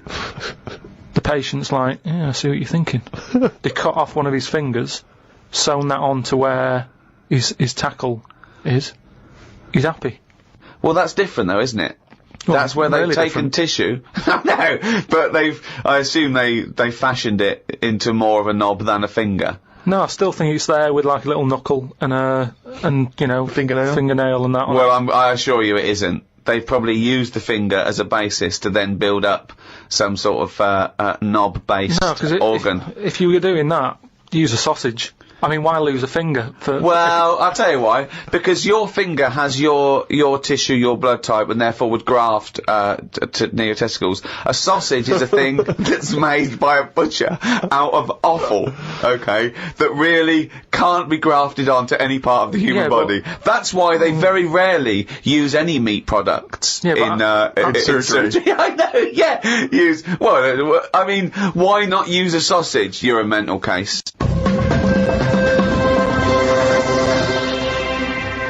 I saw some bloke the other day in a meeting, and on his desk he had a picture of his kids who were twins, right? And they looked alike, and he did that thing of dressing them the same, that sort of thing. That annoys me, right? And I sort of said, you've only got a small desk, just have a picture of one of them. He looked at me like I was mental.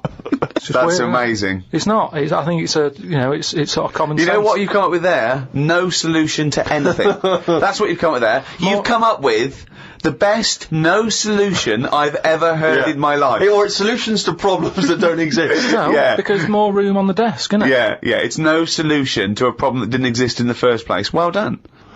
There was a picture on when I was on the plane coming back from here, there was a picture of this new luxury hotel. It'll be, I think, $10,000 a night to stay there. It looked extraordinary. It was a hotel, and the best rooms were built under the water, under the sea. Wow. So it was the best hotel we've ever seen, but surrounded on all sides by glass, and out of it you could see the sea, the sharks, the fish. I don't think I'd like that. No? But that, again, that's just one of them hotels where it's over the top for over the top sake, isn't it? Like where they have 12-course meals. Well, just have 2, but make them bigger, rather than dragging it out and there's the first course. A couple of snails. Yeah, it's just for me all that is. Don't eat a snail. Don't have one snail. Eat one big tortoise. If you want slow food, don't have loads of little snails. Here, there's a giant tortoise. Tuck into that. Feeds 10. But it's what you were saying before. When you start having to take a risk with food, like the fish that can kill you if you eat it, don't bother.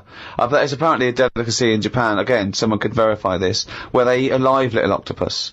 And it can stick to your throat, because it's obviously fighting for its life. I mean, good. Again, you don't need to eat a live octopus. What are you thinking? How cruel is that? Well, how fresh do you need your food? it's not, do you know what I mean? But I always remember this story when I was a kid about, some bloke who, a bit sad, this story, but weird. He had, throat cancer, right? And his doctor said, carry on with your life, right? It's not going to be that good, but just carry on, but don't eat meat. And he was like, I love meat. He's like, yeah, but just don't, have your veg, plenty of vitamins and stuff, keep yourself strong, but don't be eating that anyway. He was fed up because he loved his meat, and his wife was feeling a bit sorry for him one day, and thought, I'm sick of him looking fed up and that, all he wants is some meat, for God's sake, give him some meat. So she goes to the butcher's, gets him a big piece of, steak and what have you. He can't believe it, he's like, oh, brilliant, cheers for that. Anyway, he's got the meat on his plate, just about to tuck in, and the cancer comes out from his throat. What? No, I know, it sounds really weird, but it's something that I was told about years ago when I was growing up. What are you talking about?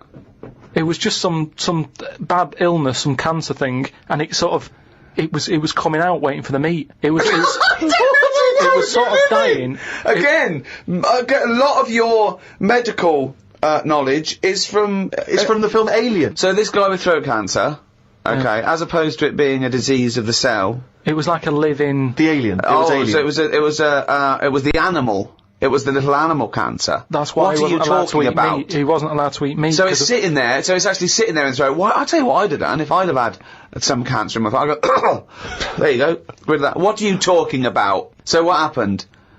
He choked to death on this thing, and the wife was like, "Oh, I shouldn't have given him the meat after all."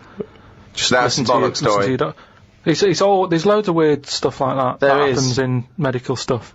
Well, the terrible thing is, if you got testicular cancer and you eat meat, your bollocks come out of your trousers, and they're all over the plate, and you have to be asked to leave the restaurant. The other thing that I was told when I was younger about medical stuff and that. Who's telling you this stuff? My mum told me about it. Jeez. Because she always says to me, Dad, because he has too much meat, and she's always like, Remember the feather with the, and he goes, the troll in his throat.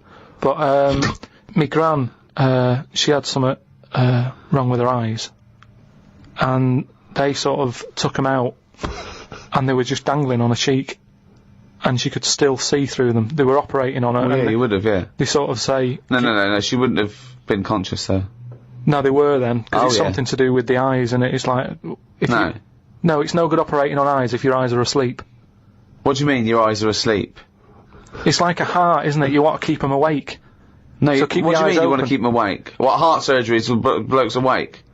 Stop talking shit all your life. What I mean is, they don't stop the heart. They sort of... they don't stop your heart, because it kills you. Yeah, I know, so what I mean is, it's like the eyes, they wanted to make sure they were working, So the only way to do it is keep her awake. No, it's not, because you don't know whether they're working or not. You can't see what she sees. What do you think? You can plug something in and see what people are thinking. It was something like that. No, it wasn't something like that. Well, she could see. She No, said it she was couldn't. really weird. How, like, you know, you can see... She can see her knees.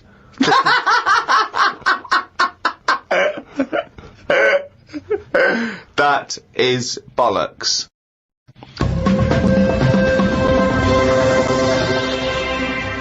Oh, chimpanzee, that is only gone and written it down, the little... That's the jingle for Karl's diary, excerpts of which we read each week. Get straight into it. A band from the Conga have won the Best Newcomers in a Radio 3 competition. They use pots and pans for instruments. It says that the Conga is a poor, sad place. So why do people do that happy dance at the end of parties called the Conga? Right, one is the Congo. There's no place called the Conga. They come from a place called the Congo. Where do you come from? Okie dokie. It's a terrible place that we don't know whether to put our left leg in or our right leg in. Sometimes we shake it all about. We're not sure if we should. But, Conga! Fucking hell, you're such a... Went into the gadget shop today. It's full of stuff that we don't need. Gadget used to be a good word that made you think of James Bond with all his gadgets. The best thing I could find in the shop was a clock that ran on potatoes. We are definitely going backwards. I agree. Well, who cares about that? You know, a little electrical impulse, so what? Had a night out with old schoolmate. Found out about more of the other lads I went to school with. One is living underground. What do you mean living underground? Not like a mole. Do you mean he's got a basement, or do you mean he digs a hole every night? My mate went to visit him and he said it had been raining really heavily and that, and it's all the rain's running in. What do you mean he went to visit him? He went down here? What's that? That's an hole in the ground. Yeah, come in. He just said, oh, come round see us, and he's living underground. What do you mean he's living He underground? wanted to be in the army but was turned away, and that's the closest thing you can sort of... How is that similar to living that's in exactly the army? like the army, yeah, where they teach you trades and, you know, engineering and flying. He's happy down there. He said it was really muddy and what have you. He said he won't be going back to visit him. What's he got down there? Just stuff, just like a sleeping bag, a lamp. He's dug himself a subterranean cave. Near my old infant school, they knocked it down because it was like a wreck. You'd be in the class and you could lean on the wall. Yeah, and your hand would go through it and stuff. And they knocked it all down, and I think that's when he was at his most happy, this bloke. I believe this, though. I believe someone he went to school with now lives in a hole. That doesn't shock me. Whether the tales I've heard of horses in houses and big-headed kids with webbed hands and feet, you know, and him, I believe that someone he went to school with now lives in a hole. That isn't bizarre to me. You spent far too long with him if now you're just happy to accept. I totally accept that. I'd be surprised if I walked round where he lived that there weren't more people living in holes. His dad wanted to throw his budgie on the fire. True. His budgie died, his dad said, let's throw it on the fire. I mean, his mum, what did your mum do when your budgie died? She just was worried about the other bird that was left, so she made it a bit of company by getting a rock, getting a feather off the dead budgie, sticking it on the rock, putting it in the cage. So, a man living in a hole is not that bizarre. Right, carry on. I read me science magazine. Some things I learnt from the science magazine. Number 1, space is running out of space. We should stay out of the sea 'cause shark attacks are up. Yeah, probably 4 a year now. Well, he just says here, we should just stop going in the sea. Yeah. There's no need for it. Exactly. Why is there no need for going in the sea? Just 'cause there isn't now, is there? We've got loads of land. So just, you know, one or the other. We walked out the sea. Now, this is what I mean about going backwards. Getting back in it again. We came from the sea originally, now we're going back in it. Don't go in it. Unless you're in a boat. The rules, according to Karl Pilkington. The rules of Karl Pilkington. Oh, God. Did the podcast and then went for a walk round Manchester Square. Years ago, a woman lived round there who had a head like a pig. She was known as the Pig Woman of Manchester Square. That made me think if there were other pig-headed women knocking about London. Do you know what I mean? Why was she nicknamed that? Why not just the pig-headed woman? That suggests to me like there was loads of pig-headed women, and that's the one of Manchester Square. Right. Well, no, it was more to do with identifying her, not amongst other pig-headed women, but go, have you seen the pig woman of Manchester Square? I.e., go down there and see the pig woman, it's in Manchester Square. What happens if she's walked off from there, though, and you go, well, no, but I saw one on New Cavendish Street? No, the same woman? She'll always come back if you rattle the feed. Watched a film about Hitler. Didn't watch all of it as it was subtitled. Can't be doing with that. Asked Suzanne if cinemas are full of deaf people when they're showing subtitled films. She said, shh, I'm trying to watch it. I said, what do you mean, shh? It's subtitled, I can make as much noise as I want. Yeah. She's a lucky, lucky woman. You must be a joy to watch a subtitled film. I mean, the concentration is up there already. I mean, it is hard to concentrate. It's not as easy as when you're hearing it, because you read things, but it's possible. If you had a buffoon going, I'm just gonna sit here and make as much noise as I want, what's the point of that? Yeah. What is the point of that? I mean, it's possible, but why do that in a cinema? Just walk into a subtitled film and go, right, everybody?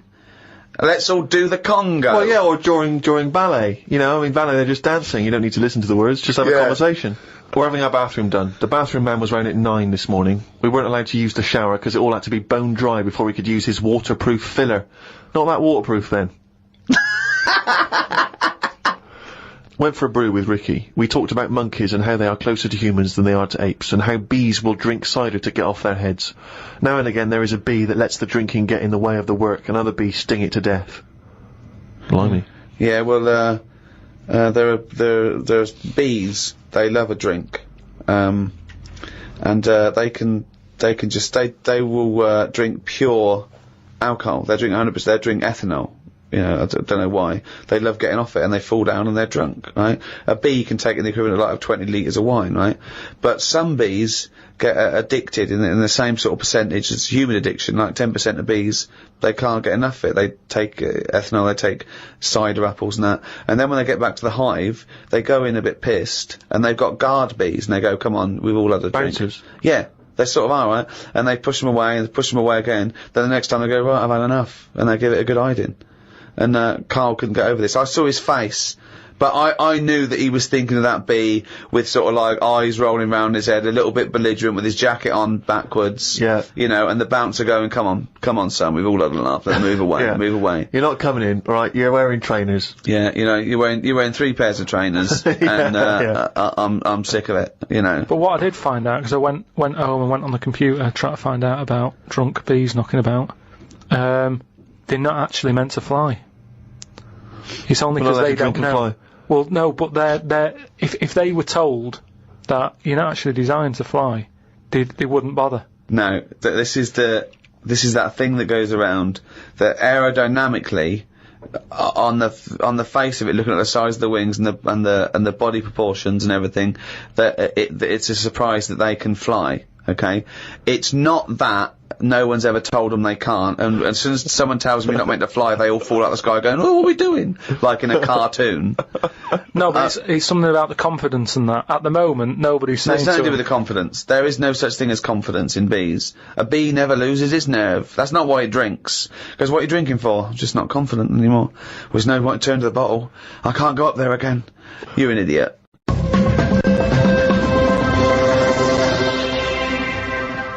Well, it's that time, isn't it? What? Rockbusters. Ah, yes, the time that no one looks forward to. Chimpanzee that, Rockbusters. Right, so, gave you 3 clues last week, 3 cryptic clues. Some initials of a band or an artist you emailed in. Rob Harding got it, right? Oh, nice work, Rob. So, well done. The 3 clues, the first one was, RP for the initials, and the clue was steal that woman's flower, right? Yeah. So that was a cryptic clue. The answer there is Rob Plant. Rob Plant. Rob Plant. I don't know who that is though. There's no artist called Robert Plant. That's like Robert Plant. Robert Plant. Yeah, but is you don't his name. say that. You sort of go, oh yeah, I'm into Well, you do say it. Have you got the, it means new like album by Robert Plant. Yeah, Robert Plant. They wouldn't go what? I don't know who. I don't know. Plant. Are you saying Rubber Plant? The second What are you one, saying there, Karl? Though the second one was. it doesn't work. The initial was B, and then that was keep whacking the cooker with a stick, right? Yeah. Didn't have to be a stick. We pointed that out. Just keep whacking the cooker. Keep whacking the cooker, yeah. That was B. That was B oven. Beat Oven. I don't know who that is either. Is that a group? Beat Oven. Is that the Beatles? Who's the Beat Ovens? Classical sort of stuff. Beethoven. Beethoven. No, you said Beat. Again, they got it. Hold on, 1 minute. 1 minute. Just saying though. They no, got it. it's bollocks. Rob Harding got it. No. Beat Oven. Yeah. It's not Beethoven. They got it. Do you understand? The last one, the initial was M, right? I just want to know who Robert Plant is. Don't be worrying about Robert. No. Because it's not a name. He's not the one in Led Zeppelin, is he? So M was the initial. The clue was Venice. It's all water, innit? How would you describe it? There's hardly any land, right? So canal. If there's hardly any land, right, it's more water. What sort of water would you get, right? Wet. And then what? Wetville. No, but just like water that in Venice. What sort of water is it? It's sort of Muddy. no, not Muddy waters. no. But how would you describe Venice? What's the If there's more. But what's the initial again? M? If there's more. Muddy waters. If there's more sea than land, what would you say? Would you say? You'd probably say there's sort of more of it is sea, isn't it? More is sea. More is sea. More is sea. More is sea. More is sea. So that's the answer. I don't know who that Who is that? Morrissey. More is sea. Morrissey. So well done to. That's the worst one you've ever done. Well It's ridiculous. done to. That's the worst you've ever done. It's ridiculous. More is sea. Right, if they're that shit, don't do it anymore. So well done to Robert Harding. He's in London.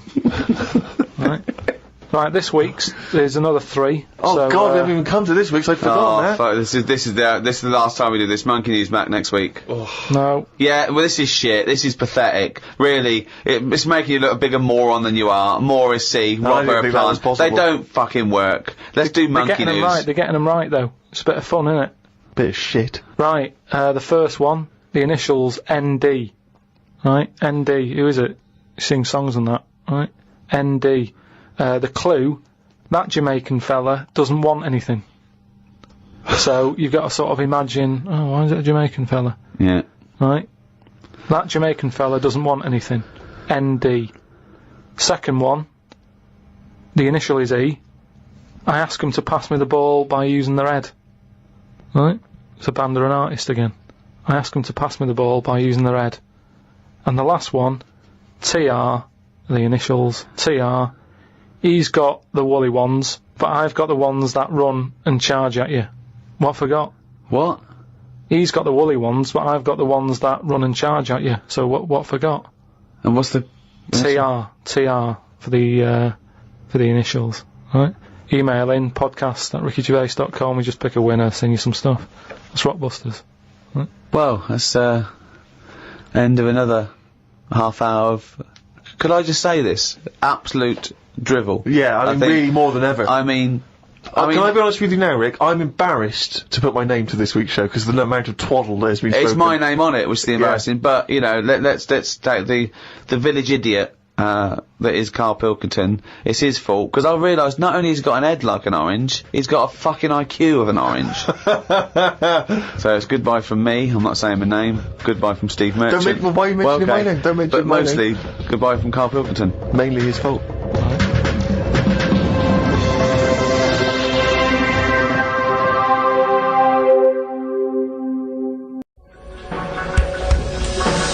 The Ricky Gervais Show on Guardian Unlimited.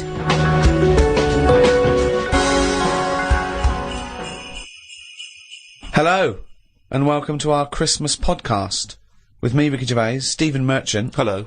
And Karl Pilkington. Right. Merry Christmas, everyone. Merry Christmas.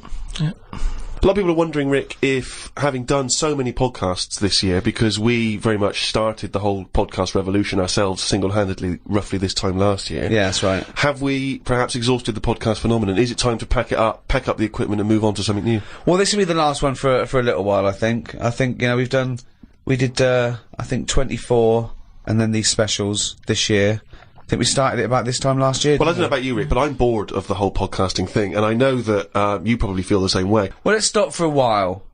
We might get back together again, but it won't be for a while. It's we had a year. It was the year of the podcast. A weird year, isn't it? Go on. No, I'm just saying, you know, when you look at it like that, when you think about all the podcasts that we've done Yeah. over a year, Yeah. just a lot of stuff has gone on. Looking back at the year, a year in which we've seen, increasing violence in Iraq. We've seen the advent of more fears over global warming. We've seen George W. Bush take a massive battering in the midterm elections. We've seen many major world events this year. Karl, what stuck out for you? What event if you think, oh my God, if you were doing your own review of the year, what would you put on the front cover? The grub that was eating biscuits on my windowsill. Right. That's just a little bit more up there for you than the capturing of Saddam Hussein and his sentencing to death. Just because, it's, I never thought I'd see that this year.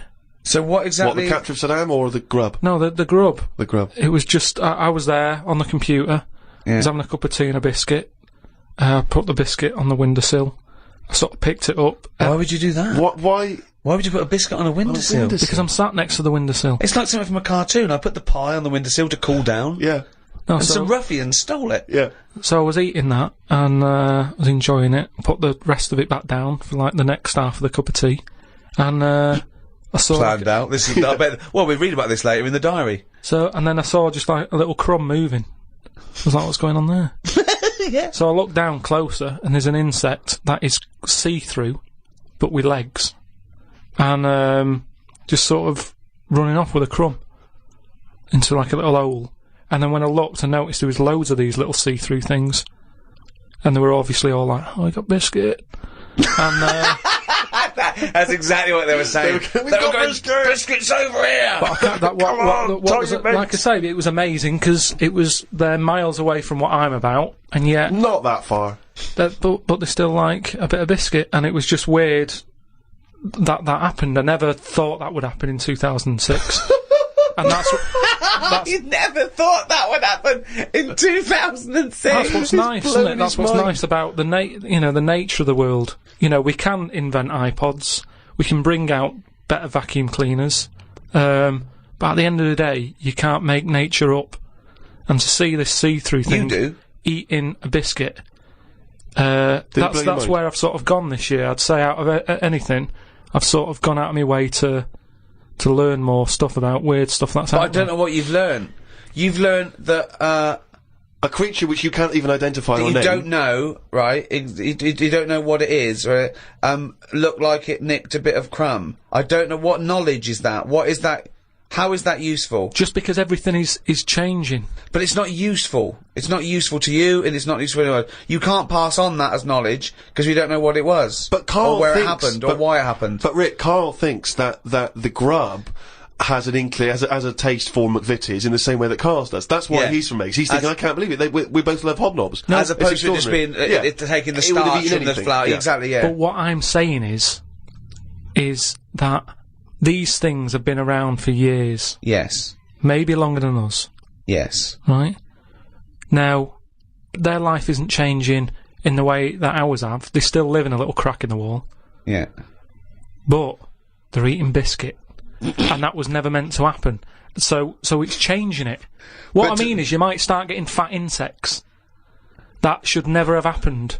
You don't normally see a fat beetle. You go, oh, look at that, that's a bit fat. Put a bit of weight on. And now that's going to happen because they're eating sugary stuff. The squirrels in the park, because people are feeding them Mars bars and everything, they're getting fatter, they're getting bigger, they're getting more violent. Now, over time, they're going to cause more trouble than they are now. What evidence have you got that they're getting more violent? Just because when I'm sat in the park and what have you, they're really like cocky. They come up to you now and sort of jump up on the bench and sort of attack you for food. They're not happy with acorns now. They want a bit of croissant. And that's what I'm saying. They've changed. They're changing over time. Just like that grub having a biscuit. Everything's trying different food out. He'll want a gatto soon. Well, in the same way that, you look at people around the world, how they're eating weirder stuff. They're running out of, ideas on how to cook food differently. And we're eating weird stuff. So our insects, everything's moving on. Everything's getting more intelligent. The goldfish memory's got better. Chickens are more intelligent than people thought they were, apparently. Everything's... Time makes you more intelligent. Well... No, they do. That's a fact, isn't it? If you're knocking around longer, then you're learning more, because more stuff's going on, and you soak it up. And that's what these insects are doing. They're all learning. You know what I mean? No. I saw a cockroach playing Pac-Man. It was on the internet, right? And somebody had linked up a cockroach to some. I can't even be bothered explaining it, but that's what I'm saying. Everything's moving on. Yeah, but Pac-Man's like such an old hat game, man. It's like from the 1980s. Yeah, that cockroach is so. Oh God! Get a life, man. Hello, PlayStation 3. Is he not Hello. Hello. Yesterday's cockroach. Oh. Fucking hell. What was he listening to? MC Hammer? Christ almighty. Fucking hell, Pac-Man. Get a life. High five, mate.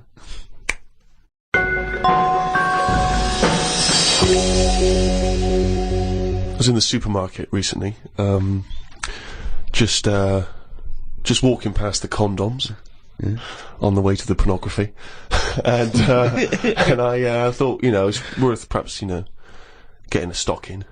You get a stocking? No, getting some condoms. What, to put over your head? You're not still doing that, are you? No. No, I thought it was worth getting some condoms in, it's Christmas party season, and, you never know when you're gonna run out of balloons. and I was weird, because the condoms in the supermarket are contained in a kind of cage, in a plastic cage.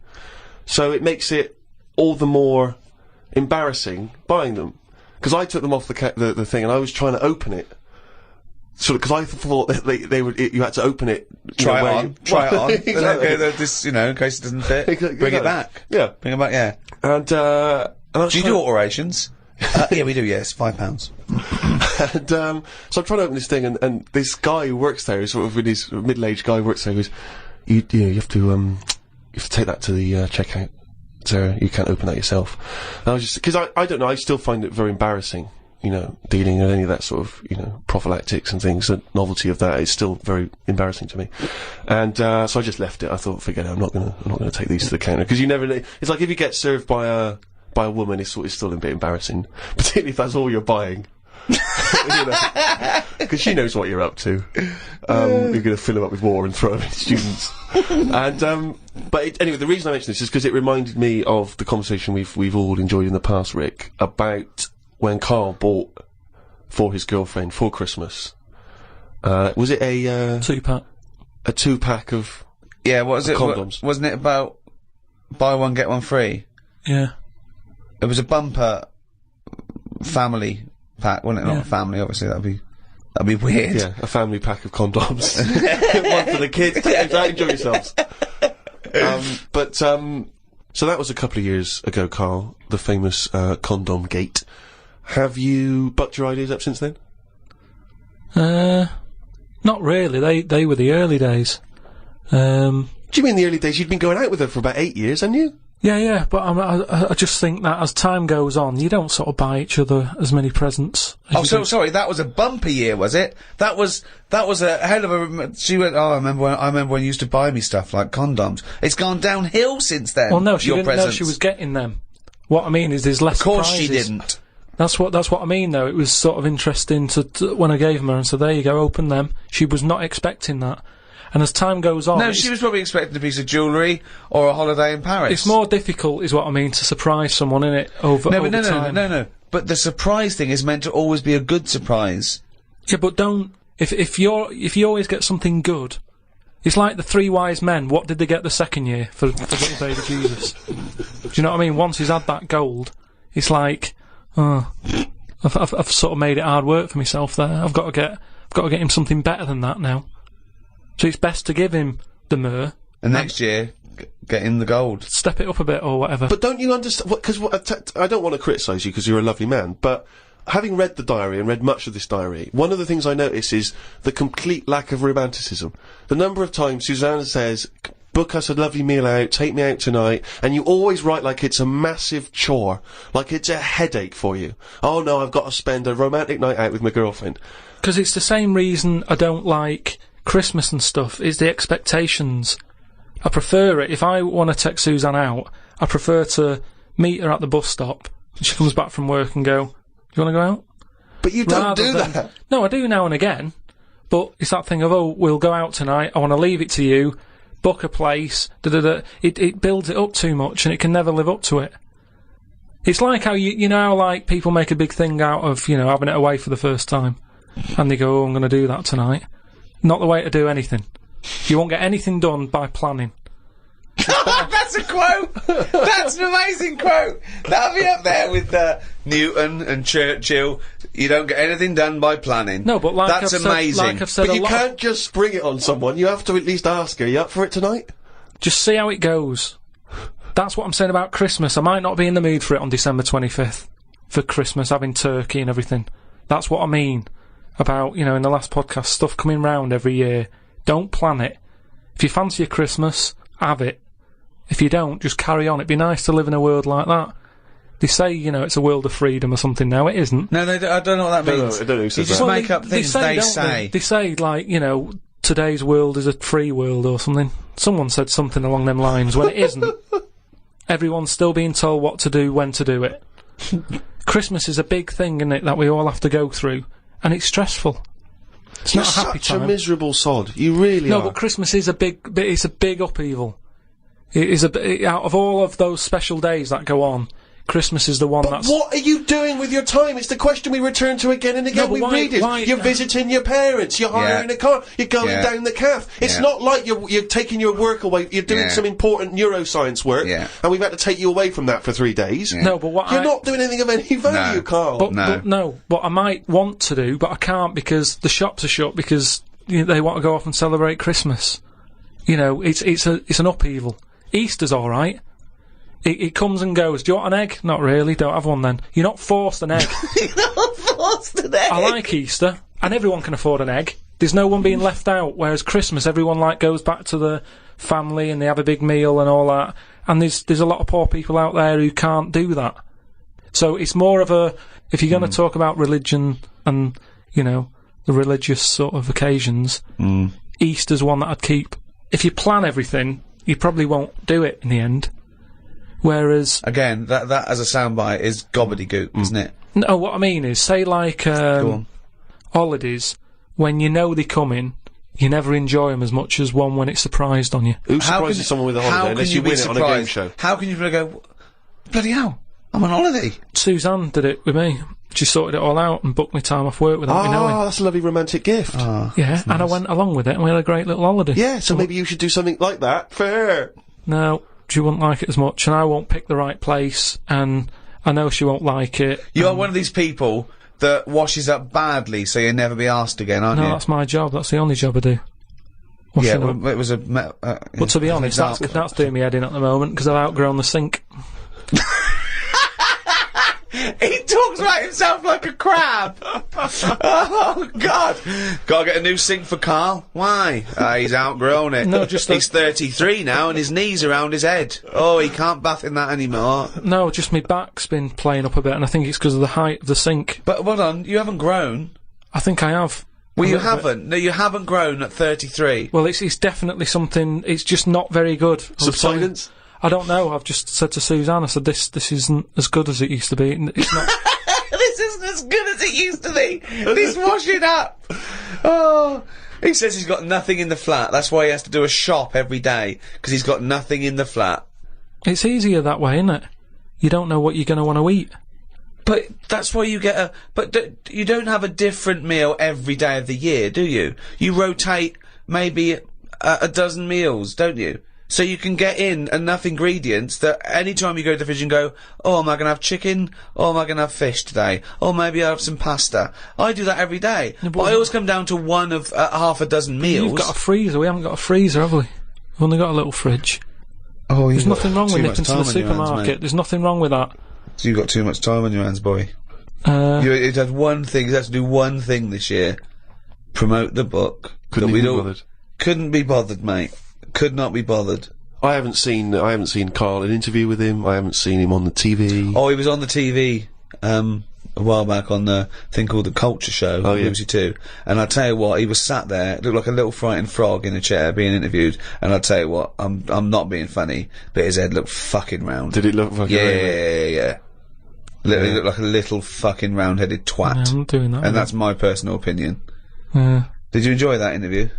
Not really. Why? Well, I met a guy, funny you should mention that, I met a guy when I was in France recently, and I met a guy, he wasn't a Frenchman, but he was over there, and he saw me, he was a bit drunk, and he came over and he went, Karl Pilkington's got a head like a fucking orange. and I high-fived him and we agreed. I thought, isn't that nice? You know, even when you're abroad, you can find someone who speaks sense.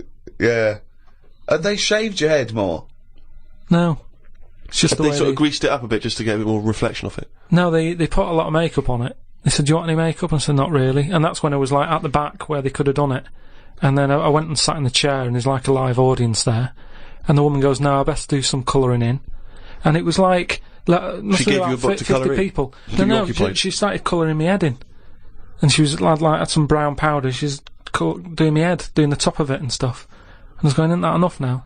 And everyone's looking and sort of laughing to themselves that I'm having my head coloured in. I'm sure she was doodling on the top. She took longer than anyone else who she was doing. I watched like other people who were on. Well, she's got more flesh to do. When you do usually powder someone, it stops at the forehead. You just have to go round to the fucking back. Yeah, but the camera wasn't at the back of my head. She just kept going. No, and but going. the shine for the cameras that would get in glare. people's eyes. They've got to be careful. Health and safety, the light will bounce off into the eyes of the audience, blind them. Yeah, well, I wasn't happy with that anyway. So I'm not doing it again. How do you cope with this newfound interest in you as a person? I've got an idea, Steve, by the way. You know, for me, I want Karl to be famous so it gets him hassle in the street. Yeah. That's what I'm hoping. Sure. When they see him in the street with his little fucking round-headed face like a fucking orange. Yeah. Right? I'm going to do a tour next year, okay, called Fame, okay? And everywhere I play, if I hopefully play to millions of people in, I might even go to America, but I'll make sure the theatres I play, or there's a picture of Karl on the seat, right, that they can put in their window. So next year, I want a picture of Karl Or what they're arsed with. Or whatever. But if you can make this yourself, put Karl everywhere. So, have you seen this bald-headed twat? Please make up the posters. Just send emails to friends. Absolutely. I want to see pictures, if you own a shop, but a big picture of him. If you just, even if you're, your own home, your own flat, get it everywhere. Have you seen this bald-headed twat? This is Karl Pilkington. He's got a head like a fucking orange. Get it everywhere. I want to see the world papered with Karl's round head. Happy New Year.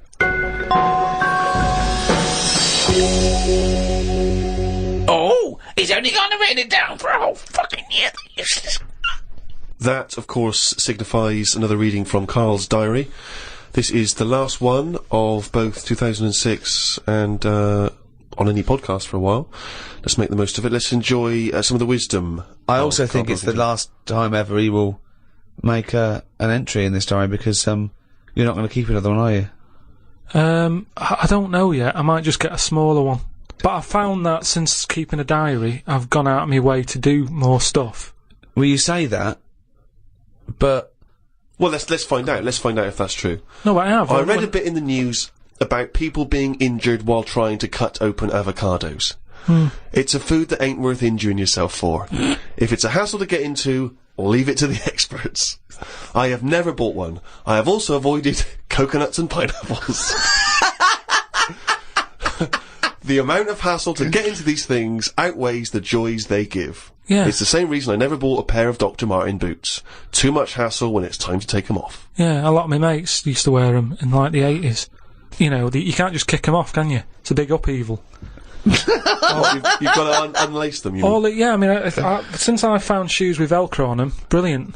Just the way, I don't understand why laces... Is it because you can't tie your laces? No, I can do it, but it's wasted time. You're so lazy. Wasted time. That gives him more time to sit around and look at insects, eating biscuits. How long does it take to take off a pair of boots? 14 it's ridiculous. seconds? He can't fit his days as it is. No, but I don't understand how some inventions sort of catch on and other things don't. But this is what I mean. He's got too much time on his hands. Sitting around at home thinking, why are we not using Velcro more? But there's one Velcro manufacturer going, yes! At last! He said what needed to be said. Why don't you get it sponsored? Because you could wear a Velcro toupee. Because that would be great if we could do that. If someone could invent a little hairpiece for Karl, Velcro's the little bit of fluff he's got on the top of his head, his shiny orange-like head. Pop a little Velcro toupee on. I would love that. I would love to get him wearing a wig. But why necessarily reduce it to a toupee? Why not some kind of carrying device? You know, he could carry goods and things around in there, sandwiches. Yeah, he doesn't look like carrying a bag. Well, what about that? A little thing you carried around, a little Velcro thing you carried a pot on your head for your sort of like keys and trinkets and money and that. Well, no, I've told you about that idea that's out there, but hasn't caught on as well. The tie. Right. The tie with loads of pockets and stuff in it. Yeah, but you got to wear a tie.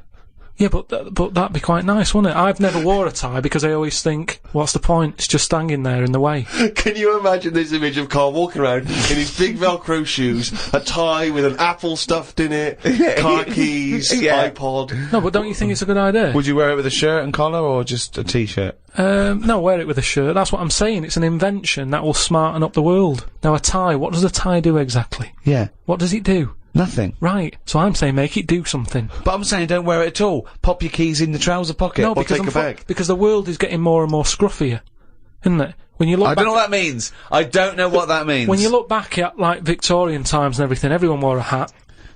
Right? They wore a tie, they wore a suit. And it was a nicer looking place to look at.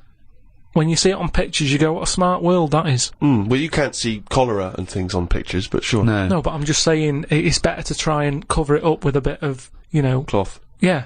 Yeah. The world looked nicer with more cloth. Whereas now everyone's rowing about scruffily. So what I'm saying is, if we make the tie more useful and give it a purpose, it might come back and the world will look tidier. But a tie, its purpose is to look smart, really. Well, originally it was because we didn't have buttons, so it kept the collar up at the front. That was the invention. It was a useful invention, the tie. Yeah, it was called a tie. It tied together, okay? Yeah. So then, when we had buttons, that we didn't really need the tie, but it was a symbol of smartness, like saying, I've made an effort, okay? But now... that would go away. So now, you wouldn't look smart with a tie. They go, oh look, it's like a bag round his head with his apples and oranges and his keys and his sticks he's making a nest out of. So it would be scruffy. It would make the tie scruffy, so it would defeat the object. So now when you're carrying stuff round, I mean, crawling on all fours because your shopping's so heavy round your neck, they'd go, look at that scruffy fucker on all fours. Oh look, but look at his lovely head of hair. It's Velcro! It's a hat! Yeah, well, that's the other problem, isn't it? I can't go back to a wig now. My theory about reading old news is right. It's less bad when you know it's old. It was a story about a weatherman who was fired yesterday for having a nude picture of himself on the internet. But that happened 2 days ago. He's probably got another job by now. So old news isn't as shocking. Well, old news isn't news though, is it? It's olds. What are you doing? Just reading the olds? No, but what I mean is, if someone... Stick the video on of last week's news, I just want to catch up on the olds. Yeah, but then it's still news. News is something that you don't know, isn't it? If someone tells you something... That's everything to you. That's information, Carl, not news. Yeah. But news is information. No, and the key with news is the word new. No, I don't think it is it? It's just information, but they tell you at 10 o'clock at night. It's like, what information's gone on? Bong. Here's some information. Yeah, that you didn't know before, because you couldn't have, because it only happened today. Bong. Yeah, but never mind that. I'll tell you in a couple of days. It doesn't matter as long as you get the same info. Bong. Yeah, we can't call it news, though, because it's misleading. We'd get done. It's called olds. Bong. Yeah, but listen to me theory. What I'm saying is that if someone in your family, you know, it's Christmas and that, I don't want to bring the tone down, but someone dies in your family. Now, say if you're away on holiday, and they don't call you because they don't want to ruin your holiday, and you come home, and they go, Uncle Frank's dead, and you go, oh, when did that happen? And they go, 2 weeks ago. Now, because everyone else has got over it, it's not as bad for you. Because part of bad news is the way everyone's walking around moping, going, oh, have you heard the news? Frank's dead. But because everyone's got over it, time is a healer. That's what I mean about old news. It's better than new news. But according to you, the only news that really matters is stuff that affects you. So it doesn't matter when you, there was an earthquake, when was it? Yesterday. Phew, that's alright then. Often the aftermath is worse than the actual event. 2, you only care about things that actually happen to you. So the doctor goes, you got a kidney stone. Oh, when did this happen? 2 weeks ago. Oh, that's alright then. Doesn't make sense. No, but the world is... You're not upset about dead Uncle Frank just because other people are upset. You'd be upset personally. It wouldn't make any difference when they told you. Yeah, but it is everyone else's emotions that make it worse, I think. Knocking around people who are miserable. What about warnings? What about when they do things like smog warnings, or, you know, there may be a... I don't like it on the news when they sort of say, news just in. I think, oh, what's this? You think, oh, what's going on? But it might be useful to know it. It might be important information. No, it just makes you panic. What? Yeah, but sometimes knowing stuff keeps you alive. Yeah, I don't know if I like it. It's sirens, you see, I don't like sirens, do I? I've said to you, I think it's a scary noise. Well, it's meant to be, so you get out of the way. No, it's not meant to be. It's a sign to get out of the way. I'd prefer it if it... Like I said... Hiya! Could you just move out of the way it can be anything, as long as we know... It can be a chicken noise, but as long as you know that's chicken not gonna noise... freak people out. No, but it sort of make you smile, but you go, oh, best get out of the way. You're cycling along and you hear what sounds like a giant chicken behind you. And you smile, because you know that even though someone is burning to death, there's something clucking in my way. Do-do-do-do, whack! Do-do-do-do, whack! Oh, that's probably a guy having a heart attack. Going to my mum and dad's today. I'll cut to the chase, Rick. They basically, we got about 4 pages while they drive to his mum and dad's. Oh, but Jesus I'll skip Christ. past that, because it takes fucking forever. Got there with mum and dad, his mum made him some dinner.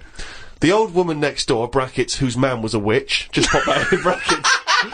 Just pop that in brackets. I think we've discussed that before, actually, the old woman whose mum was a witch. Whose man was a witch? Yeah. Oh! The old woman next door has been worrying because she keeps seeing adverts on the telly about changing to digital TV.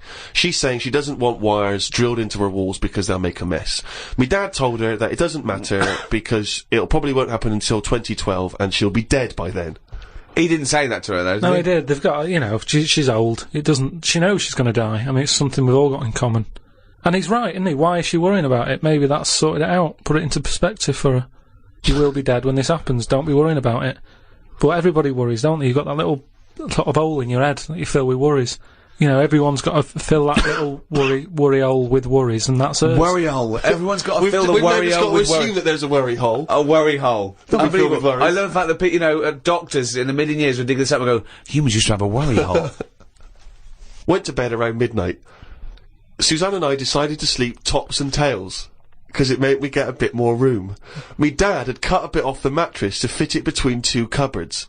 It's amazing how much of a difference it makes just sawing off a bit of the mattress. You sort of roll to the edge, but the weight of the blankets keeps you in. This is like something from a Roald Dahl book. No, it's just, you know, you think anything, you can sort of trim anything, can't you, and it normally works. But with a mattress, I mean, he only took off, I don't know how long that is, but he's sawn off about that much on the mattress and then has stapled it back together again. Amazing. And it just makes so much difference. Of course it does, because a mattress is a very carefully designed object. Yeah, you wouldn't think so, though, would you? Well, you just would think if you had a it's full of fucking brain in sponge. your nut. No. Someone took his brain out of his worry hole?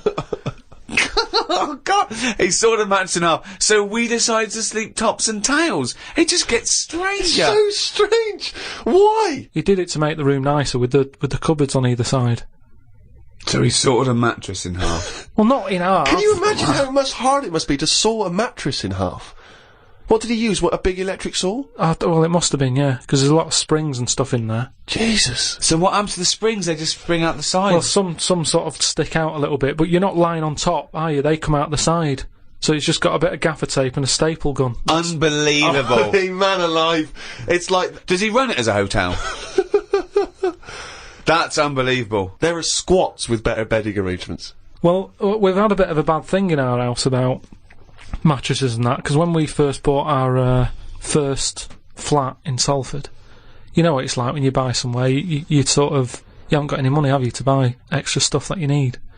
So, we'd bought a bed, right, but there's that rip-off thing with beds, where you buy a bed, but a mattress doesn't come with it, which I've never understood that. Because it's not a bed, is it? Without that mattress, it's not a bed. It's a car without an engine. You wouldn't go, there you go. Well, that seems cheap. There's no engine in it. So we bought this, like, you know, flat and what have you. And we bought the bed. And then, we haven't got a mattress. So my dad got one from Uncle Alf. No, well, from that Uncle Alf fella, because he had one in his van that he used to use now and again if he was, like, travelling round. He'd just keep in the back on this mattress. Amazing. A bloke who drove around in a van with a mattress in the back. So How Uncle terrifying. Alf, right? Well, tell me about Uncle Alf. Well, you know about him, he's the one who slept in a dinghy. He's the one who... Because his mattress was in his car. Yeah, why didn't he go, oh, well, Alf, where's the bed? Left it in the car again. Oh, blow up the dinghy. Blow up the dinghy. I'm not going to go out and get it. Not at this time of night. So anyway, my dad got me his mattress, and it just stunk of diesel. And Suzanne was like, "Oh, I'm not happy with this," and I think she realised sort of what sort of family She got it was herself from and into. stuff. Wow, she landed on her feet when she got you. So didn't she? now she's always a bit touchy about, you know, mattresses and things. Unbelievable. Uncle Alf, of course, sadly passed away when he couldn't escape from his sinking ship. The fire engines were too late. No one got out of the way because they were laughing so much. The mad woman next door saw me and said, "Hello, Clive. You live in a nursery rhyme. The old man down the road, the old woman next door whose mum's a witch, Uncle Alf who lives in a dinghy." This is not a real place. It's like fucking Narnia. It's a children's TV programme. Unbelievable. Oh, God. Oh, just all of them there on this broken mattress trying to find the golden ticket. Oh, God. Oh, God. The old fella down the road talked to my dad a bit. He kept bees in the back garden. Oh, for fuck's sake. Here comes the bee man.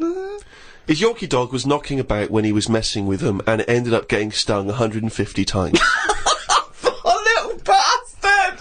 What is he doing? It's not dead, but it cost a lot to get all the stings out. I don't know why people keep dangerous pets and insects. The amount of gear he had to wear to play with them is barmy. I don't think he's playing with the bees. He's not playing with them, is he? Well, what is he doing then? Well, I don't know, but I think he should get the dog the same protection. Yeah, but that's just it, isn't it? It's like, you can't mix your pets. If you've got a snake, you don't have a mouse. Do you know what I mean? They don't get on. And it's the same with them. Don't have bees. I can't imagine one bit of enjoyment. The only thing he does is the honey. And it's like, well, how much is that to buy? It's not worth messing about wearing a big white suit just to get some honey. There's a shop down the road. Bees are kept for a very good reason, aren't they? What? For honey. Yeah, no, but like I say, you can buy honey for next to nothing. Where do you think... What do you mean? But where does the honey come from that you buy? Yeah, from some proper bee farm. Let them do it. All he's doing, he's not making loads of pots of honey. He's looking after himself. And the thing with honey is, it doesn't go off either. No, it doesn't, no. So get 10 bees, get the honey made, kick them out. but you eat the honey, that's the point. Yeah, I know, but It doesn't. You can't eat it and then it's still there in the jar. It's not magical. Maybe in your world, No. Uncle Fred had that never-ending jar of honey. But how much honey do you eat? What I'm saying is, it's one of them things in it that you buy, and you can move into a new house, buy some honey, and when you leave that house, that honey's still in the cupboard. You don't eat that much of it. So get 10 bees, get your honey's worth. 10 bees! Imagine keeping 10 bees! Well, just get them to do the graft. If you got loads of bees, they're not all pulling the weight, are they? Because they'll go, well, I'm not doing any, because I'll leave it to the others. Whereas if you've got 10 bees, you know that none of them are pulling the weight if there's no honey. That's what I'm saying. No, it's not a workhouse. Bees don't knock around saying, I got a bad back. Anyway, back to this reading from the Twits. The news covered a story about a fish that knocked about 400 million years ago. It was 33 feet long and had a jaw strong enough to eat a shark in one go.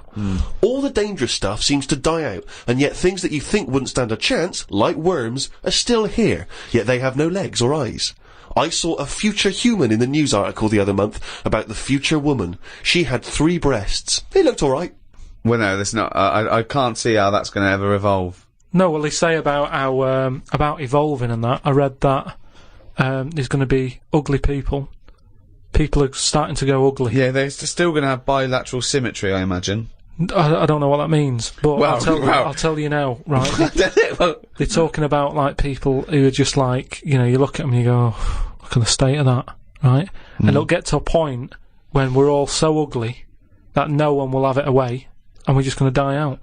Well, that's not true either. That's not true either. That is the biggest worry. Well, no, so... That's the world's biggest So worry, as we Rick. evolve and we change, our mindset doesn't change. We're still going, I wish we looked like they did 1,000,000 years ago. I don't fancy anything.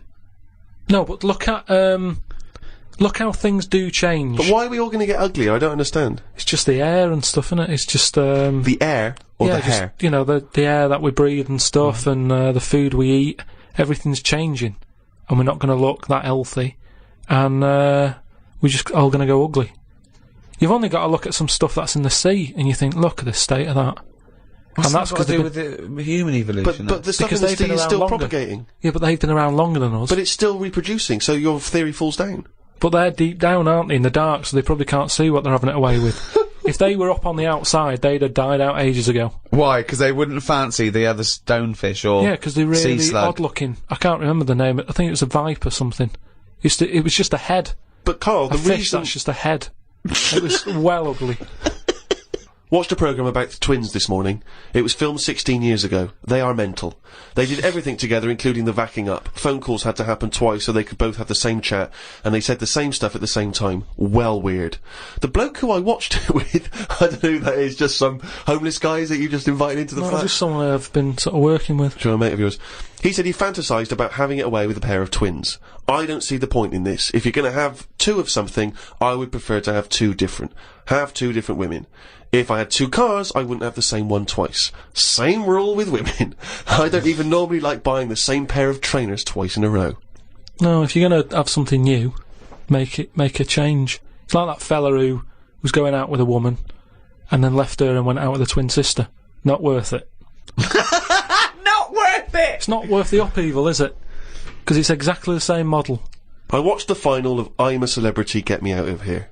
It was between singer Jason Donovan, singer Mylene Klass, and singer Matt out of a boy band. I had my money on Donovan, but Matt won it. I think it was because of his last task. He ate a fisheye, some grubs, a big fat insect that they have on every year, a crocodile knob, and a kangaroo anus. I feel like we've come there, Rick, to where we entered. It was this time last year when we first started the podcast that we were talking about I'm a Celebrity, Get Me Out of Here, and you coined the famous phrase, I could eat a knob at night.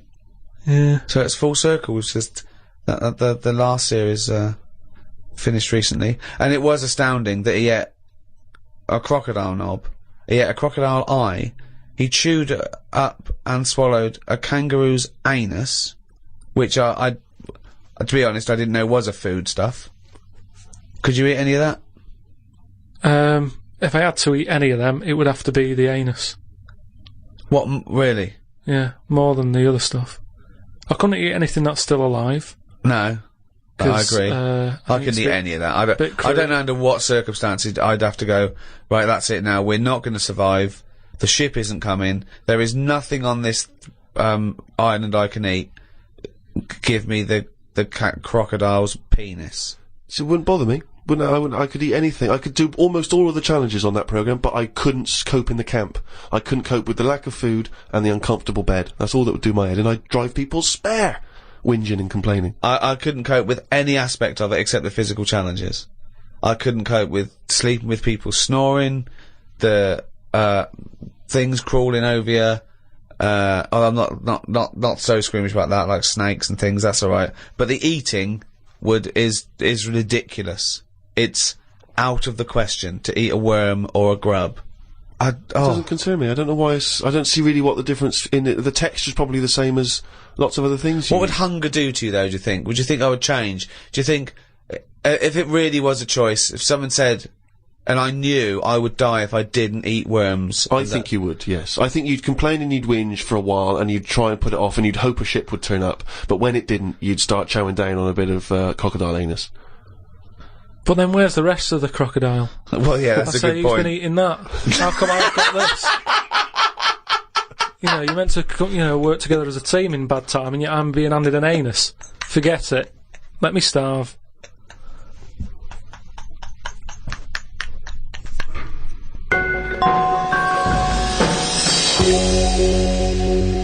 Well, thanks for listening. That was the Christmas podcast. We should say the winner of the last competition we did. They can win the podcast book and Flanimals and the extras book that's out, still available, all available, and the CD. The three CD set of the best of the podcast. Yeah, is that right? Series 1. Brand new hour. If you haven't got that, get out. Well, maybe you've got some record tokens. Yeah, if you've got record tokens or book tokens, those are the perfect things to spend them on. Or £50 from your auntie. Exactly. Let's go and buy one of those. And the winner was Stephanie Prow from the Wirral. Well done, Steph. Well done. Well, thank you to Positive Internet, the guys that host this podcast. That's the end. That's the end of the Christmas podcast and the end of this team for a little while. Yeah. It's been great. So it's goodbye from me, Ricky Gervais. Goodbye from Stephen Merchant. Goodbye and Happy New Year. And goodbye from Karl Pilkington. Alright. Alright. That was alright, wasn't it? Yeah, it's good. It's alright. What are you doing now? You got time for a coffee or something? I can't, no, I'm going to the, the orphanage for, terminally ill kids. Oh, yeah. I'm going down there, I'll go down there every Christmas and sort of, like, do you? entertain them. Oh, well, I bet that's lovely for them. Yeah, no, I've, actually written a song I'm gonna perform. They see The Office and see that I sing in that. You've written a song for them? Yeah. Well, could we hear a bit? I mean, what? I don't want to put you on the spot, but you've got the guitar there, isn't it? Yeah, hold on. I wrote this for a kid. He's a brave little guy. He's only about 10, but, it's heartbreaking. Don't cry, it's Christmas, Santa's coming soon. Though you ain't got a mommy or daddy, Santa still loves you. And he's riding on his reindeer to trample down the gloom. So don't cry, it's Christmas, Santa's coming soon. Don't cry, it's Christmas, Santa's feeling kind. Though you know you'll never see him, he's not just in your mind. And it's not that he's invisible, it's because you're going blind. So don't cry, it's Christmas, Santa's feeling kind.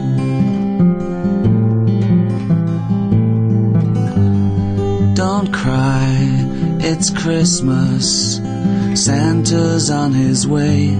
Though he's got a billion children and he's only got one day, you've got slightly less than that. If I were you, I'd pray. But don't cry, it's Christmas and it sounds a little gay. Oh, isn't that be quite moving for everyone? Yeah, I would ask you now to not play that song. Oh no, too late now, they expect me. But I'm not sure it's going to be as well received as you perhaps hope. I think that's better than any gift, and I don't really want to give gifts because they're expensive. Sure.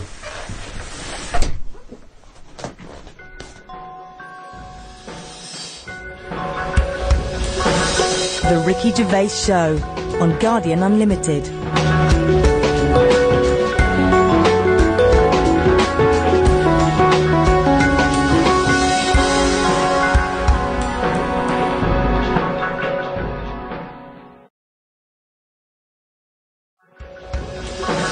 The Ricky Gervais Show on Guardian Unlimited.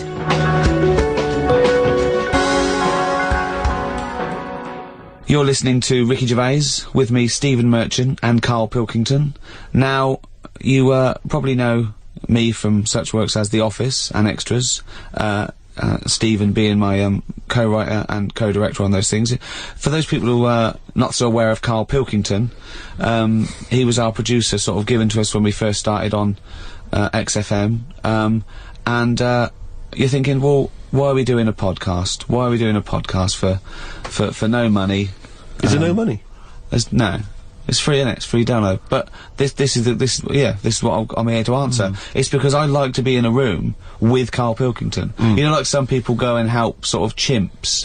Do they? Yeah. Well, they go to the jungles and things. And help out little sort of endangered Diane species. Fossey or whatever. Exactly. You're very much the Diane Fossey of the Manchester scene. Of the little bald mank world. And Karl Pilkington is an ongoing experiment for me, because I've seen him blossom from an idiot into an imbecile. And I want to see it through. Look at the way he's looking at us through the glass. Look at that. He's got a perfectly round head. And that's why I'm doing this podcast, or bodcast, as I'm going to call it in his honour. Little round-headed bod-type freak. If you're not familiar with Bod, we can maybe put up a picture of Bod, the popular cartoon kids character. Go to rickygervais.com and you will see a picture of Karl and a picture of Bod. And you draw your own conclusions as to the likeness. Karl, what do you think about all this?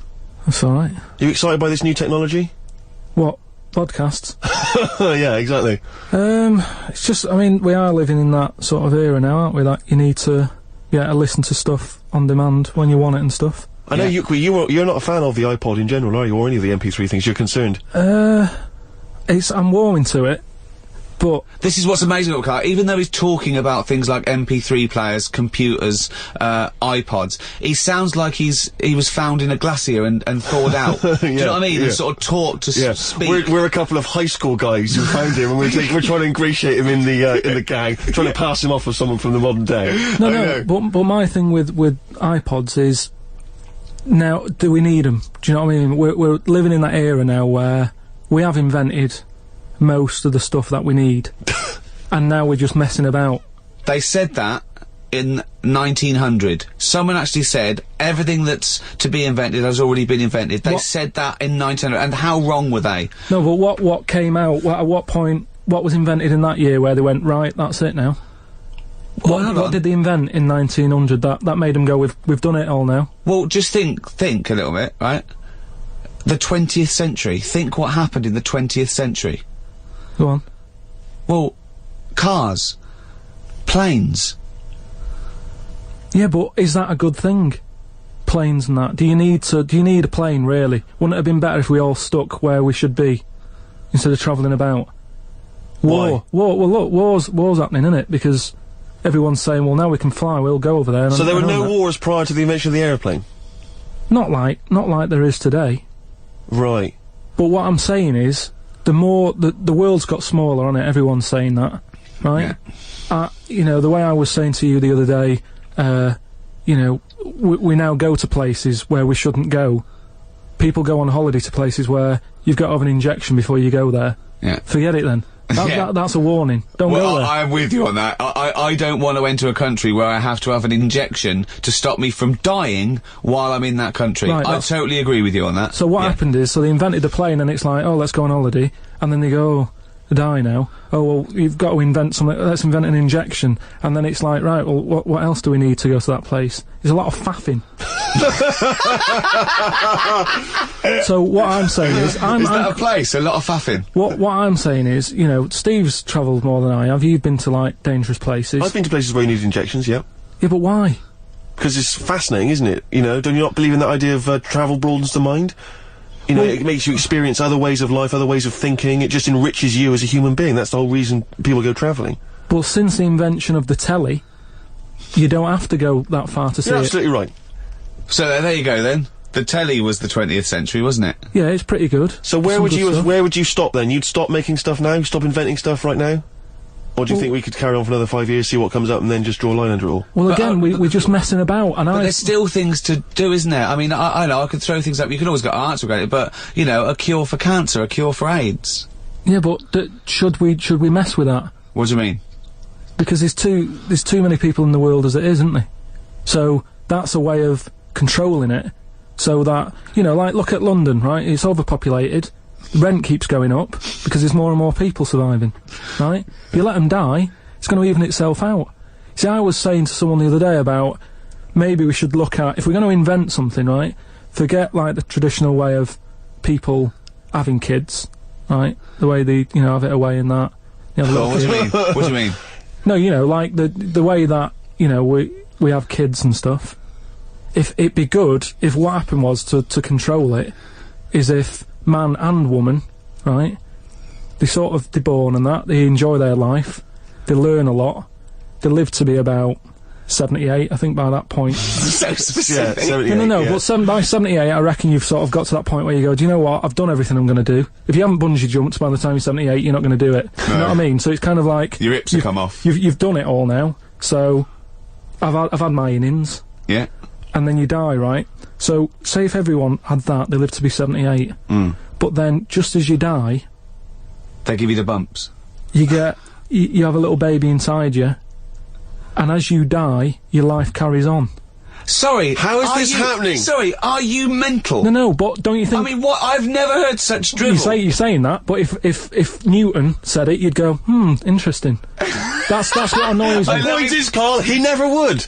No, He'd never say it, that's the point. If you never say it, I don't understand what you're talking about there. What, how was it? How is there a little baby in a 78-year-old? No, what I'm saying is it's like an apple, where the apple grows, and it's got its little baby pips in it, and the apple goes, and the seeds are planted, and a new one's born. But that's what happens. But that is what reproduction is. Yeah, but I'm saying babies aren't being born left, right and centre. It's controlled, so that as someone dies, someone's born. But Carl, stop. Whose responsibility is Look, this? if you don't want to do it, we won't do it. But I'm is it just supposed to be nature? Has nature got to develop humans so that we act that way? We live that way, or is this a scientific experiment? He said to you then, he said, look, if you don't want to do it, we don't need to do it. Like, if you were up for it, we'll sort it out. We can do that. We'll have a whip round, so we can do the research. I just think, at the end of the day, we've got to do something. And is anyone keeping an eye on this and looking at what we can do next to control the population thing? It does my head in that I've got to live in London for work and what have you, and there's loads of people here, and, you know, forget going out on a Saturday night, it's too busy. And you can't move, and they keep... I mean, what annoys me about London So is... your solution is that 78-year-old women have little babies inside them, and as they slip away into death, the little babies... And how is that baby then raised? Who looks after the baby? Because it's a pretty good system, having a baby while you're young enough to look after that baby and make sure it lives to, you know, reproductive age itself. I mean, that system's been working for years. Nature's sort of sorted it out. Natural selection and evolution sort of makes that a good model. But wait a minute, nature. Pop that on hold, because Karl Pilkington's got an idea. Yeah. That's what it was, just an idea. Yeah, well, it was nonsense. But thank you for it. The worst I mean, it was the ramblings of someone you'd find by themselves in a hospital eating flies. Yeah. This is the sort of thing you find when, if they find, maybe a pamphlet or a booklet written by a psychopath. You know, someone, just before they went on a rampage and then turned the gun on themselves, they go through their possessions and they find a book and it's got weird drawings, women with knives in their face, and this kind of garbage. In fact, I saw a similar sort of theory written out on a wall, but it was written in shit. Exactly. Yeah. No, all I'm saying is, I think it's, you know, when people die normally, everyone's fed up about it, aren't they, and a bit down. But if when you pass away, you go, oh, we're gonna miss Gladys or whatever, but then there's this new life brought in, it's almost like a bad news, good news. But you're talking about it like someone could pick this idea up and run with it. Like you've given them enough information to do it. How is this possible? Where does she get the baby from? Why does it grow? Why grow it in Gladys's belly? Why not have it in a drawer? But what I'm saying ready to go, just add water. I mean... Who looks after son of Gladys? There is no theory here. There's no... It's the ramblings of a madman. What I'm saying is, though, the body's always changing, innit? From caveman to now, or whatever. In some cases. And they're always finding out more and more. Like I read the other day about how they're saying, do you know, like they say, people have 6 senses. Yeah. There's loads more than that. Right, and there's this one. I say, show me that you've got one. No, right, and there's this one that's knocking about. Go on. That what it is. Say if I'm in a pub, right, and I'm just doing a crossword or whatever. Unlikely, but go on. And there's some woman who's walked in, right, and she's staring at me. Yeah. I know she's looking at me, and I look up and I look round, she's looking at me. Right. And they're saying that's a new sense that they found out from, like, you know, doing tests and what have you. Yeah, it's rubbish. And they're saying that's been around since like man and dinosaur was knocking about. But it could be you know, peripheral vision. It could be a footstep stopped, and usually when someone's footsteps stop, they've stopped. No, they've explained I think it's safe to assume that, you know, that with your perfectly round head, people are always stopping and looking. No, but they explained it. You just know that there's probably going to be someone there if you look right. They said it's from the time when, like, caveman was, like, wandering about, and he'd go, hang on a minute, and he'd look round, there's a dinosaur there, or whatever, and he'd leg it. This is nonsense. I hate it when people use the term when caveman was wandering round. Caveman and dinosaurs, oh, they used to live together, yeah. Oh, that's the same era. Yeah. What have you been watching? Raquel Welch? What do you mean? Well, what do you mean caveman wandering, knocking around with a dinosaur? You know the Flintstones is only partly based on fact. Dinosaurs and man did not coexist. The dinosaurs had long gone before man arrived. Extinct. Kaput. You don't believe us? What, you don't believe because you've seen... Because you saw that film where they took pictures of lizards and magnified them and put them next to men in films so they looked like they were fighting. Yeah. No, but why couldn't that have happened? What is the film with Raquel Welch? A Million Years BC. A Million Years BC or something. A Million Years BC. Brilliant. Yeah. Yeah. No, but... She had a sort of woolly mammoth bikini. Fact. But why wasn't the dinosaurs back then just like how we have dogs now, in a way? He's watching the Flintstones. He's watching the Flintstones. He's thinking of the Flintstones. Yeah, That's what he's when thinking. he puts out the saber-toothed tiger. Yeah, and then yeah. Dido And he mixes his concrete in a pelican. Yeah. Yeah. I just think that there must have been a crossover point.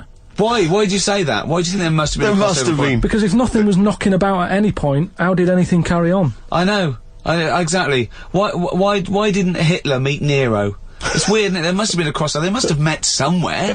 They must have met at a party somewhere. They mixed in similar circles. Yeah. Well, I mean, are you telling me that Ken Dodd has never met Genghis Khan? They must have bumped into. I can't believe it. Yeah, forget it. Oh. You're listening to Ricky Gervais with Stephen Merchant and Karl Pilkington. Coming up after the ads, Monkey News. What ads? No ads, no? No, we're not. There's nothing here. There's no records. We just got to keep on talking. Okay. Which is not. We could do our own ads. Okay. Bring tea for the Tillerman, steak for the sun. Out now to own on DVD, Ricky Gervais's and Steve Merchant's award-winning extras. With Ross Kemp. Oh, zippy. With Les Dennis. Put your arse away, Les. I don't really know. And Kate Winslet. Oh, this nun outfit makes me talk dirty. Out now on DVD. Extras. Did you like Flannemans?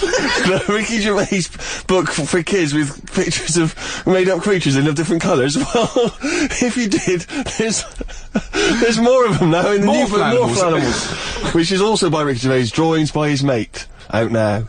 The Ricky Gervais Show on Guardian Unlimited. You're listening to Ricky Gervais with Steve Merchant and Karl Pilkington. Well, now time for one of our regular features. Monkey News. Do the jingle. Oh, chimpanzee that Monkey News. Right, what we're doing here is just giving you a bit of monkey news that's gone on, right? Where a monkey's been involved in it. Good little story in that. Yeah. Are you familiar with the one that went into space? The first sort of thing they ever sent up there before man did it and all that. You see, this is what annoys me with it really. Armstrong gets all the glory, but do you know who went up there before him? A monkey. Yeah. Yeah. Dog went up first. But what was the monkey called? Oh, I don't know. No, sure, okay. So it's not the most informed news bulletin. The dog was called Laika. Was it? Yeah, they couldn't get it back there. They sent it up there, did a few tests and stuff, and they couldn't get it back. They weren't prepared to bring the capsule back yet. Brilliant. We could all do that. So is that a good mission? Well, I just think it was seeing what if the mission itself killed it, but they didn't have the technology, because of course it couldn't fly the capsule back, which it has to be manned to bring right, it. well this was the next one up then, right? So the dog must have gone first, and then they went, right, we made an error there, right? Get the monkey in, and what happened is they taught it what buttons to hit at the time that it needed to hit them, and the way they did this was like give it bananas. It was like hit the red button, and it hit the red button, they'd give it a banana. Right. And they go, right, reverse is the green one, hit the green one. And then they do that and go, there's a banana. And then they go, right, hit reverse, and it go, pff, and get a banana. Hit the red, so it was taking commands on, like, headphones. Right, but how were they Is giving it that the how you banana? learn to do radio? How were they giving it the banana? What do you mean? No, Well- this is before it went. You wouldn't just go and put a monkey in it and go, there you go, get on with it. They'd sort of put him in one of them capsules that you get, Yeah. and they were on headphones. I don't believe this happened. Well, I'm telling you the story now. So the monkey I sat... don't think they trained it to do anything. I think they sent it up there and he put electrodes coming out of it to see No, what. It wasn't any of that. They did a thing like they do, No. like they can with animals. If you give something, like a treat, you can teach it how to do it. It's just like a dog, isn't it? When It's you called Pavlovian conditioning. However, that was to see if it would salivate or go over to Yeah, a well, particular corner, yeah. not if it could control a spacecraft. next one up.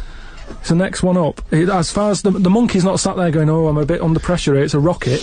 All that's knowing is, I'm getting a banana if I hit that button. That's all the monkey's thinking about. They wouldn't put billions of whatever. space But dollars. how can they be sure that it's going to press the button at the right moment? Because it's got headphones on. They're telling it. It's not like just, you have now. it's not like willy-nilly. It's not just like pop it in there and Willy-nilly, see... who's see- that? But what's to stop it from just hitting it any old time? Because it's a monkey and it's Because not a human. Because he's trained now.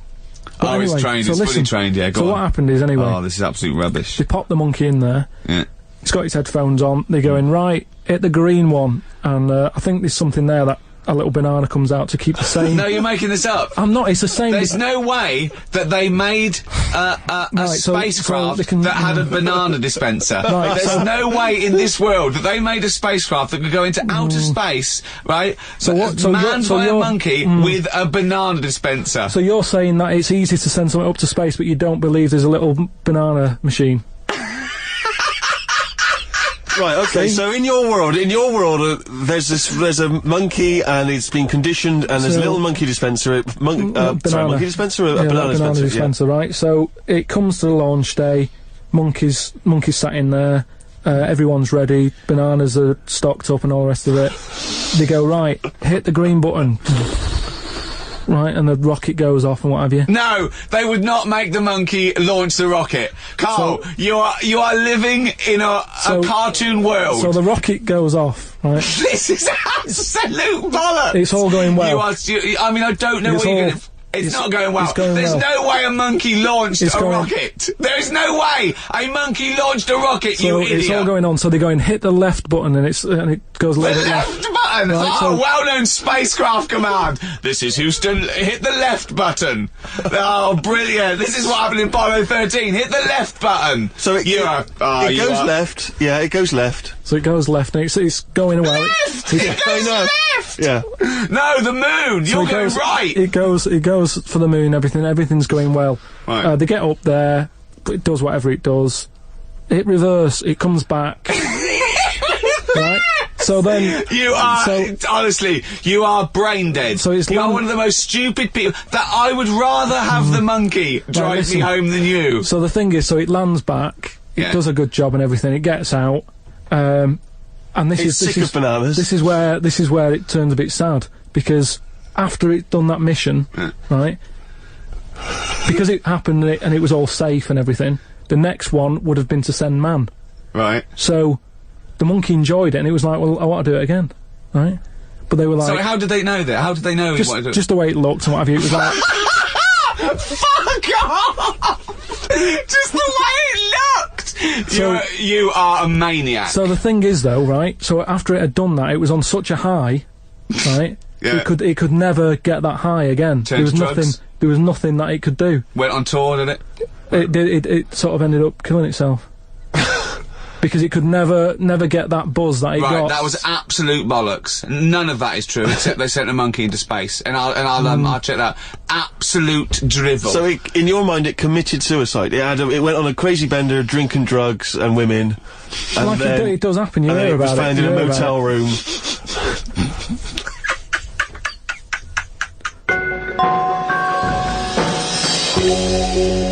Right, do you know, like, you don't believe in